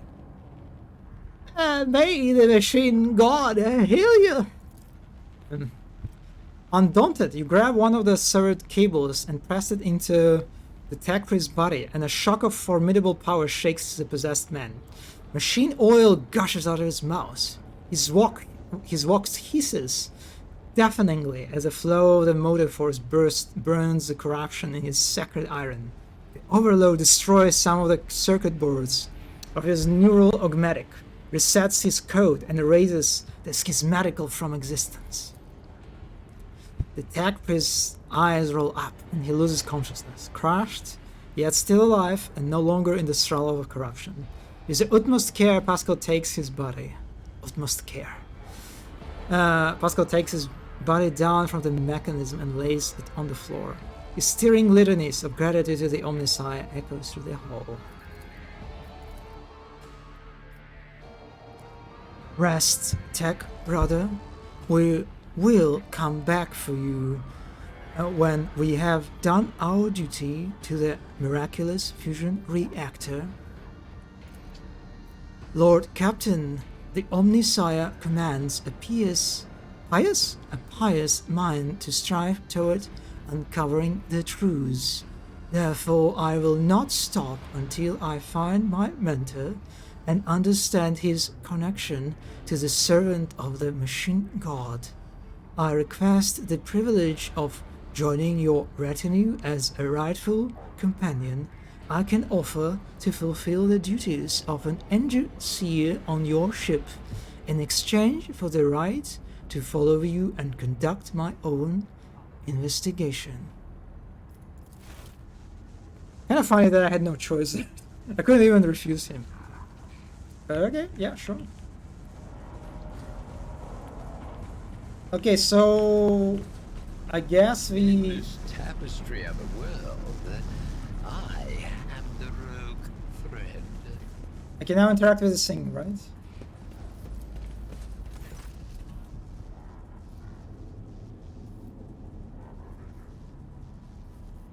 Fuck. What do I...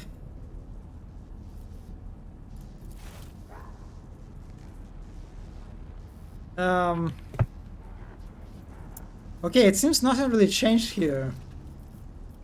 Like, do I even need it to progress? Let me check. So I'm basically... I need to reach the reactor, right? So... Okay, the Abel Hahnemann Abel Hahnemann has shared the prayer password that opened the way to priest hiding place.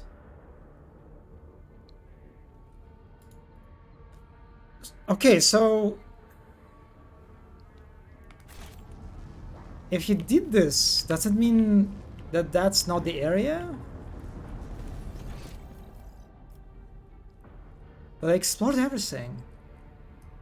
Oh, maybe I didn't actually. Maybe. We'll see. Yeah. Oh yes, they all will. I did it in see. Google back then. Ah. Okay, let me just check. Like, there's this place I noticed. Yeah, there's a door you can see.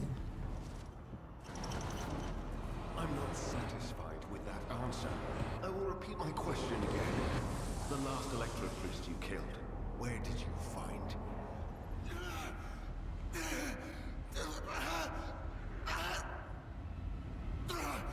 Burn in the fire of dawn, servant of the god.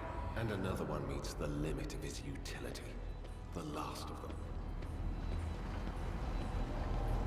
Well, hello, Heinrichs. What? A surprise. Oh my god, look at his portrait. Damn. The stare they just can melt people. The tall, dark-haired and man sizes you up. With a quick glance, a supernatural chill is making the air around him crackle softly. The expensive fabric. Holy shit, this fabric is for sure is expensive. Of his jacket is stitched with gold thread and marked by several reddish-brown stains. A foresword and a vox hang from his belt. And the emblem of the Holy Inquisition glitters on his chest. Same writer as Mararai, by the way, she knew what she was doing. Okay, alright. I can see some connections, yeah. Yeah, look, oh my god, the music is really doing some work here. Oh my god, I have two options here that I kind of like. I kind of like both of them, but I guess I kind of like a little bit more the one that again refers to Abelard. Yeah. Ah, so that's cool. Isn't this the chap that we're supposed to fight for the Lord Inquisitor? I dare say it is, Lord Captain. Now, if it were possible for the gentleman to properly introduce himself and dispel our doubts. Seneschal? Lord Captain? Do I have the pleasure of speaking to a rogue trader? Allow me to introduce myself. Interrogator Heinrich van Kalox of the Imperial Inquisition's esteemed Ordo Xenos. I must confess, I'm perplexed to meet someone of your standing in a place like this. Oh, I'm so happy to hear voices. Yeah, he has a pretty nice voice. Well, you see, I'm here to collect you. I am under orders from the Lord Inquisitor to offer any assistance you may require. After which I am to provide you safe passage to Footfall aboard my ship. Then the timing of our meeting is fortuitous. I am requisitioning you and your retinue for my task. You are requisitioning me and my retinue. No, I am collecting you. Requisitioning? Young man, your choice of words is unseemly to the point of insult. You're addressing a rogue trader. Tell him, Abelard, tell him. I don't imagine you'll be any happier if I say taking into inquisitorial custody. I came to Rykad Minoris on a mission, which a rebellion prevented me from fulfilling. The governor is convinced that malcontents from among the rabble were the instigators, but I immediately suspected a more sinister presence at the root of the mutiny. My visit to the monastery and a few unhurried conversations with some of the rebels confirmed my suspicions. Someone by the name of Aurora is leading the rebellion. Data indicates that the head of the cultists is here right now, in the sanctum of the ancient reactor. Given the prophecy of the final dawn, and the special efforts made by the enemies of humanity to seize the monastery, their goal is to gain access to the holy power source's control circuit and trigger a process that, once started, cannot be stopped. In other words, to detonate the reactor, thus being themselves the cause of their much-touted final dawn. Okay.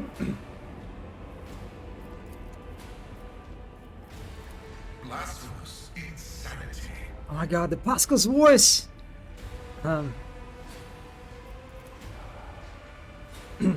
As Heinrich van Kalox speaks, you suddenly notice the way he's looking at you, with his eyes slightly narrowed, as if he's peering into your soul, a soul that is touched by the gift of sorcery. The change in your expression does not escape the interrogator's notice, and you see the corner of his mouth twitch. He must have instantly recognized the fellow psyker. A fellow psyker who cannot use any psyker abilities.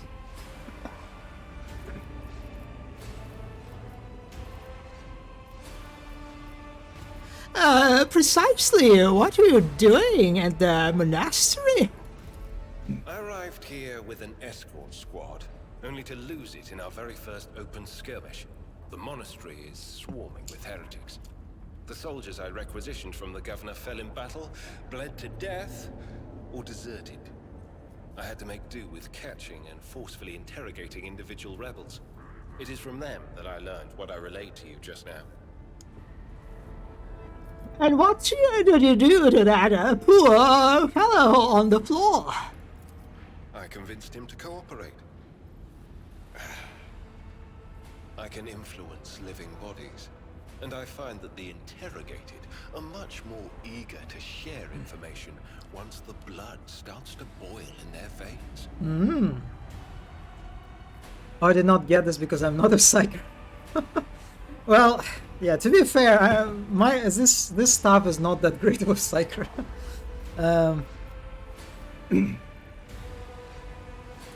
Well, I can help you with Aurora. Let's join forces. Oh, I already forgot what kind of psyker he is. A biomancer. Thank you. Regrettably, the governor's people showed themselves to be unprepared for the perils of this place. And extracting blade shards from a person's stomach is beyond my powers. I hope that a rogue trader's retinue will prove more capable than a group of soldiers fresh off the base. I am positive that not all of the electro-priests within these walls have perished. The heretics spoke of shadows emerging from side alleys to make short work of the cultists invading their abode. I surmise that the entrance to their hiding place is somewhere in the hall near a machine known as the Circular Cogitator. I imagine it's one of the local sacred relics which the electro-priests treat with special piety.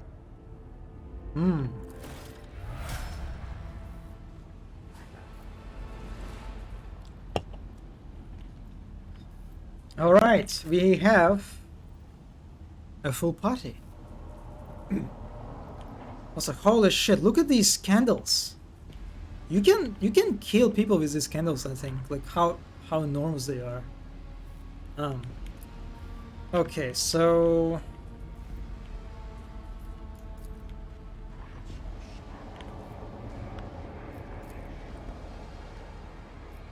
oh, there's another terminal, I see. There will be no peace in my wake.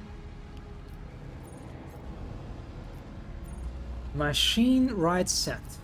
This explorator is blessed with multifunctionality. That's not it, that's just a fucking... What yeah. lies beyond? Leather armor, dodge penalty, the character...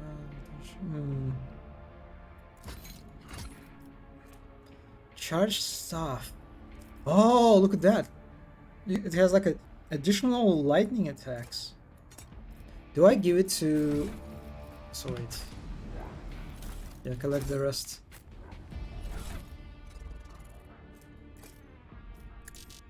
Wait, I can finally become... What?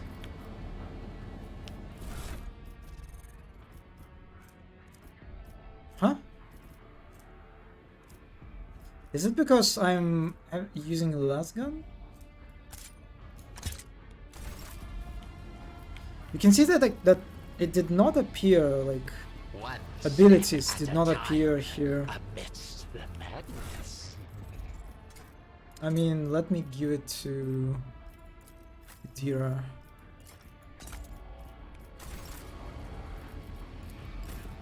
Yep, this is confusing. Why? Is it because my guy is biomancer? Oh, put it on the other hand? Did I mention that my whispers tell me jokes? Oh, you... Jokes that once said aloud make your eyes bleed and blood curdle. Talk about black comedy.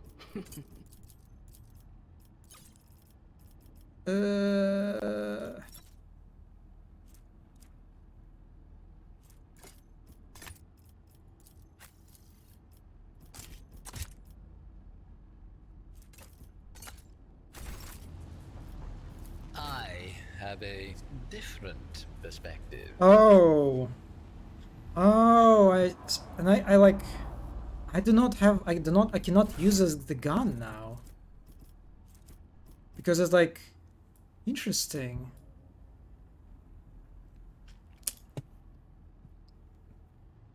It did not appear in your second slot there next to the text. How does this work?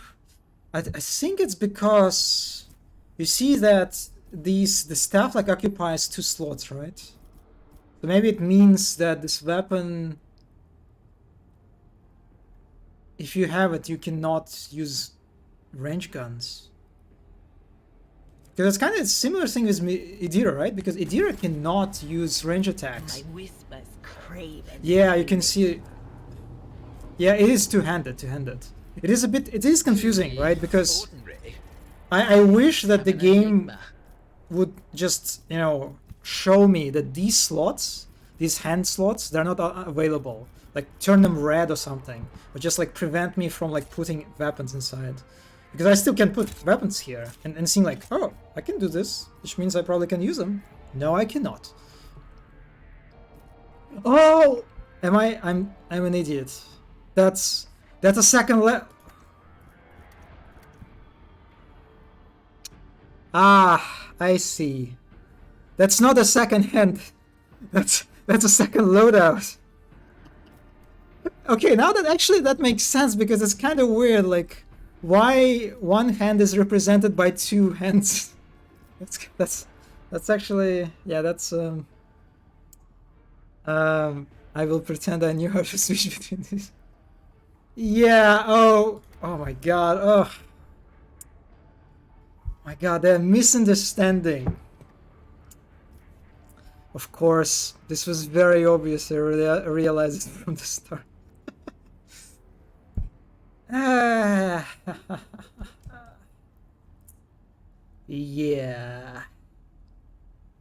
Okay. All right. Remember, innocence proves nothing.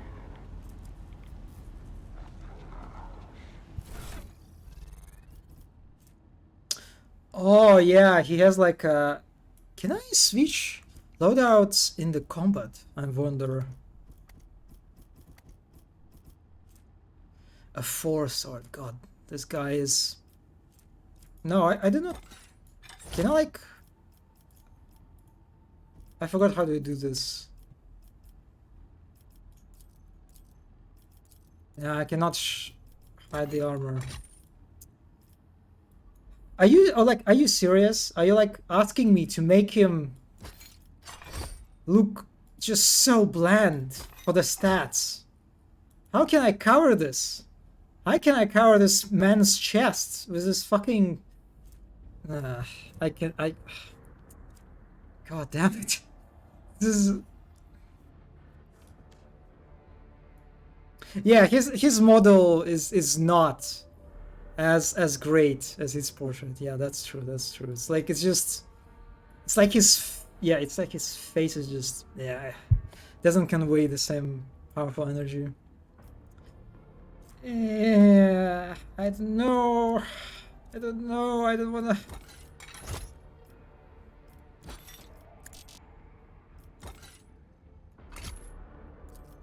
More trouble than it's worth. Yeah.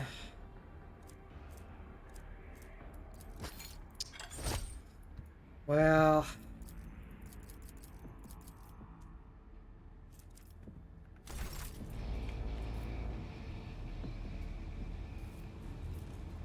This galaxy is my playground.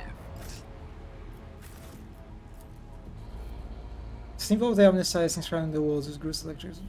It's like a river.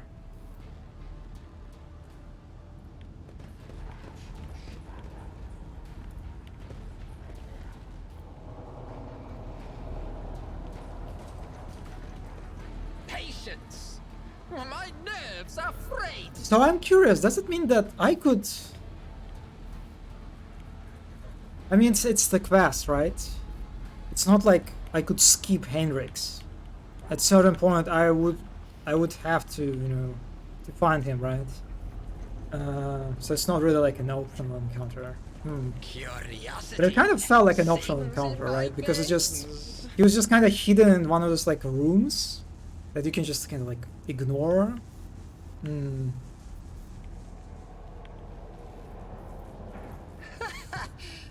will see. Oh, yes, indeed. They all will see.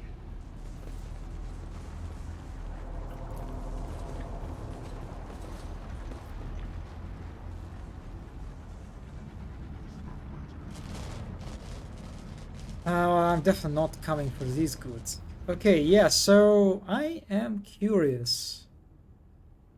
Do I really need to work with that terminal? In this tapestry of a world, I am the rogue thread. I think so. What? Oh, he even gives you a hint.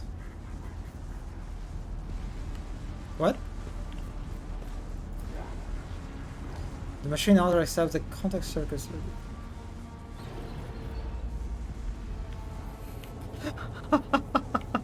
Or maybe not.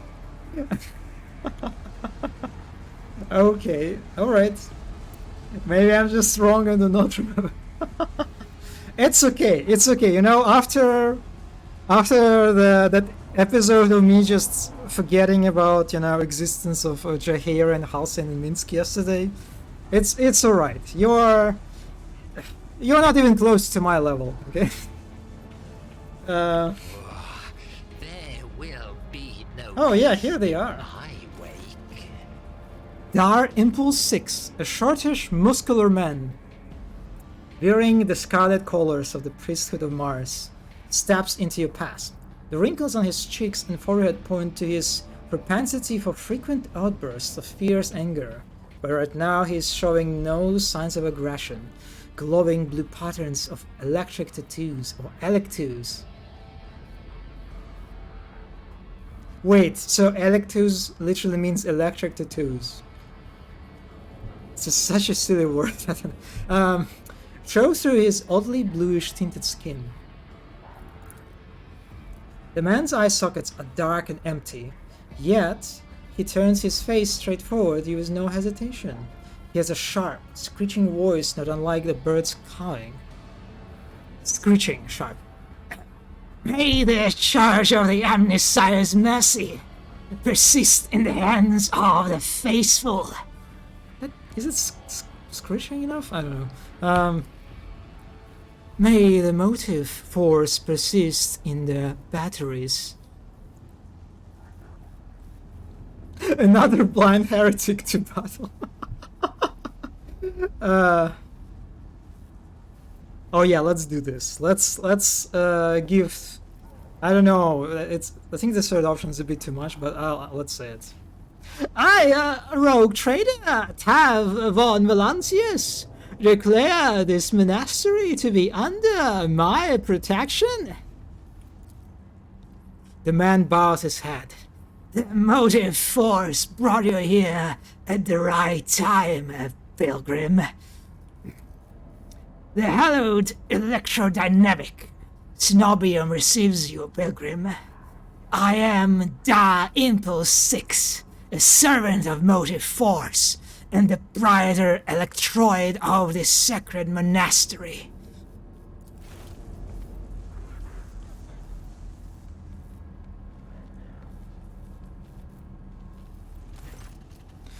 Pascal bows down humbly before the man. A thrill of Benaric signals comes from his walks, to which the Praetor responds with a solemn gesture of blessing.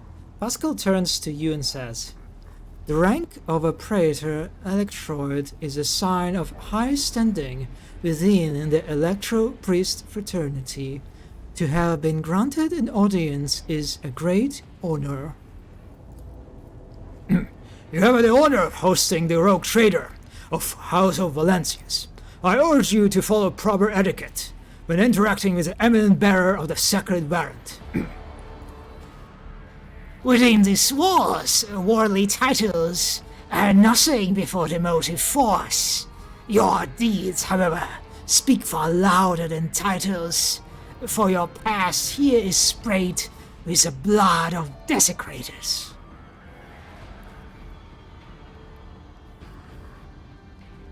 Da Impulse 6. It was to you, was it not, that the Logis Abel came seeking an interpretation of his data trance? Yes.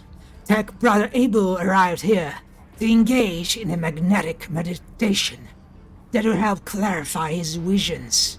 Unfortunately, the heretics' machinations prevented us from completing the ritual.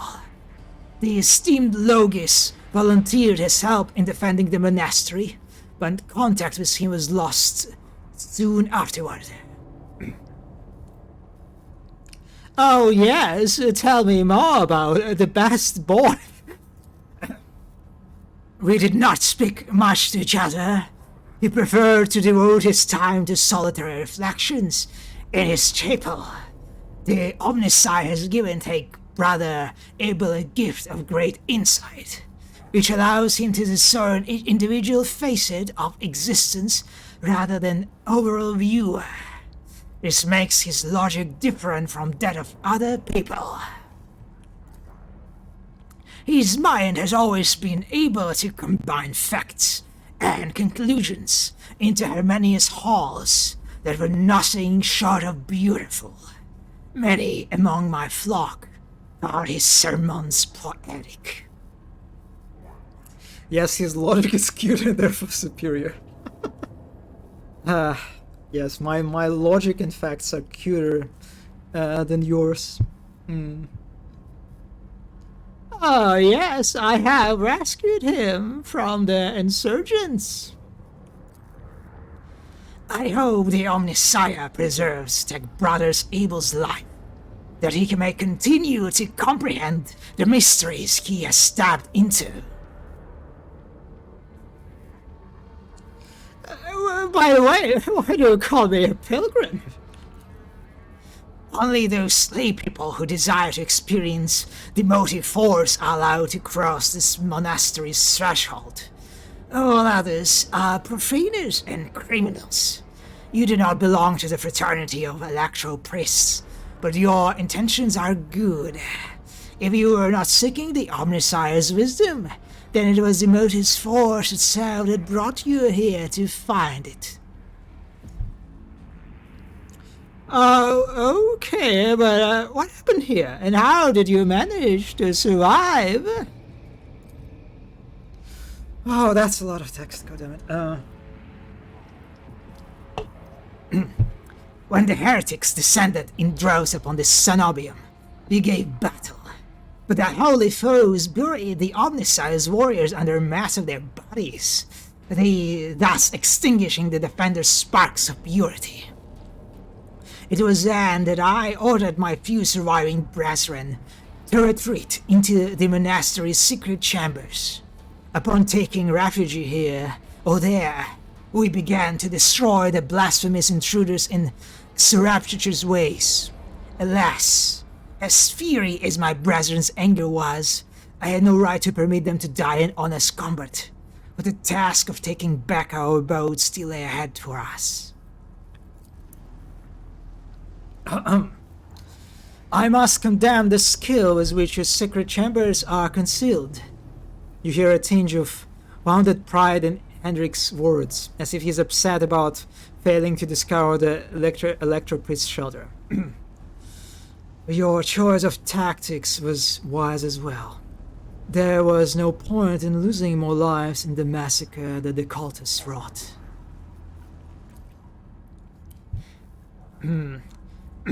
The leaders of the heretics fought their way into the Ark wherein dwells the miraculous fusion reactor. She's... oh my god, Aurora? We're going to encounter Aurora already? She is trying to desecrate the rite of operation with her unholy litanies, so that the relic may be corrupted and the world of Rykard Minoris may perish in a fire of fire. My brethren, in their magnetic meditation, are hampering her efforts by chanting access request prayers in unison thereby suppressing their commands at the blasphemous enter. Praetor Electrode nods towards his entranced comrades. That's funny. What a good fight that is ahead of you. It literally telegraphs what you have to do. Oh, no. No, no, no, no, no, no, no. No, I don't like how it sounds. Oh, it is a treat, be happy. Oh, I am very happy. I'm super happy. This place will be protected against sacrilegious practices. I swear it.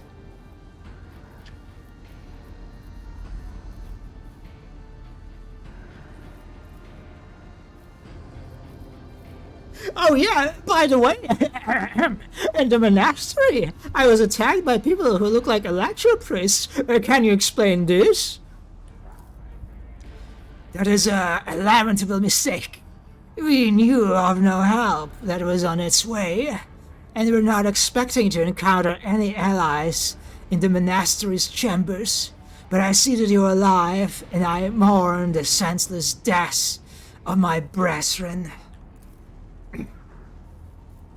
I wonder if you would have so touchingly mourned the Lord Captain's death, or if such sentiments would have only been awoken by the sound of our warship delivering a punitive strike from orbit.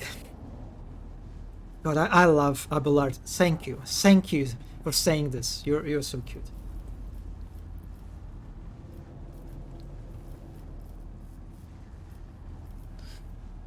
Well, I guess you made the right decision when you chose to avoid combat and save yourself. Thank you, Pilgrim. It was not easy watching unholy intruders stampede through chambers of my temple. We all envied our brethren who had fallen before that sacrilege began.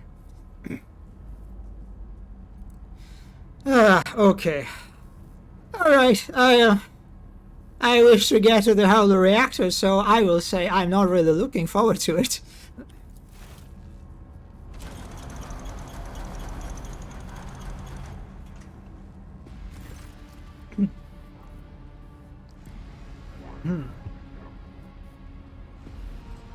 Okay, the Ark is hidden from Pilgrim's eyes, but considering the extraordinary circumstances of your visit to this monastery, I grant you that right. The hall that leads to the High Reliquary has been barred by enemy, but I will open a secret pass for you.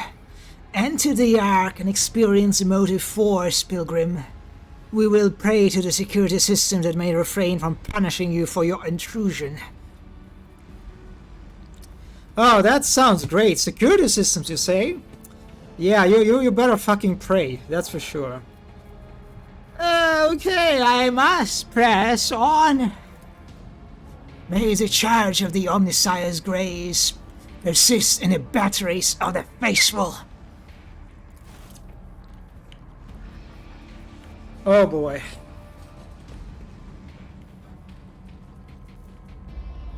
Oh, I like the outline of this character covers the particles. That's cute.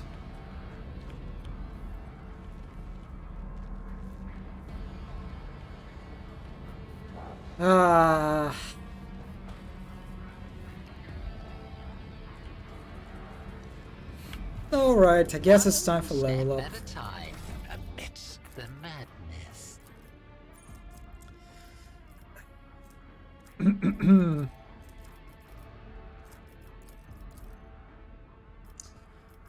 Persuasion, tech use, lore.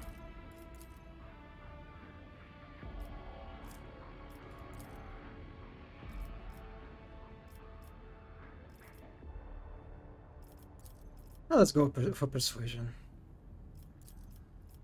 And let's get some, I don't know, fellowship, I guess? Yeah, we're all about friends and fellows.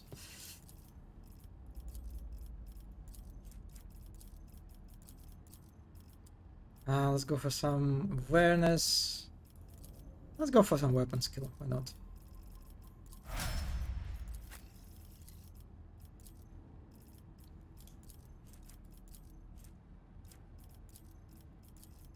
I got again no icons, no actual skills with icons, talents rather. Okay, no, there are some. Do not falter. All eyes affected by vibration impact don't suffer negative effects.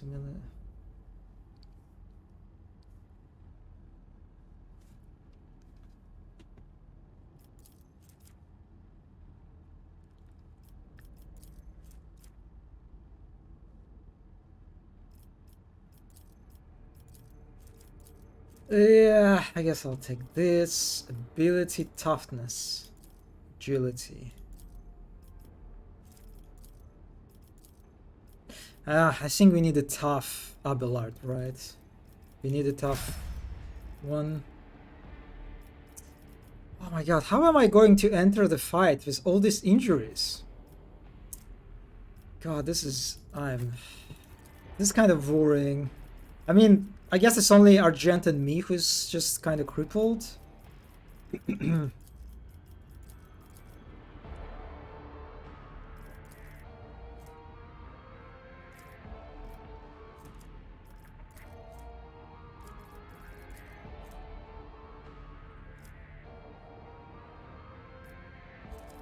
Let's go for some reloading, I guess.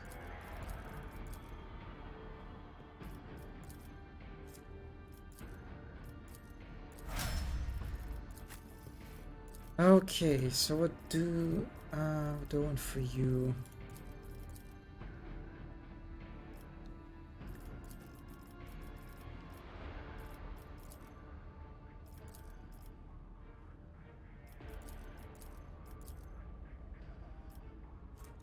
Guess lore of warp makes sense. Perception and intelligence. Let's go for intelligence. Alright, Hendrix. Let's see, what do you have? Wait, so far from what I noticed... Oh no, wait, you see, you can actually... That's interesting. With Pascal, the game kind of like selected most of the skills, right? But with Hendrix, I can actually choose a lot. That's curious. Yeah, Hendrix seems to be basically kind of like Abelard, right? He's, what do you call it, like a warrior? Yeah, a warrior.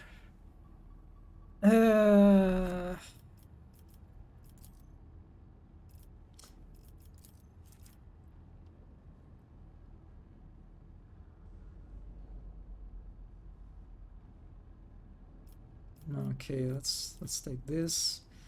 Let's go for toughness. Reckless strike. The warrior's next melee attack gains mass and ignores with this target every enemy has surprised an attack and ability to attack the warrior in return, including creature. Let's go for athletics. Let's go for toughness. And yeah, let's get a little bit tougher. Oh, like a magic knight. Ah, I see. Yeah, I guess that makes sense since he's also a psyker. Yeah.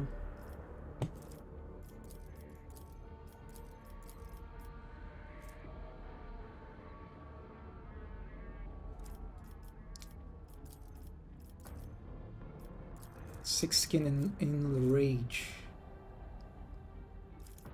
Contempt. When attacks the warrior next minute against enemy deals an additional +3 damage. Yeah.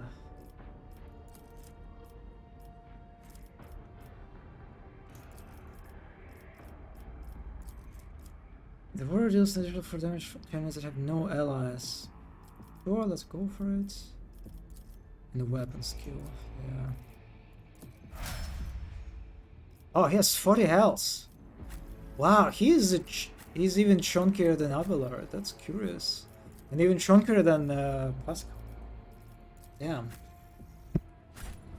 Yeah, that chest can take some hits.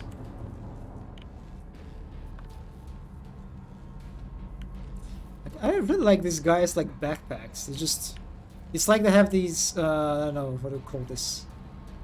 Squids? Not squids. What is the other one?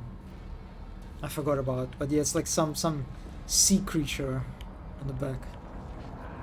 Oh, he might have it. Nautiloid. Yes, yes, they have Nautiloids on their backs. Exactly. Look at that's just a Nautiloid, right? I don't know. I would like a backpack like this. Kind of cool looking. Probably a bit awkward to move around, but you know. So it won't die already. He might have won't die already. I guess.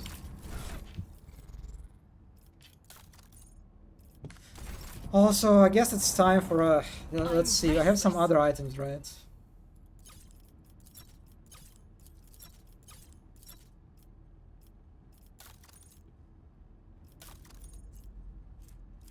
Whenever the wearer of the clothes gets an injury and falls on critical combat, their allies gain +1 bonus to damage.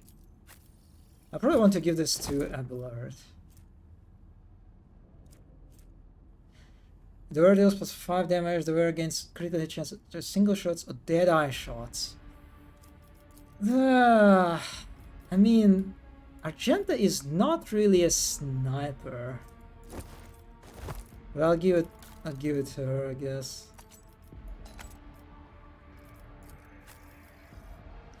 Interesting that Hendrix cannot.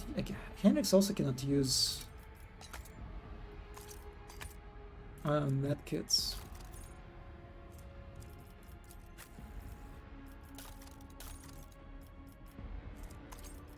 Let's just give some grenades.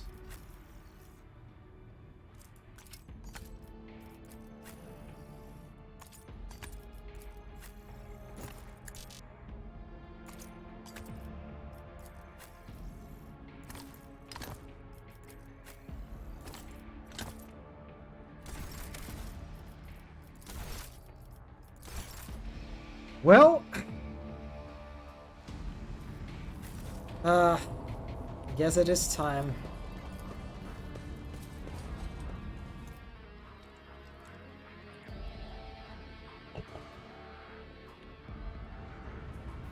Curiosity sings in my veins. What is that?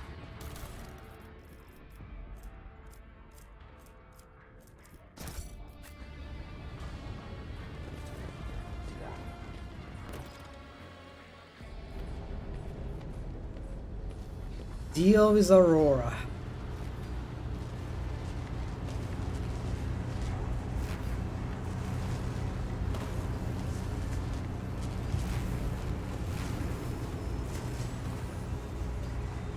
All right, let's have a look at you. Oh, I guess, or maybe not. If you immediately understand this and do it on your first try, I'll be so mad. The face of the woman who stands before you is hidden behind a grotesque bird mask. Yet the voice pouring out beneath it belongs to someone else. It is a husky, somber bass of a void wolf, a border of ships. Wait, so it's like, so it's not her, I guess. She's using this body to sort of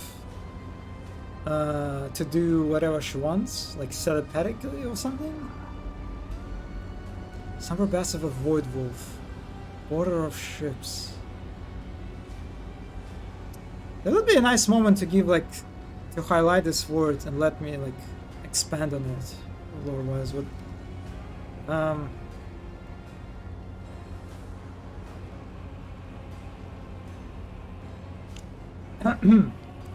well, how predictable your pass is. How static. All the possible deaths you have skirted, only to perish here in the fiery tempests that will mark the final dawn.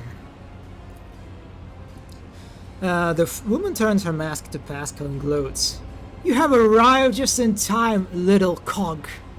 Oh my god, little cog. That's a good one. The schismaticals use your regalia like a mask to subdue the reactor. Pascal's voice rasped musingly. A cog.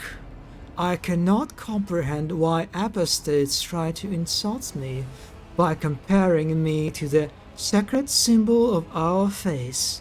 It is irrational. His wizard lights up like a crimson herald of bloodshed, and he's drilling Macandendrite words viciously, with it ready to strike. The sacred cog grinds all corruption to dust. From the dust, I will build order.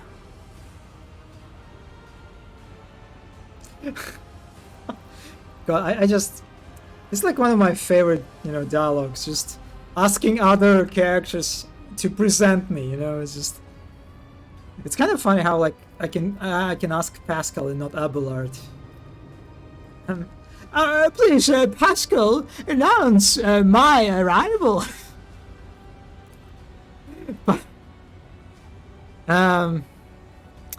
Pascal lets out an intimidating binaric trill and announces grimly, with the Omnissiah's blessing, the rogue traitor von Valancius has come before the miraculous fusion reactor, seeking to perform the purification and eradicate the corruption. All unauthorized persons are hereby ordered to lay down their arms and humbly accept their punishment. Humility is lot of the meek. I am a harbinger of great changes, and visions of great cataclysms to come have incinerated this humanity I had in my heart. Abelard is slacking off. Yeah. Demon's voice breaks and shifts to a different pitch and timbre. The martyr's voice, young, firmer than in pain. Oh, that's interesting. So it's a different pitch. Time has all but run out. I can hear the face of the future knocking on the door of the present. Choose quickly what you want to be when it walks in. A blind slave to what is gone. A faithful servant of what it is to come. Or a corpse.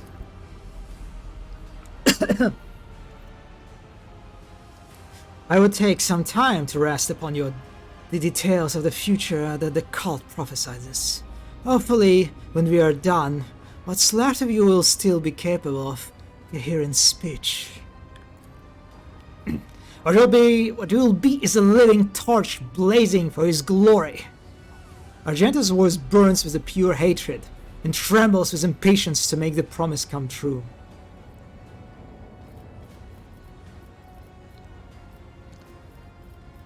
By the way, before I fucking destroy you, who are you?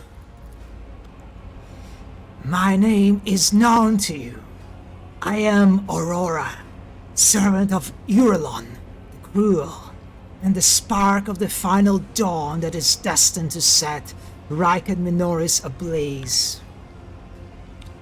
A great pass for one who was born into Empyrean's bondage, but shunned her predestination in favor of the changes promised by the edge of the daybreak.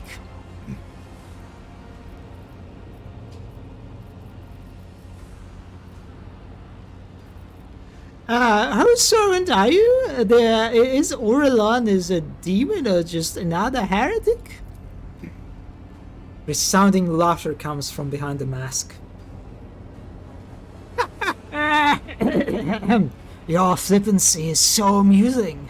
Why? You have no inkling of the chasm that separates us.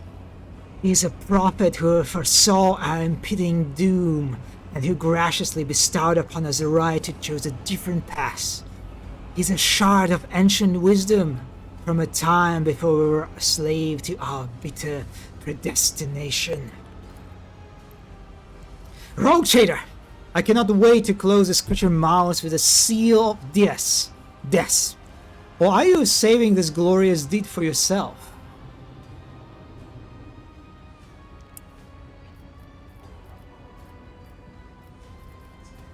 And who is Edge of Daybreak? Is that your unholy patron? Our teacher, our savior, our merciful god born in the immaterium, out of the woes of those laboring under a legacy of ignorance and servitude. You cannot see the woman's face behind her mask, but judging by her tone of malicious triumph, you could swear she's smiling. And he remembers you, Tav von Valancius, the Seelie savior fantasy you have been acting out amuses the true master of those people's fates.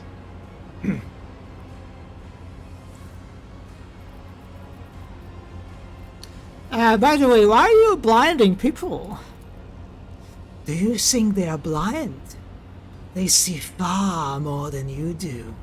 Through the reflections in mirrors blessed by the images, energies of the immaterium, the edge of daybreak reveals to them visions of true existence and gives them glimpses of what is to come.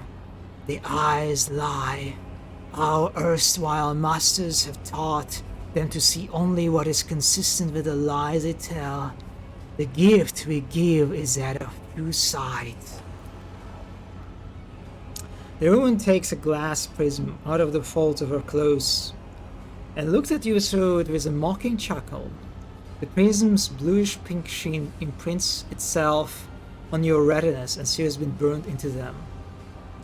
Guess what I see when I look at you?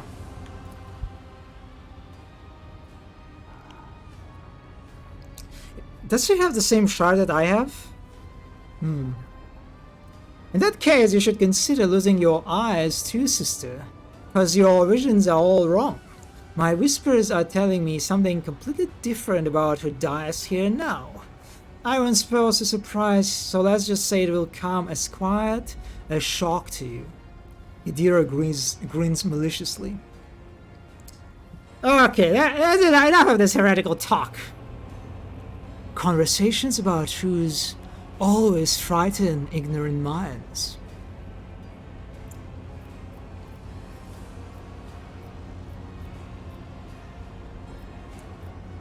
Okay, let's do this. Enough! I will read Riker Minoris of your tyranny.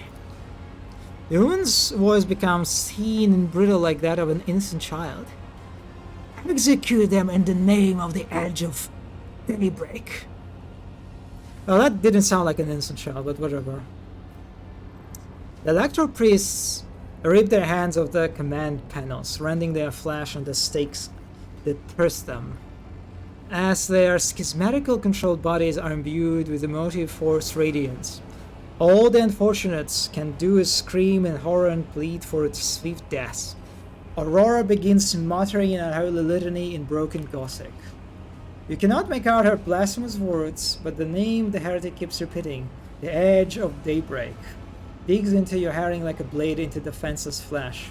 Its sound is almost physically painful. It spawns strange and impossible blasphemy of phantoms in your mind. However, you manage to master your strength and banish it from your mind.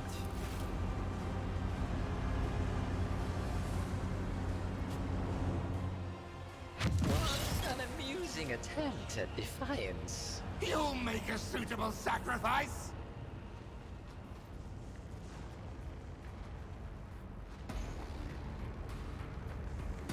Okay, alright.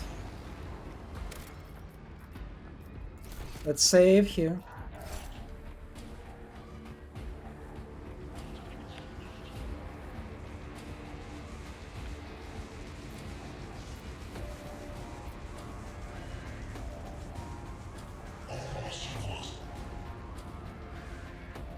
Well, I don't really see any sort of environmental objects that I can interact with. So I will assume that I have to do something with electro priests. That electro priests are like the key to like disturbing the ritual, I guess.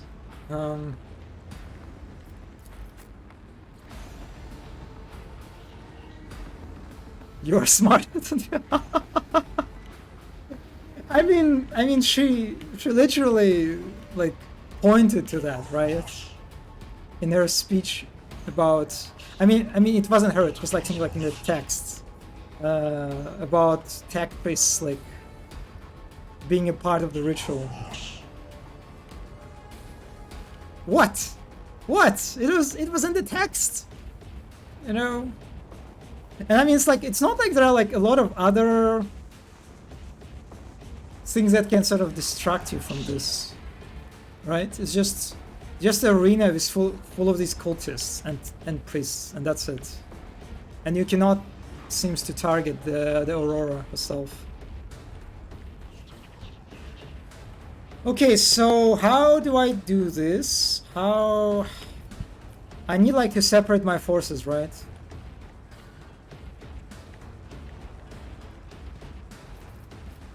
So let's say no. I mean, I guess the game kind of gives me sort of provides me, you know, an offer how I'm supposed to do that, right? So let's go. Let's say Abelard will be here, and Idira will be here.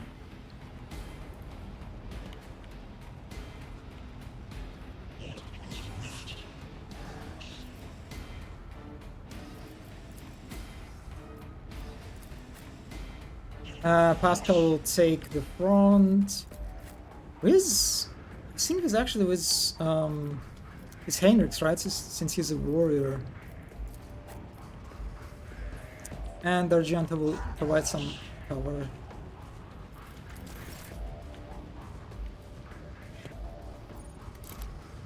Oh, I can switch actually.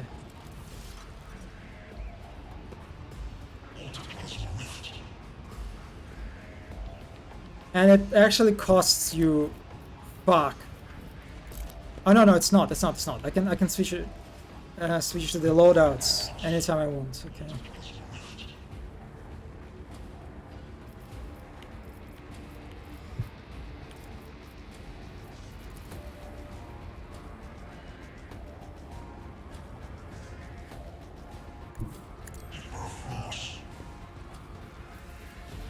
Okay, I can buff myself.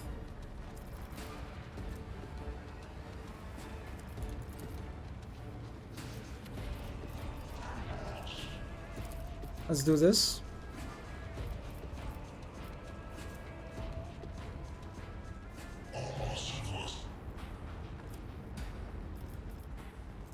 All eyes in the circle is against anti-out of combat. Every additional stack of this effect is resolved.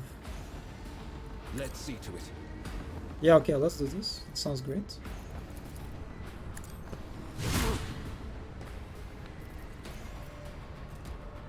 For the throne's glory.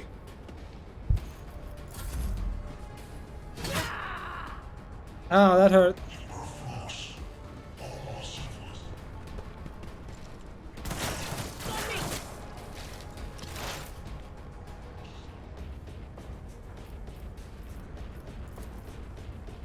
Will do.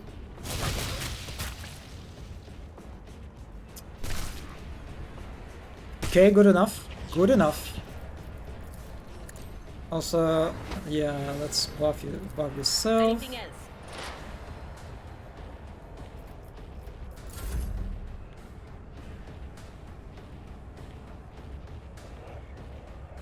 So Argenta can. I'm sorry, Hendrix. Better not be intentional. I'm really sorry.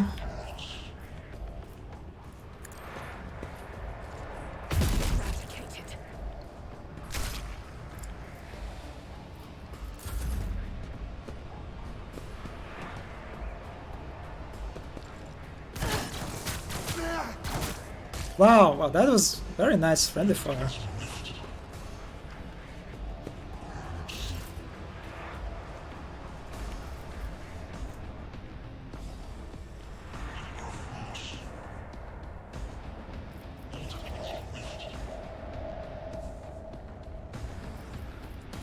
Okay, so let me buff Abelard and grant him extra attack. Yep. Oh, I can't do anything else. Okay.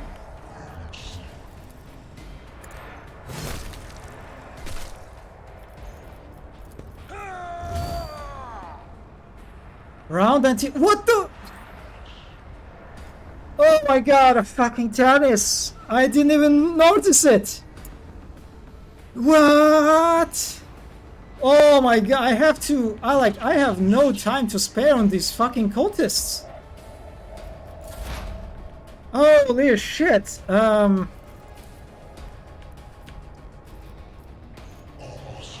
my god, they're kind of chunky.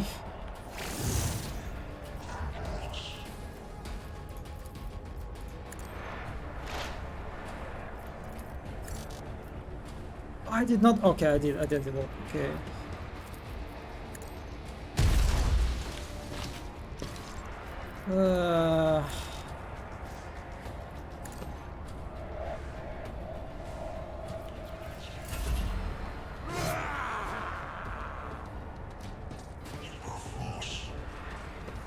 I also did not notice, but you noticed sooner than me. I noticed it when it exploded.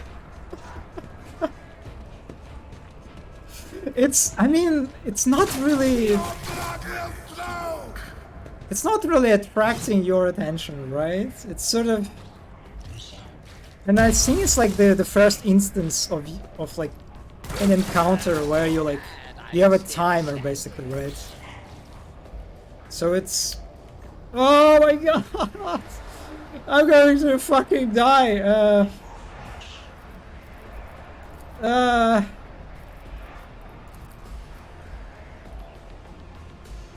I need a foothold. I'm done with this momentum. Oh, okay. I think it's the round, an additional round added after the kill. So I guess I can actually,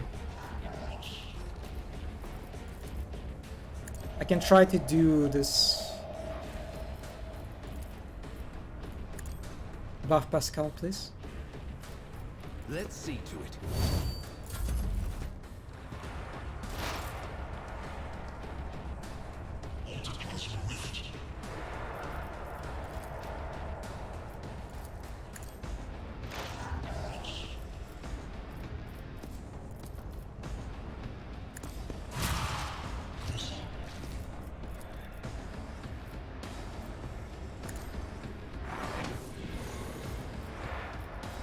Okay.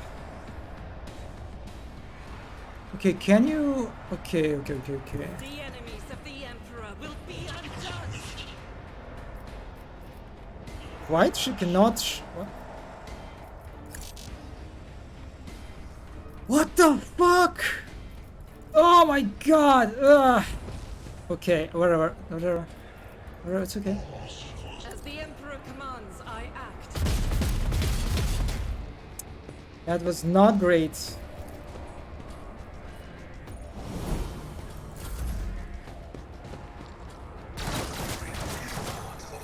Wow, that... Oh my god, what the fuck? The gears spawn! Yes, the killing them extends around, so it's very manageable, but just... Yeah, I am...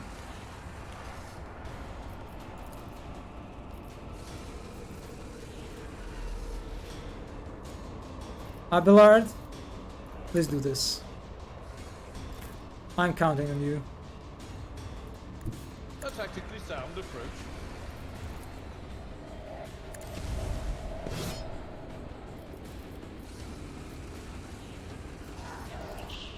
Victory. He's not going to... Oh my fucking god. The real... The parry.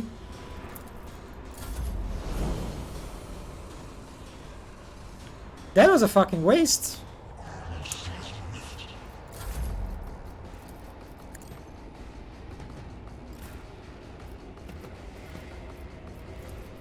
It will be done. 8 damage.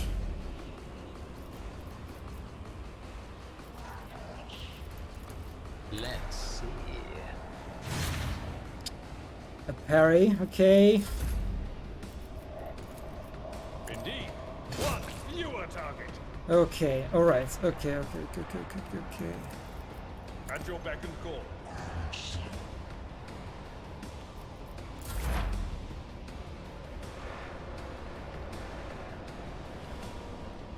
Okay, I have 3 turn. 3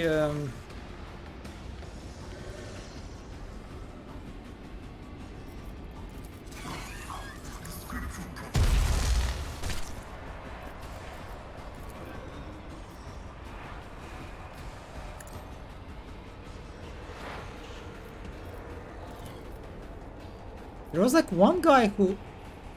Oh, I forgot about Chaos Spawn.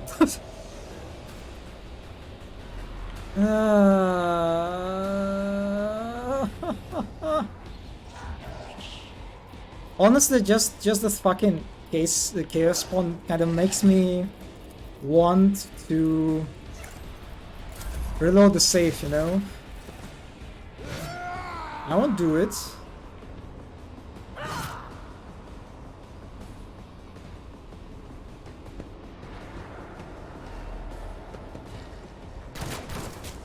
Ow! Ow! Oh, he killed his friend. Nice.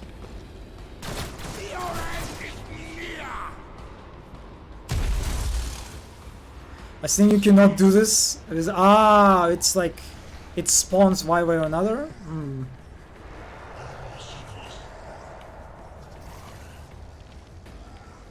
I see. I'll put my psychic abilities to use. Naturally.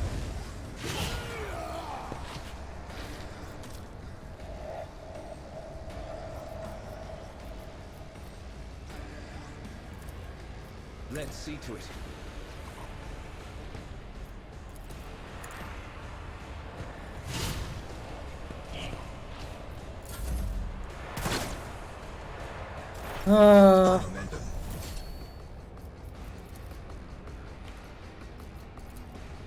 No can do.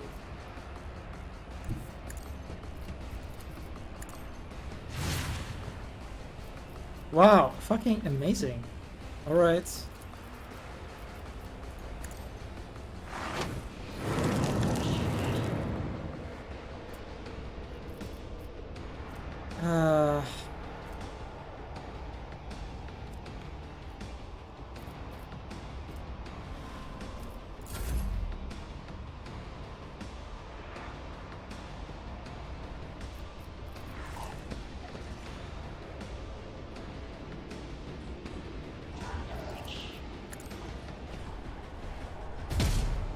Please, Argenta, I fucking beg you, don't fucking miss. Oh, thank you. Okay.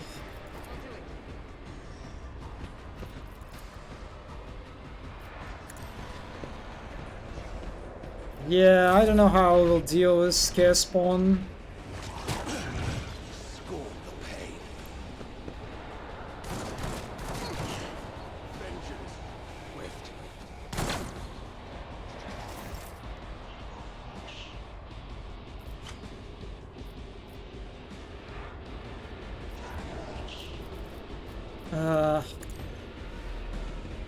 I had a 3 or 4 in this fight, I think.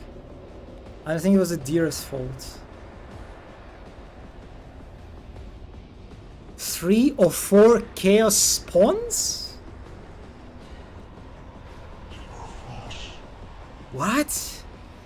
How? How? Okay, so that means I'm supposed to like just... I need to just to kill the priest, basically.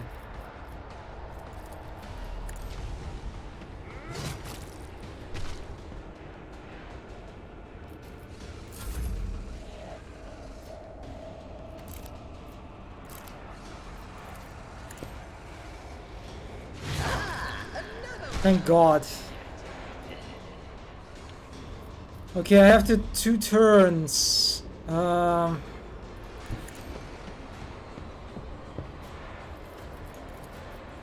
Someone else can fix it. Fuck.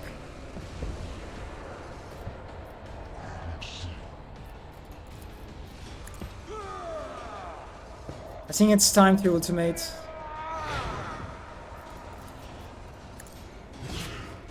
You can kill him.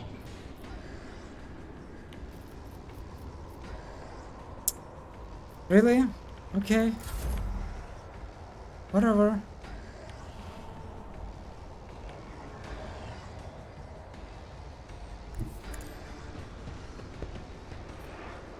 Uh...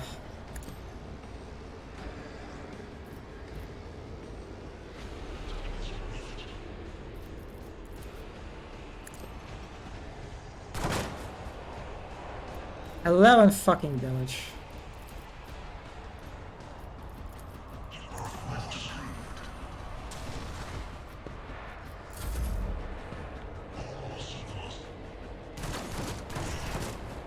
Oh god, look at them killing their own priests. That's so nice.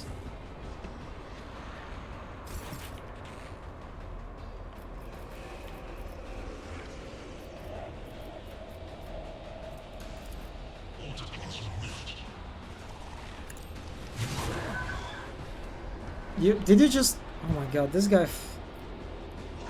Oh my fucking god, this guy parried me!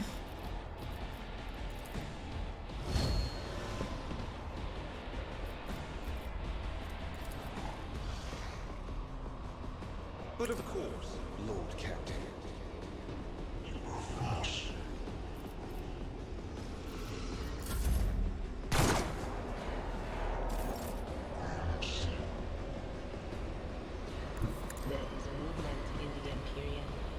Can you just kill him, please? Thank you! Thank you, Dira. And then, I don't know, just give some... Ah, whatever, just stay here.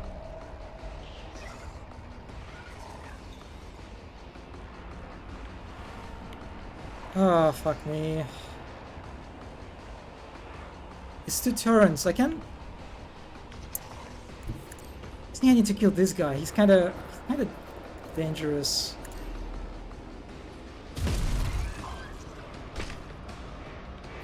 And let's move to this cover.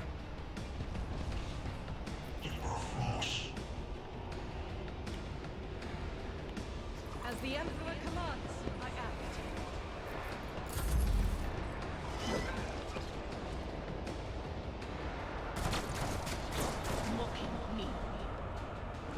I need to kill a priest.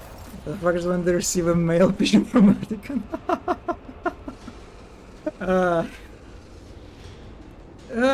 God damn it! I'm kind of close. I'm very far away from. I'm far away from Abelard. How did it happen? Fuck. Oh, I'm useless. God, that sucks.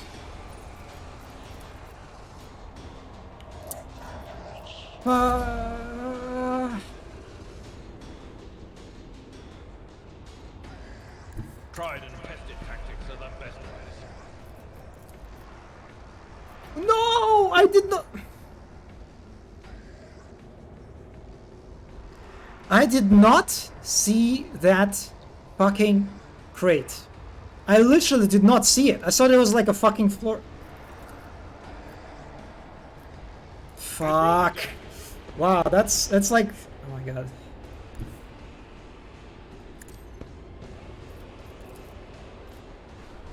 Victory is imminent. Alright, we have 2 turns. My place is at the fort. How can I walk after attacking? What's happening? I'm a little bit confused here.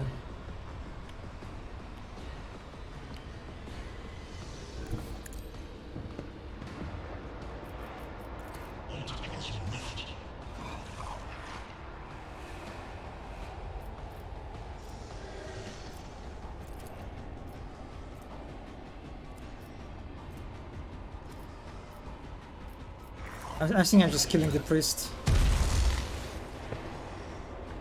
And then like... a bunch of exploits and machine spirit banishment, whatever. 2 more to kill.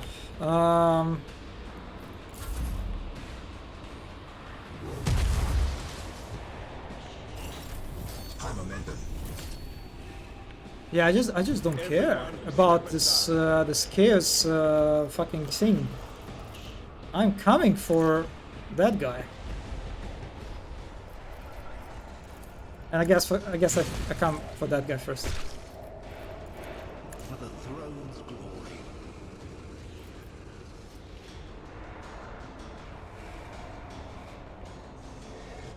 Can I do this?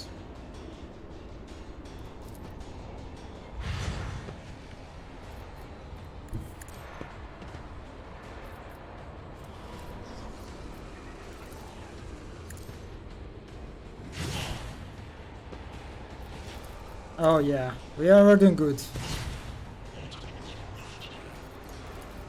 I won't object to it.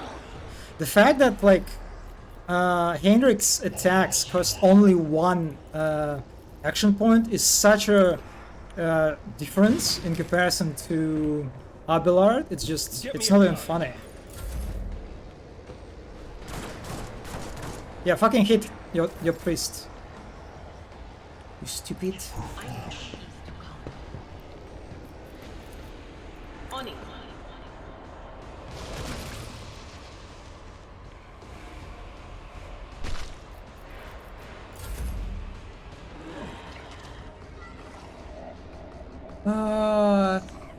Oh, that oh my god, I forgot that priest is dead.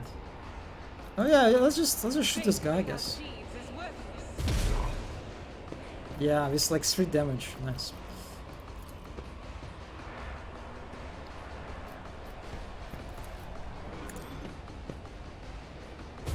And then a miss. Nice.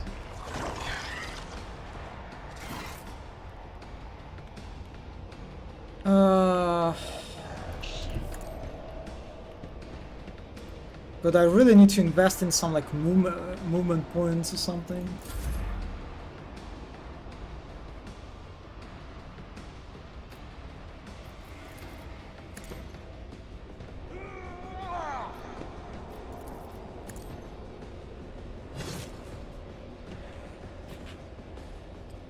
I'll take 21.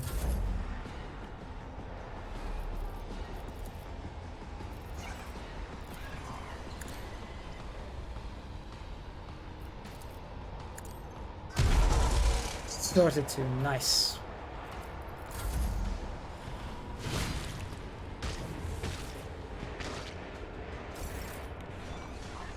Oh my, Hendrix can even come and help Abelard. Can he? No, he cannot. Or maybe he can actually.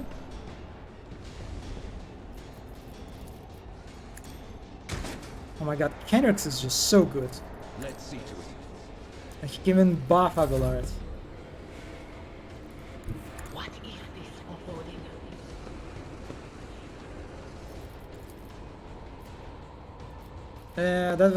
That was not great. Do I think? No, I don't want to risk it. I don't want to risk. Ah, fuck. Yeah, that's a bit awkward, but whatever.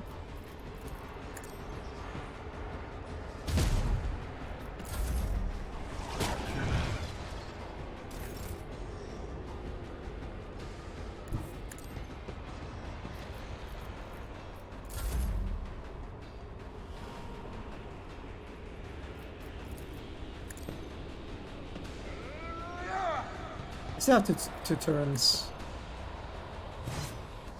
Fucking parry! Ugh!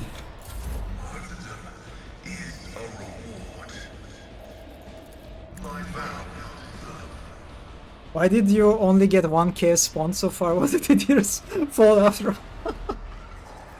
I don't know, like you can see that I am all about chaos corruption. No, I mean like veil of degradation, right? Thing.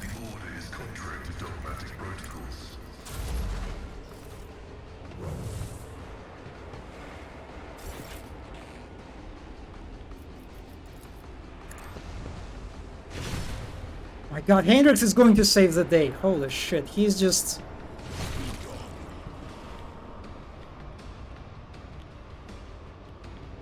Oh, we still have to finish other enemies, I guess.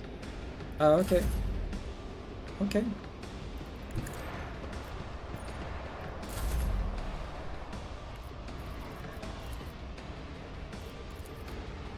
Doubt is for the weak.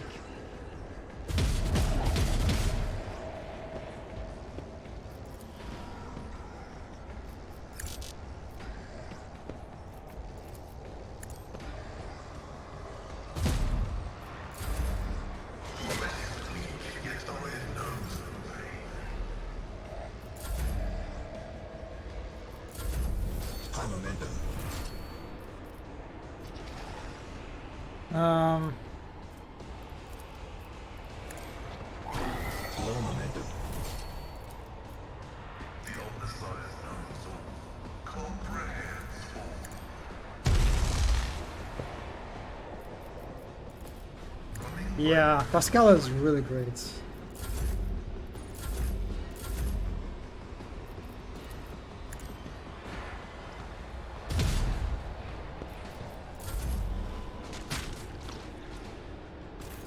I'm curious why this like Chaos Spawn just barely deals any damage. Okay, well, it seems that was not as tough as I thought it would be. Ah.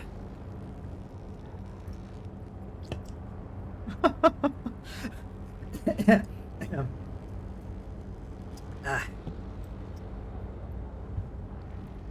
Alright. Alright. Enough! Now an aged, rattling voice speaks to you from behind a blood-stained mask. You are powerless. You are powerless to halt the approach of what is to come.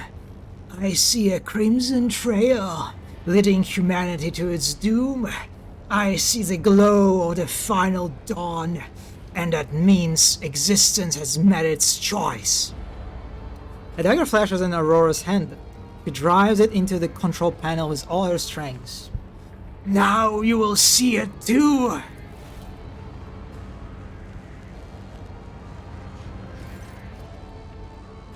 A blinding voltaic arc bursts forth from the broken control panel and strikes at Aurora's uncanny mask. Its metal heads up, smoke billows through the bars. With a howl, the cultists collapse. The light is gone! Was that it? The final dawn? But why was it so different from what our teacher promised? Aurora shakes her head blindly. Her voice is now the voice of an ordinary middle-aged woman. Frightened and in pain. You will pay for this! You will! You... The woman's body goes limp and collapses to the floor. The iron mask hits the ground with a dull thud. Pascal examines the corpse with contempt and then concludes dryly. Confirming purgation, and termination. Heinrich grimaces in disgust. The heretic took her secrets with her. A pity. I said it would come as a shock to her, didn't I? Her eyes literally sparkle with astonishment. Idira's smug grin gives way to an expression of concern. That said, my friends from behind the door won't calm down. They keep sneering and guffing? As if the joke's on us and not her.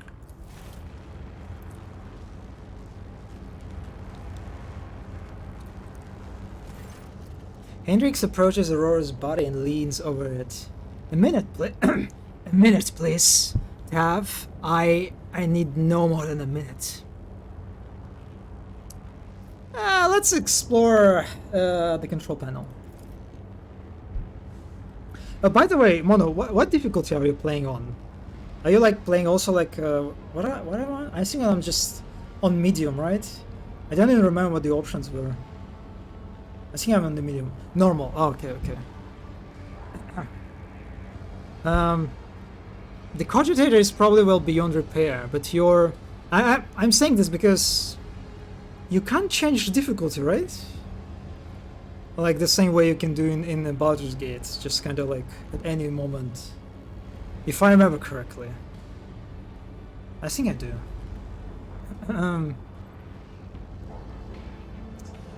Well, you can't... Oh my...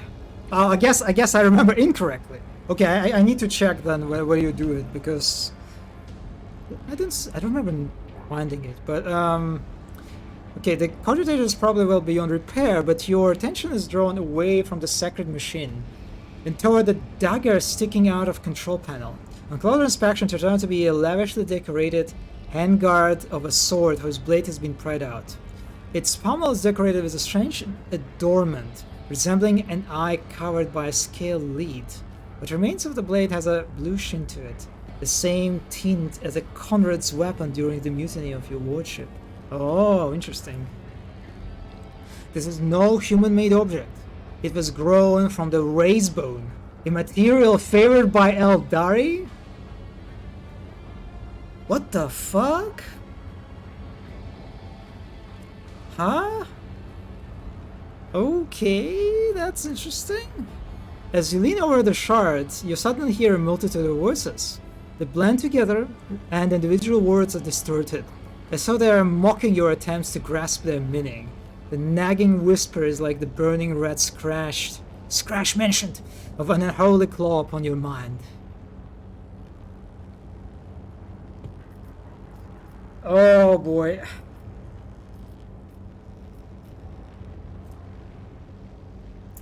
I wanna take it. I wanna take the Eldari sword, stone, whatever. Let's go heretical route. When you touch the abomination, the whispers in your ears become louder and more bloodthirsty. You pocket the trophy surreptitiously, just before the interrogator appears at your shoulder. It's not what you're saying, Heinrichs! Heinrichs gives you an appraising look, and then shifts his gaze to the cogitator's control panel. An impressive blow. I suppose whatever she used to breach the frame was melted by the impact of motive force. Rogue Trader, on behalf of the Holy Orders, I thank you for your cooperation and release you from requisition. From this moment on, I am at your service. I am ready to come aboard your ship and head for Footfall as soon as you deem it possible. That is, if you do not have other business in the system, in which case I am prepared to assist you in its prompt resolution. Let's remove Aurora's mask. The iron helmet is firmly attached to the heretic's flesh. Her face is impossible to make out in the darkness behind the bars of her mask, but after peering at it for a little longer than necessary, you wonder if, for a moment, you saw something move. Huh. Whatever. Let us finish cleansing the monastery, Pascal. Executing. Let the Omnissiah given motive force flow, and all obstacles in its path be eradicated.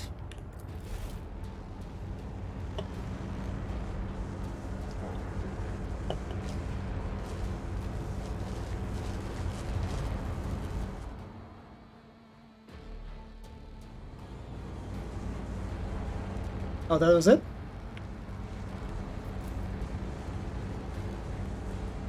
Really? That was kind of uneventful. Oh, okay.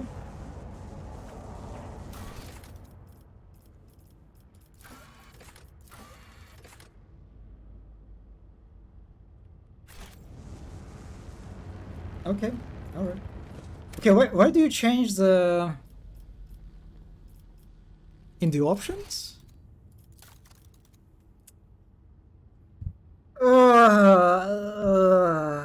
Wow. Yeah, that was Yeah, let's pretend.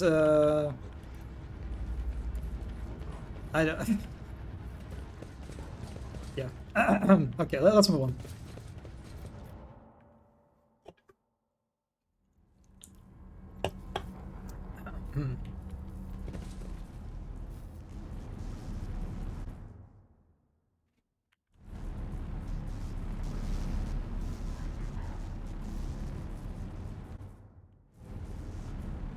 So we need to backtrack again, right? They will see. Oh yes. Wait, there's a loot? They all will see. Yeah, I see the loot. I'll take the loot. Oh, there's quite a few actually.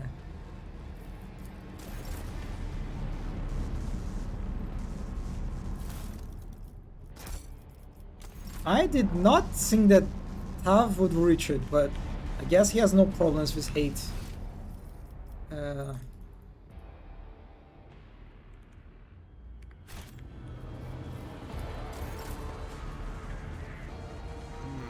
What lies beyond?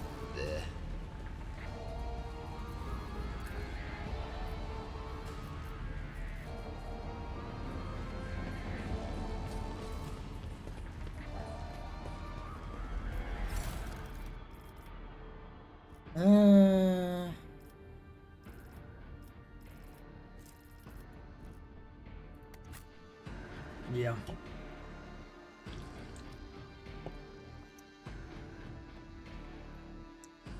Oh, what? What's wrong? What did I do? Hmm? Move it to cargo? I move... Wait, so there is a point of collecting all these weapons and stuff? Because I can sell it? Oh, god damn it.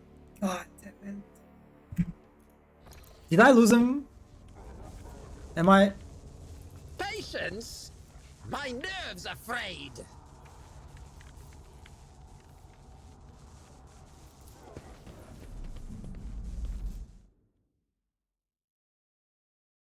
I feel like it's not going to work.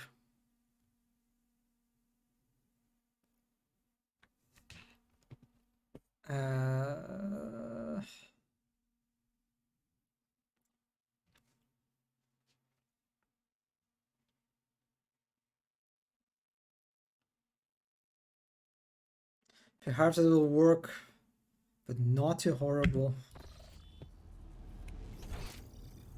Maybe it won't work.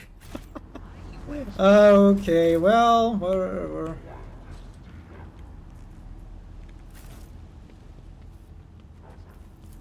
Whatever.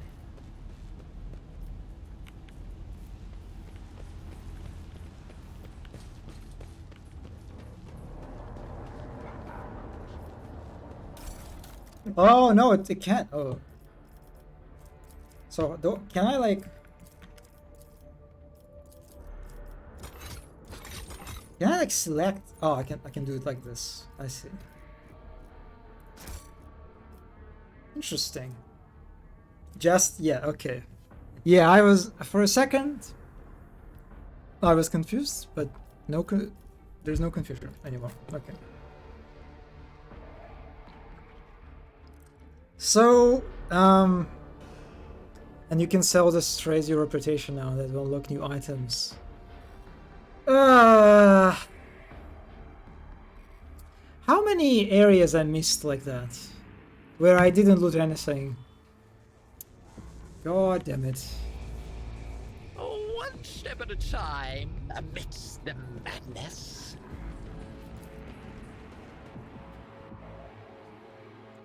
Oh well.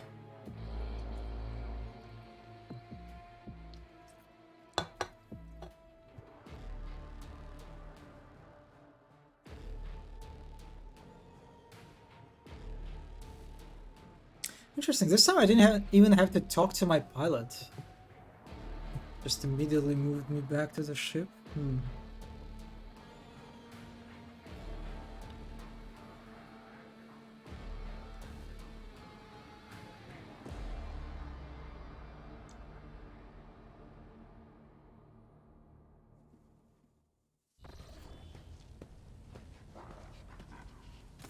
Rogue Trader. I was somewhat brusque at our first meeting, and I would like to make up for it by expressing my thanks for your assistance in the electrodynamic Cenobium. Your arrival could not have come at a better time. Visiting me in my personal office. Also, I wasn't sure if I was pronouncing Cenobium correctly. Thankfully, I was. Unfortunately, my personal investigation has hit a dead end. I think I will have to call upon outside resources to continue the search. Lie? That's a shame?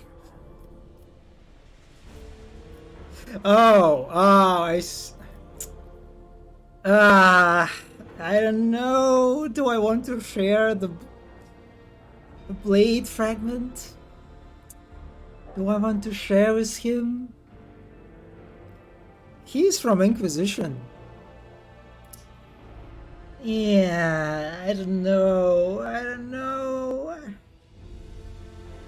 I mean, it's Heinrichs, right? What am I talking about? Okay,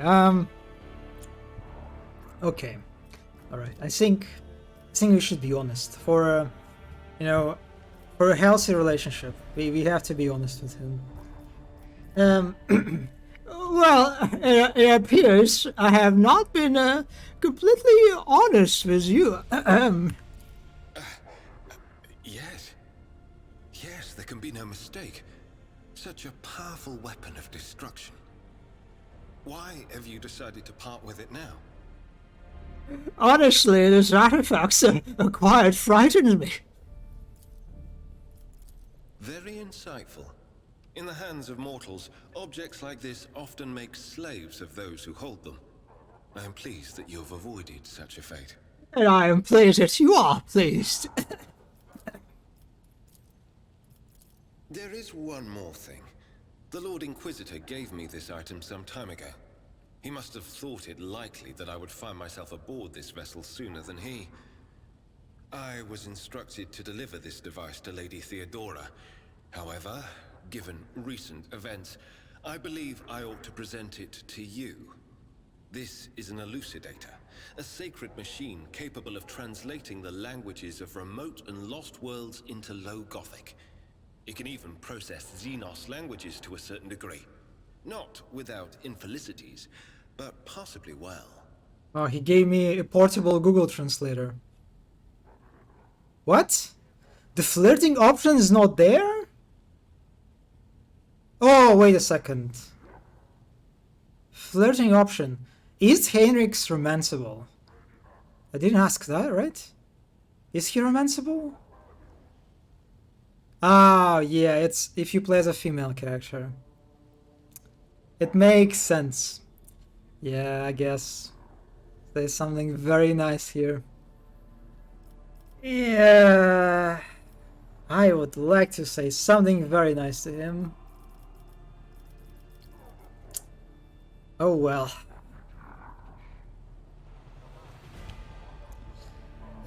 I mean, thank you, I guess. The Inquisition's generosity is greatly appreciated.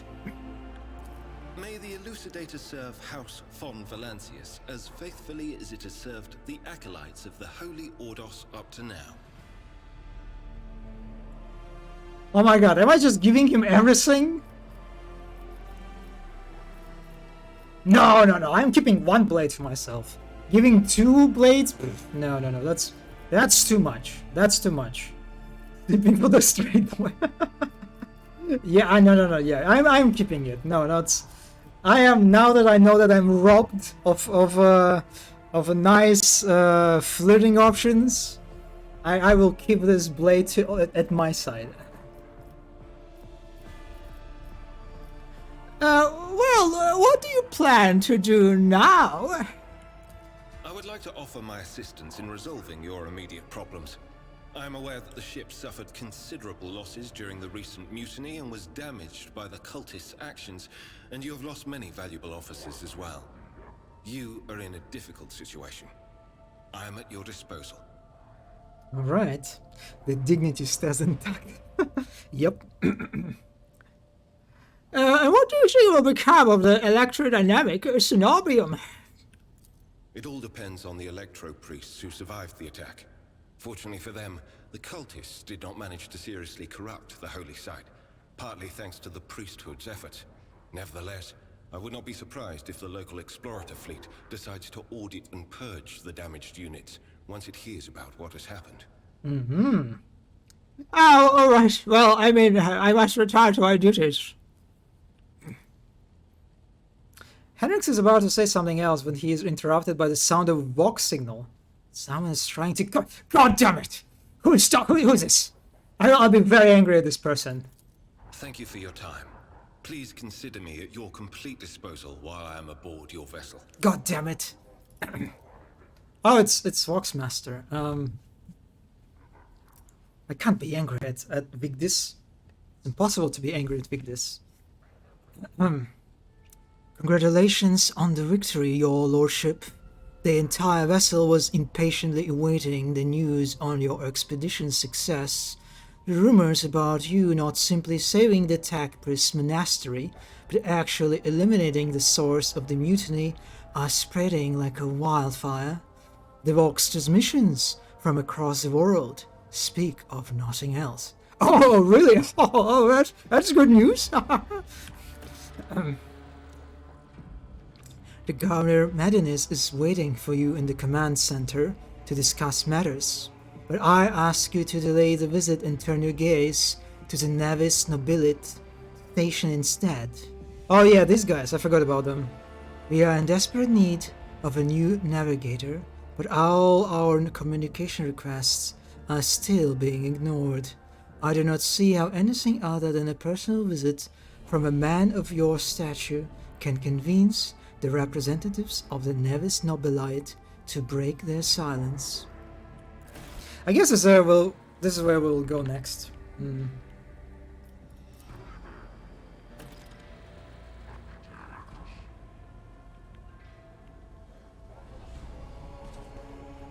Why am I still hearing the voices?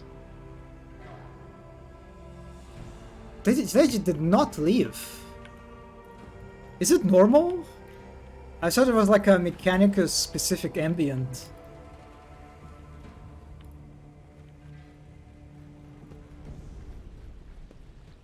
Ah, my sushi rolls. So happy to see you. Yeah, what the fuck is this? Is it not Mechanicus? Whose voice is this? Now that I think about it, it kind of sounds demonic. Am I getting corrupted or something?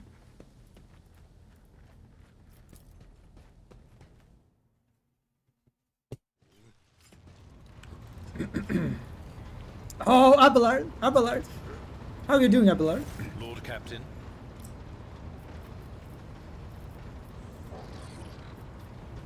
He doesn't have any new lines? I would like to know something more about my Sinesco. As you wish, Lord Captain. What would you like to know? God damn it, no, that's Of all. course. A noble aspirant. As you wish, Lord Captain. God damn it, Abelard, what the fuck? I want to talk.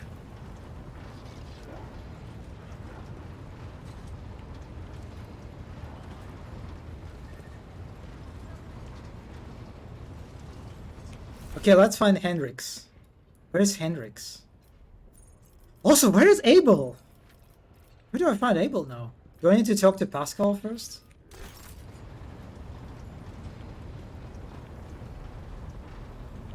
Oh my god, where is...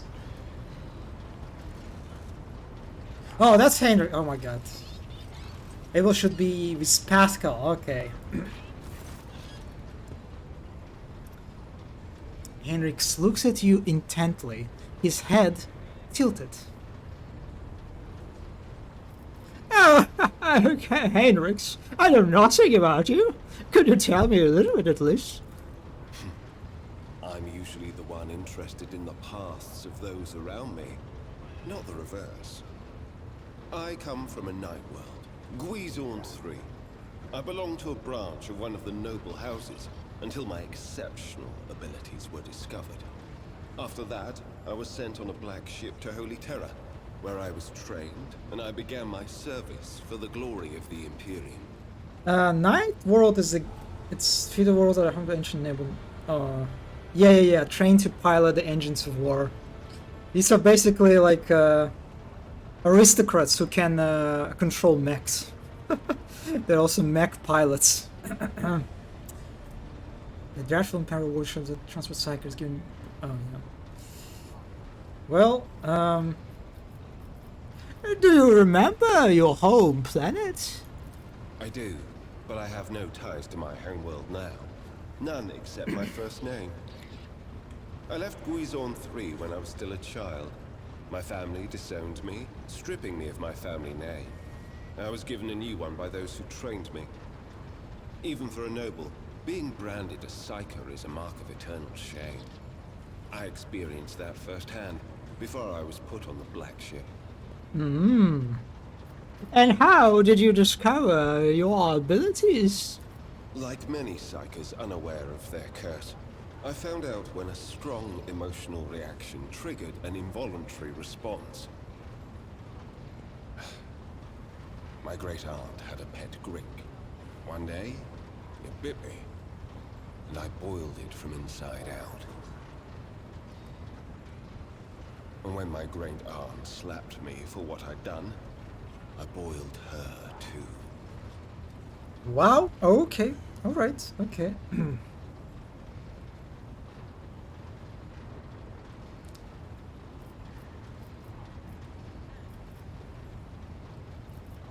Oh, okay. How do you want to talk with Hendrix? Do I want to like bully him? Yeah, that means he must be really good cook. Experienced at boiling. This is a win.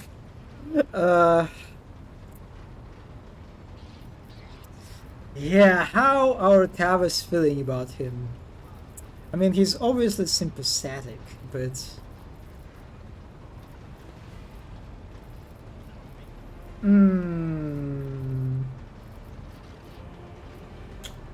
I mean, I'll be honest. I can't expect. yeah, let's go for the like more moderate, I guess, answer. I expected a more dramatic story. If I were to summon a demon or rain down fire on everyone's heads, we wouldn't be standing here talking right now. However, I took the life of a family member. In my opinion, that is more than enough drama. Yeah, I actually agree with this. Oh well, I guess maybe you can tell me something about a black ship. Picture a vast prison ship filled with frightened, angry psychers who can't control their abilities and who have just lost their homes and their families. Some of them were children and adolescents like I was. Some were monstrous creatures who no longer had the right to be called human, or psychopaths who reveled in their impure powers. I mean, I basically went through the same process, I think, right? Kinda, it would be nice if, you know, they put it in a dialogue. If, like, your character is a psyker, that Hendrix, you know, reacts to this. Once, when one of the miscreants broke free, those in command simply depressurized the bay and got rid of the culprit, along with the prisoners and crew tainted by him.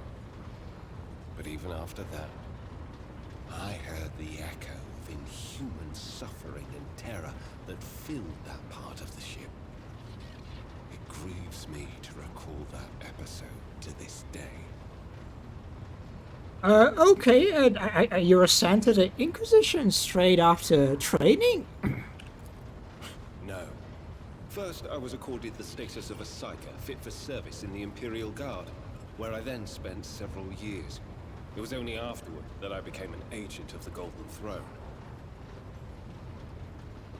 Okay, yeah, that's very brief. Very brief description. Okay. How long have you served in the Inquisition? Since the day of my initiation as an acolyte. So, Decades. How many real years it's been, it's hard to say. When I return from a journey through the warp, I often discover that much more or much less time has passed in real space. Oh, I imagine you visited many worlds during your service. Indeed. I have visited many of the places brought to the Emperor's light, and those sullied by the filth of the archenemy. In truth, even after all these years spent visiting the various corners of the Imperium and looking beyond its borders, I still consider the Segmentum Solar to be the greatest of all humanity's bastions. Nothing compares to the majesty of Holy Terra, the might of Mars, the grandeur of the Segment's other worlds. Yeah, whatever. Okay. Oh, yeah, also, I have to note, for someone who's been in service for decades, you certainly look young. The first step for biomancers such as myself is to take control of the processes of their own body, including aging. I've endured innumerable hazards in my work. If I allowed every trace of them to remain, I would look completely different today. It's so funny because my tab is also Biomancer, right? And this is how he looks. Just yeah, our tab is not good at the stuff that just Henrik's described. Oh, well, what duties have you been carrying out for the Inquisitor? You can't really be expecting me to answer that question, can you? I'm sorry. Let's change the subject then. Gladly. Well, I also imagine you are not the only acolyte of the Inquisitors, correct? Of course not. The Lord Inquisitor's entourage comprises dozens of people. The best of the best. Experts in various fields and disciplines. Some of them I know personally. Others I've never met. To be honest, I'm not even certain that the people I know are still alive. I used to work with other acolytes of the Lord Inquisitor, but in the Coronis Expanse, I have been working alone. Wandering among the stars without family or friends. Don't you get lonely? I rarely have the time or the opportunity to think about it. God damn it, Henriks. I expected you to give something more. Well, I imagine there are other acolytes at the Coronis Expanse.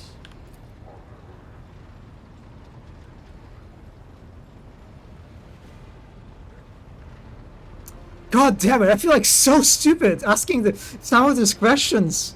I feel like just literally like an idiot. God damn it. God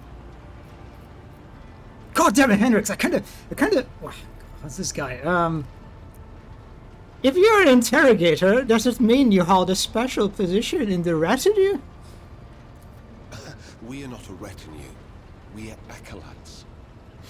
As for your question, I am closer than anyone else to the one I call my personal teacher. The Lord Inquisitor deemed me worthy of undertaking the most important and sensitive tasks requiring the attention of agents of the Golden Throne. Such as? Hope you can still get him to warm up even if you don't romance him. Yeah, I'm quite interested in his story. Because he's such a puppy. Traumatized little hyperventilating cute puppy. Yeah, I wonder how much of that puppy side is locked behind the romancing route. Well, what can you do to Psycho, by the way? The Lord Inquisitor was most insistent that I master the discipline of Santic Demonology. I use my faith and my power to crush the enemies of the Imperium. Servants of Chaos tremble at the sound of the Emperor's name, uttered by my lips. I am also a skilled biomancer. I can manipulate bodily processes. Sometimes I resort to those skills in the course of my work. when it is necessary to make the subject of an interrogation more cooperative. Wait, are there any sort of attitude systems in Rogue Trader? I didn't notice. I don't think the game introduced any of that, right? I will check the character screen later. Well, that was a lot, and I must take my leave. Kind of curious that you can ask him to leave your retinue in your ship. That's curious.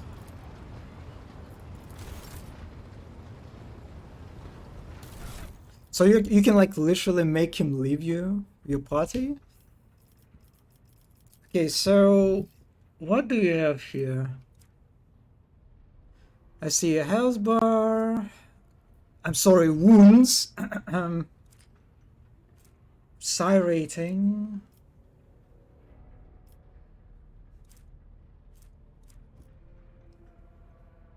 I didn't see anything here.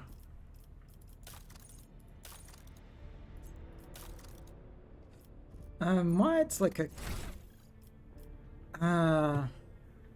reputation. I have reputation, but it's reputation with factions.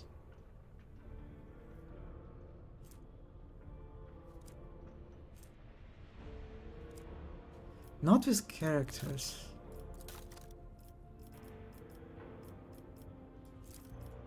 What? Am I serious? I could, wow. Alright, apparently I did not have all my abilities picked up.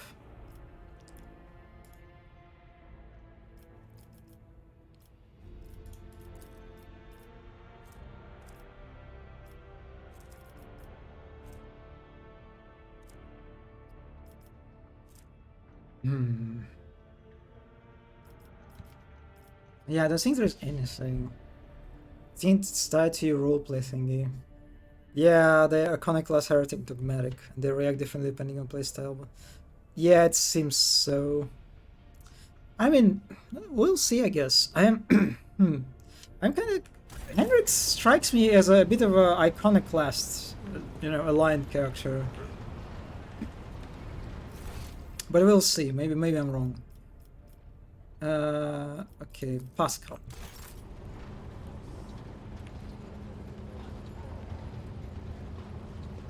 Oh, that's him. That's...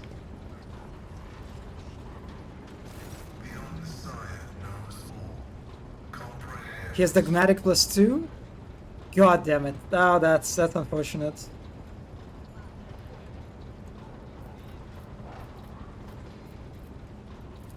May your labors be effective and fruitful. Let me talk to Abel. The person's... Why there are no portraits still?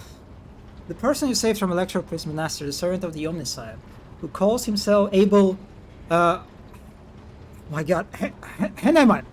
Haneumann, yes. Haneumann. Abel Haneumann is staring intently at the cogitator's windscreen. Okay. Wires connect the sacred computing machine to augmatics inside the playfully bowed heads of murmuring servitors. Murmuring servitors.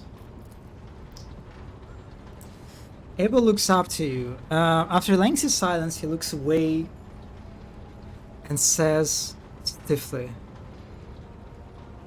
"Oh my god, is he shy? The Omnissiah knows all, comprehends all." How are you feeling, Abel, my boy? Ah, God. Kind of wish he had a voice. The tech priest stares intensely at his feet for a while, then says in a halting voice, "The running of the binaric protocols was bogged down and dissolved in false commands. The filter has separated the correct signals from the incorrect. The running has been restored to its swiftness."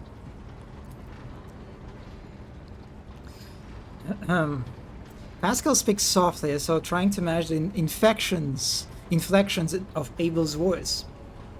Tech brother Abel has passed the diagnostics. The pernicious influence of sacrilegious procedures has been completely eliminated. Statistically, most survivors of schismatical infestation are left with severe cognitive impairments.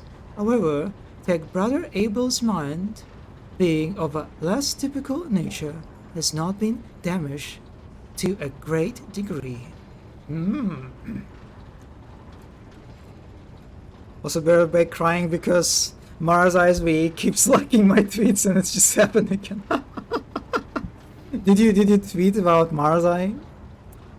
Ah, damn. Okay, alright. I'll need to check his profile later then. Gaze into Abel's eyes. Tech brother Abel, you are free from possession, are you not? I trust that you pose no threat to my ship. Abel's voice quivers and his eyes dart around, desperately avoiding eye contact. Oh my god. Damn it, Abel. What was flawed has since been purged, but the shadows of the hunt linger. The cog is dismounted, and no judgment has been made. In the absence of judgment, threat remains. Who will make the judgment? He's so cute. I will. Pascal places a mechaned right on... Damn it! On Abel's shoulder and repeat... Oh my god, he places his tentacle on Abel's shoulder and repeats, his voice heavy like a wheel tread crushing the dirt underneath. I will make the judgment that will avert the threat. His gaze falls on you. There is no need to frighten. Oh my god, he's like... It's like Abel is Pascal's cat, and I'm like... And he asks me not to frighten his cat. God damn it! I'm sorry, Pascal. I didn't mean to. It's just my voice. It's just my voice is fucking weird. I'm really sorry, Pascal. But what troubles him? I assumed at first that this was caused by the shock inflicted upon his system by the schismatical attack. But my tech brother's words are a sign of a deeper reason for his unease. He foresees something that threatens both him and all those around him, and thus I stand ready to face the threat. Alright, okay. You care for him as if he truly were you a younger brother. Pascal's voice rasps a tired laugh. Tech brother Abel is harmonious, and harmony is beauty. Is it so strange an urge to protect beauty from the horrors of the grotesque? It is not, of course. No, it is absolutely not. Oh, damn it. What kind of relationship they have? Also, why are you so concerned about him? He's not the one you were hoping to find. Answer unknown. I am registering a kingship, both between our identifiers and one that is more profound. Archmagus Embernath left an imprint on all his students. It may be then that I see some of my mentor in Tech brother Abel, and so my spirit rejoices and strives to keep him from harm. Ah, god damn it, they are just... I love them. I simply love them. Well, what judgment do you speak of? Only he knows. But if my tech brother fears that he might not make the right decision at the critical moment, then I will do it for him. Yes, I will absolutely will try not to give Abel any undue cause for dread.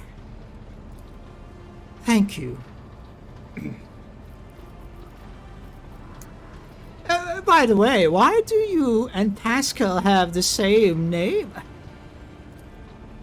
Abel freezes. From his walk scenes, barely audible through the static come the words. The naming of the names is not an index to the text. The naming of the names is the text. Abel's answers can be enigmatic. His mind works differently from ours. He thinks it's in harmonic imaginary and notices the symmetries and proportional relationships in the world around him. Poetry would be the closest analogy to how he perceives and interacts with reality.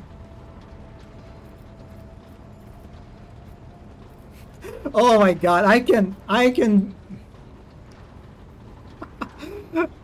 Option 4, I will burn everyone who chooses us to the ground. Cleanse the world of such.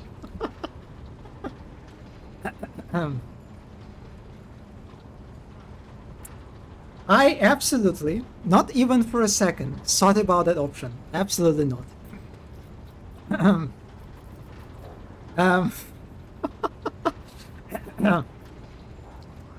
April, could you please explain what you mean? I very much feel like I'm in danger. I absolutely feel like I'm in danger. So, yes, this is why I will soften my tone. Abel relaxes a little. His gaze drifts to the side. There is a silence.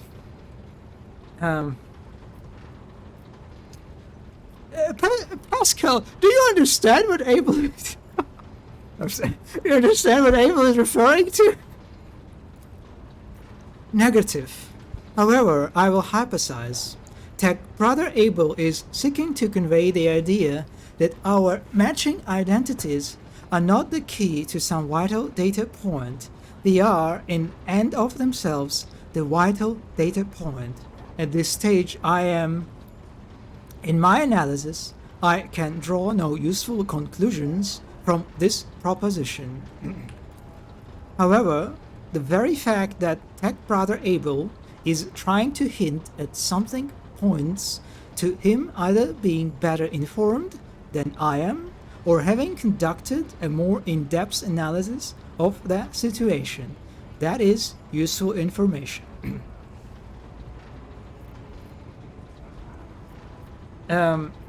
Honestly, I never imagined there could be poets among the tech priests. Pascal looks surprised. Why not? Technolingua is rhythmical and possesses a broad semantic scope, and some of its more sonorous dialects lend themselves well to individual and symphonic declamation. Well, I just show that I am just ignorant piece of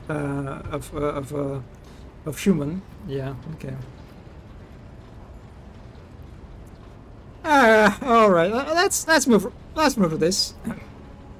Your words elicit no reaction whatsoever from Abel, who is frozen in silent self-reflection. What are you walking on, by the way? We catch the soul of the light in the solar wind. We look for the footsteps the Omnissiah left when he walked the desert. This is on a romantic computation procedure.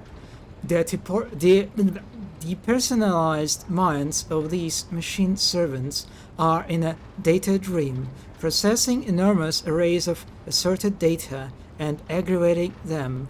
Virtually all results of such synthesis synthesis, for fuck's sake, are crap data, but occasionally we have noted coincidence whose exactness defied logic. It is an extremely rare and venerated form of statistical augury, but Tech Brother Abel is adept at this form of appealing to the Deus Mechanicus. God damn it. Okay, let's. Oh, there are some checks. Okay. Let's look at logical connections with the data. Most of the runes are devoid of any meaning, but you notice a few among them that combine into formulae and computational graphs. Abel peers at you inquisitively, then shifts his gaze to the wood screen, and you could swear that a smile lights up his face under his respiratory augmetic. Oh my god. Oh my god. He's smiling. Crystal is exquisite in clear water. Deviation from the cycle's trajectory has been increased, as was Amarnet's wish. Abel lowers his head, and he walks inside the broadcast a binary hymn. Whatever. You do not recall having heard before. Its sound is full of vibrant energy, and its precise rhythm is nothing short of pleasing to the ear. A rare thing for the language of the Adeptus Mechanicus. Pascal explains with an inexplicable air of pride that Brother Abel has dedicated a lesser aria to you. The piece is distinguished by the high degree of acoustic harmony and is a feat for the use as a motto, auxiliary identifier, or epitaph. Is he purring? Damn, this is cool.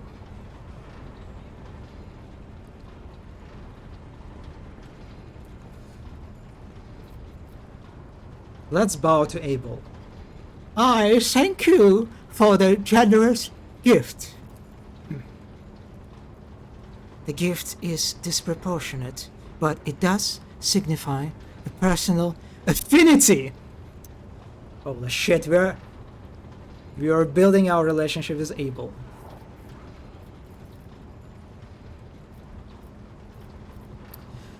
Also, why do you do it? He sang a little song because he likes you. It is so good. Yes. Yes, it's... God damn it. I'm so happy. I'm so happy that there are so many Mechanicus characters. They're just... I love Mechanicus.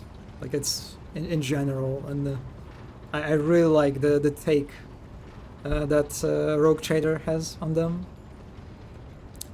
It is how we execute the quest for knowledge, in the hope that the machine god grants us an epiphany, so that we may discern a logical connection in a mass of absurd data which will propel our comprehension forward. Let's inspect the secret mission. The hair has been removed from every Cerritos head. Their bulky cerebral augmetics cover their skulls like helmets. The faces of the cogitator servants are blank.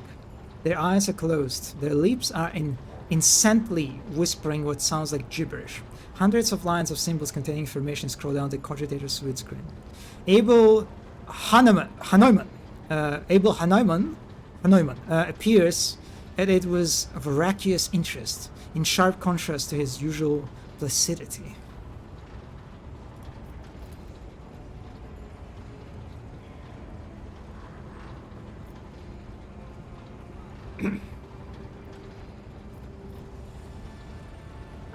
Did you hear, Pascal, what Abel said? It seems we have contributed to Amarnad's design and deviated from the cycle. What does that mean for you? A low guttural sound rises from the depths of Pascal's walk since, as though the planet's tectonic plates are shifting and crushing each other. The mighty rumble brings forth his words imbued with power. We follow a path charted by a great mind, but that path leads to dark places. The cycle has the advantage of predictability. Abandoning it will plunge the collective into perilous space of uncertainty, which will inevitably lead to disasters and the risk of universal annihilation. The doctrine of discontinuing the cycle might herald good things to come, or it may be a death sentence. Only the Omniscient knows all and comprehends all.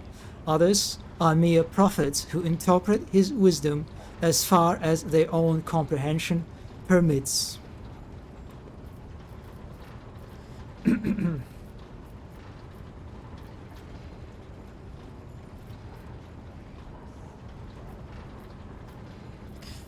Yeah, we are very opportunistic, right? A disaster is just another word for a new opportunity. Not missing it is what it's all about. This statement is true. A crisis motivates a system toward growth and elaboration. The more unbearable the test, the more earnest will be the mind's appeal to the Omniscient's wisdom, and the more stable the response. The tone of thundering profundity drains from Pascal's vox, giving way to his familiar sibilance. Oh, well, that was a very pleasant conversation. I must take my leave. Abel immediately looks away, as if he has lost all interest in you. But then his vox crackles, barely audibly. I am glad to see you. Oh my god, what? God damn it. Oh my god, look, my little baby, my little... God damn it. God damn it. Abel is absolutely the best. Absolutely. Just...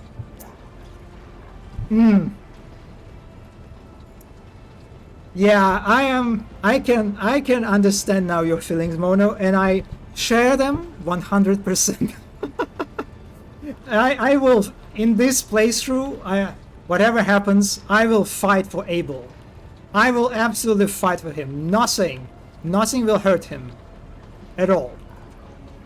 We have now 2 major goals in this playthrough. Is to bully Abelard, actually 3. Romance Marajai, and protect Abel at all costs. Yeah, that's like 3 pillars of this playthrough. If something happens to Abel to hurt the player's feelings, I will uninstall the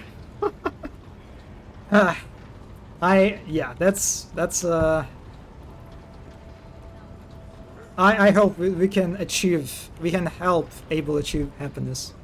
That's for sure. That's like one of the dreams for this one. Oh well, okay, yeah.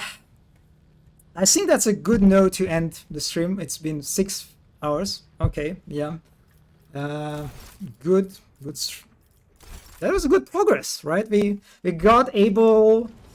We got Heinrichs. Very, just amazing characters. All right. So yeah, I have found the most important boy. Most important boys. I mean, we'll see about Heinrichs, but I'm kind of into him, you know, for the time being. It's a bit concerning that he's, as you said, he's dogmatic +2. We'll see about that. But yeah. So that's it for me for today. That was a great. I will see you. I am not sure if tomorrow on Saturday. Yeah, with the final stream of Baldur's Gate. I'm not sure. We'll see whether it will be on Friday or Saturday. Yeah. Also, Heinrich's relation with Marajai. I am in general very curious about the relationship between like Imperium aligned characters and like, you know, Eldars, for example, right? Like Marajai, the Eldar sniper, right? What is her name? Arliet? I don't know how to pronounce her name. And also, there's like one character that has like you can see them on the main like poster art of the game. They're like the figure that's like very palish skin and has like reddish eyes. I don't know who they are, but I wonder if they're like, are they Imperium aligned? Or like, are they like a Psyker? Cassia. Are they like are they just like a Psyker? Or they're like non. They are like you'll get her soon. Oh, okay, that's good. That's good. Yeah, she's pretty good. Oh, she's navigator. Okay, yeah. It makes sense. Makes sense. She's a navigator. Yeah. Well, I guess since we are going after the what is nobilitas, whatever that thing, right? This is where we will acquire her, I guess. Okay. Well, that's a great thing to look forward to. Okay, yeah, that's it for me today. I will see you maybe tomorrow or on Saturday. We'll see. So thanks everyone who stopped by and hanged out with me. I appreciate it a lot. And yeah, have a good one. Have a good rest of your day. And I'll see you quite soon. Bye.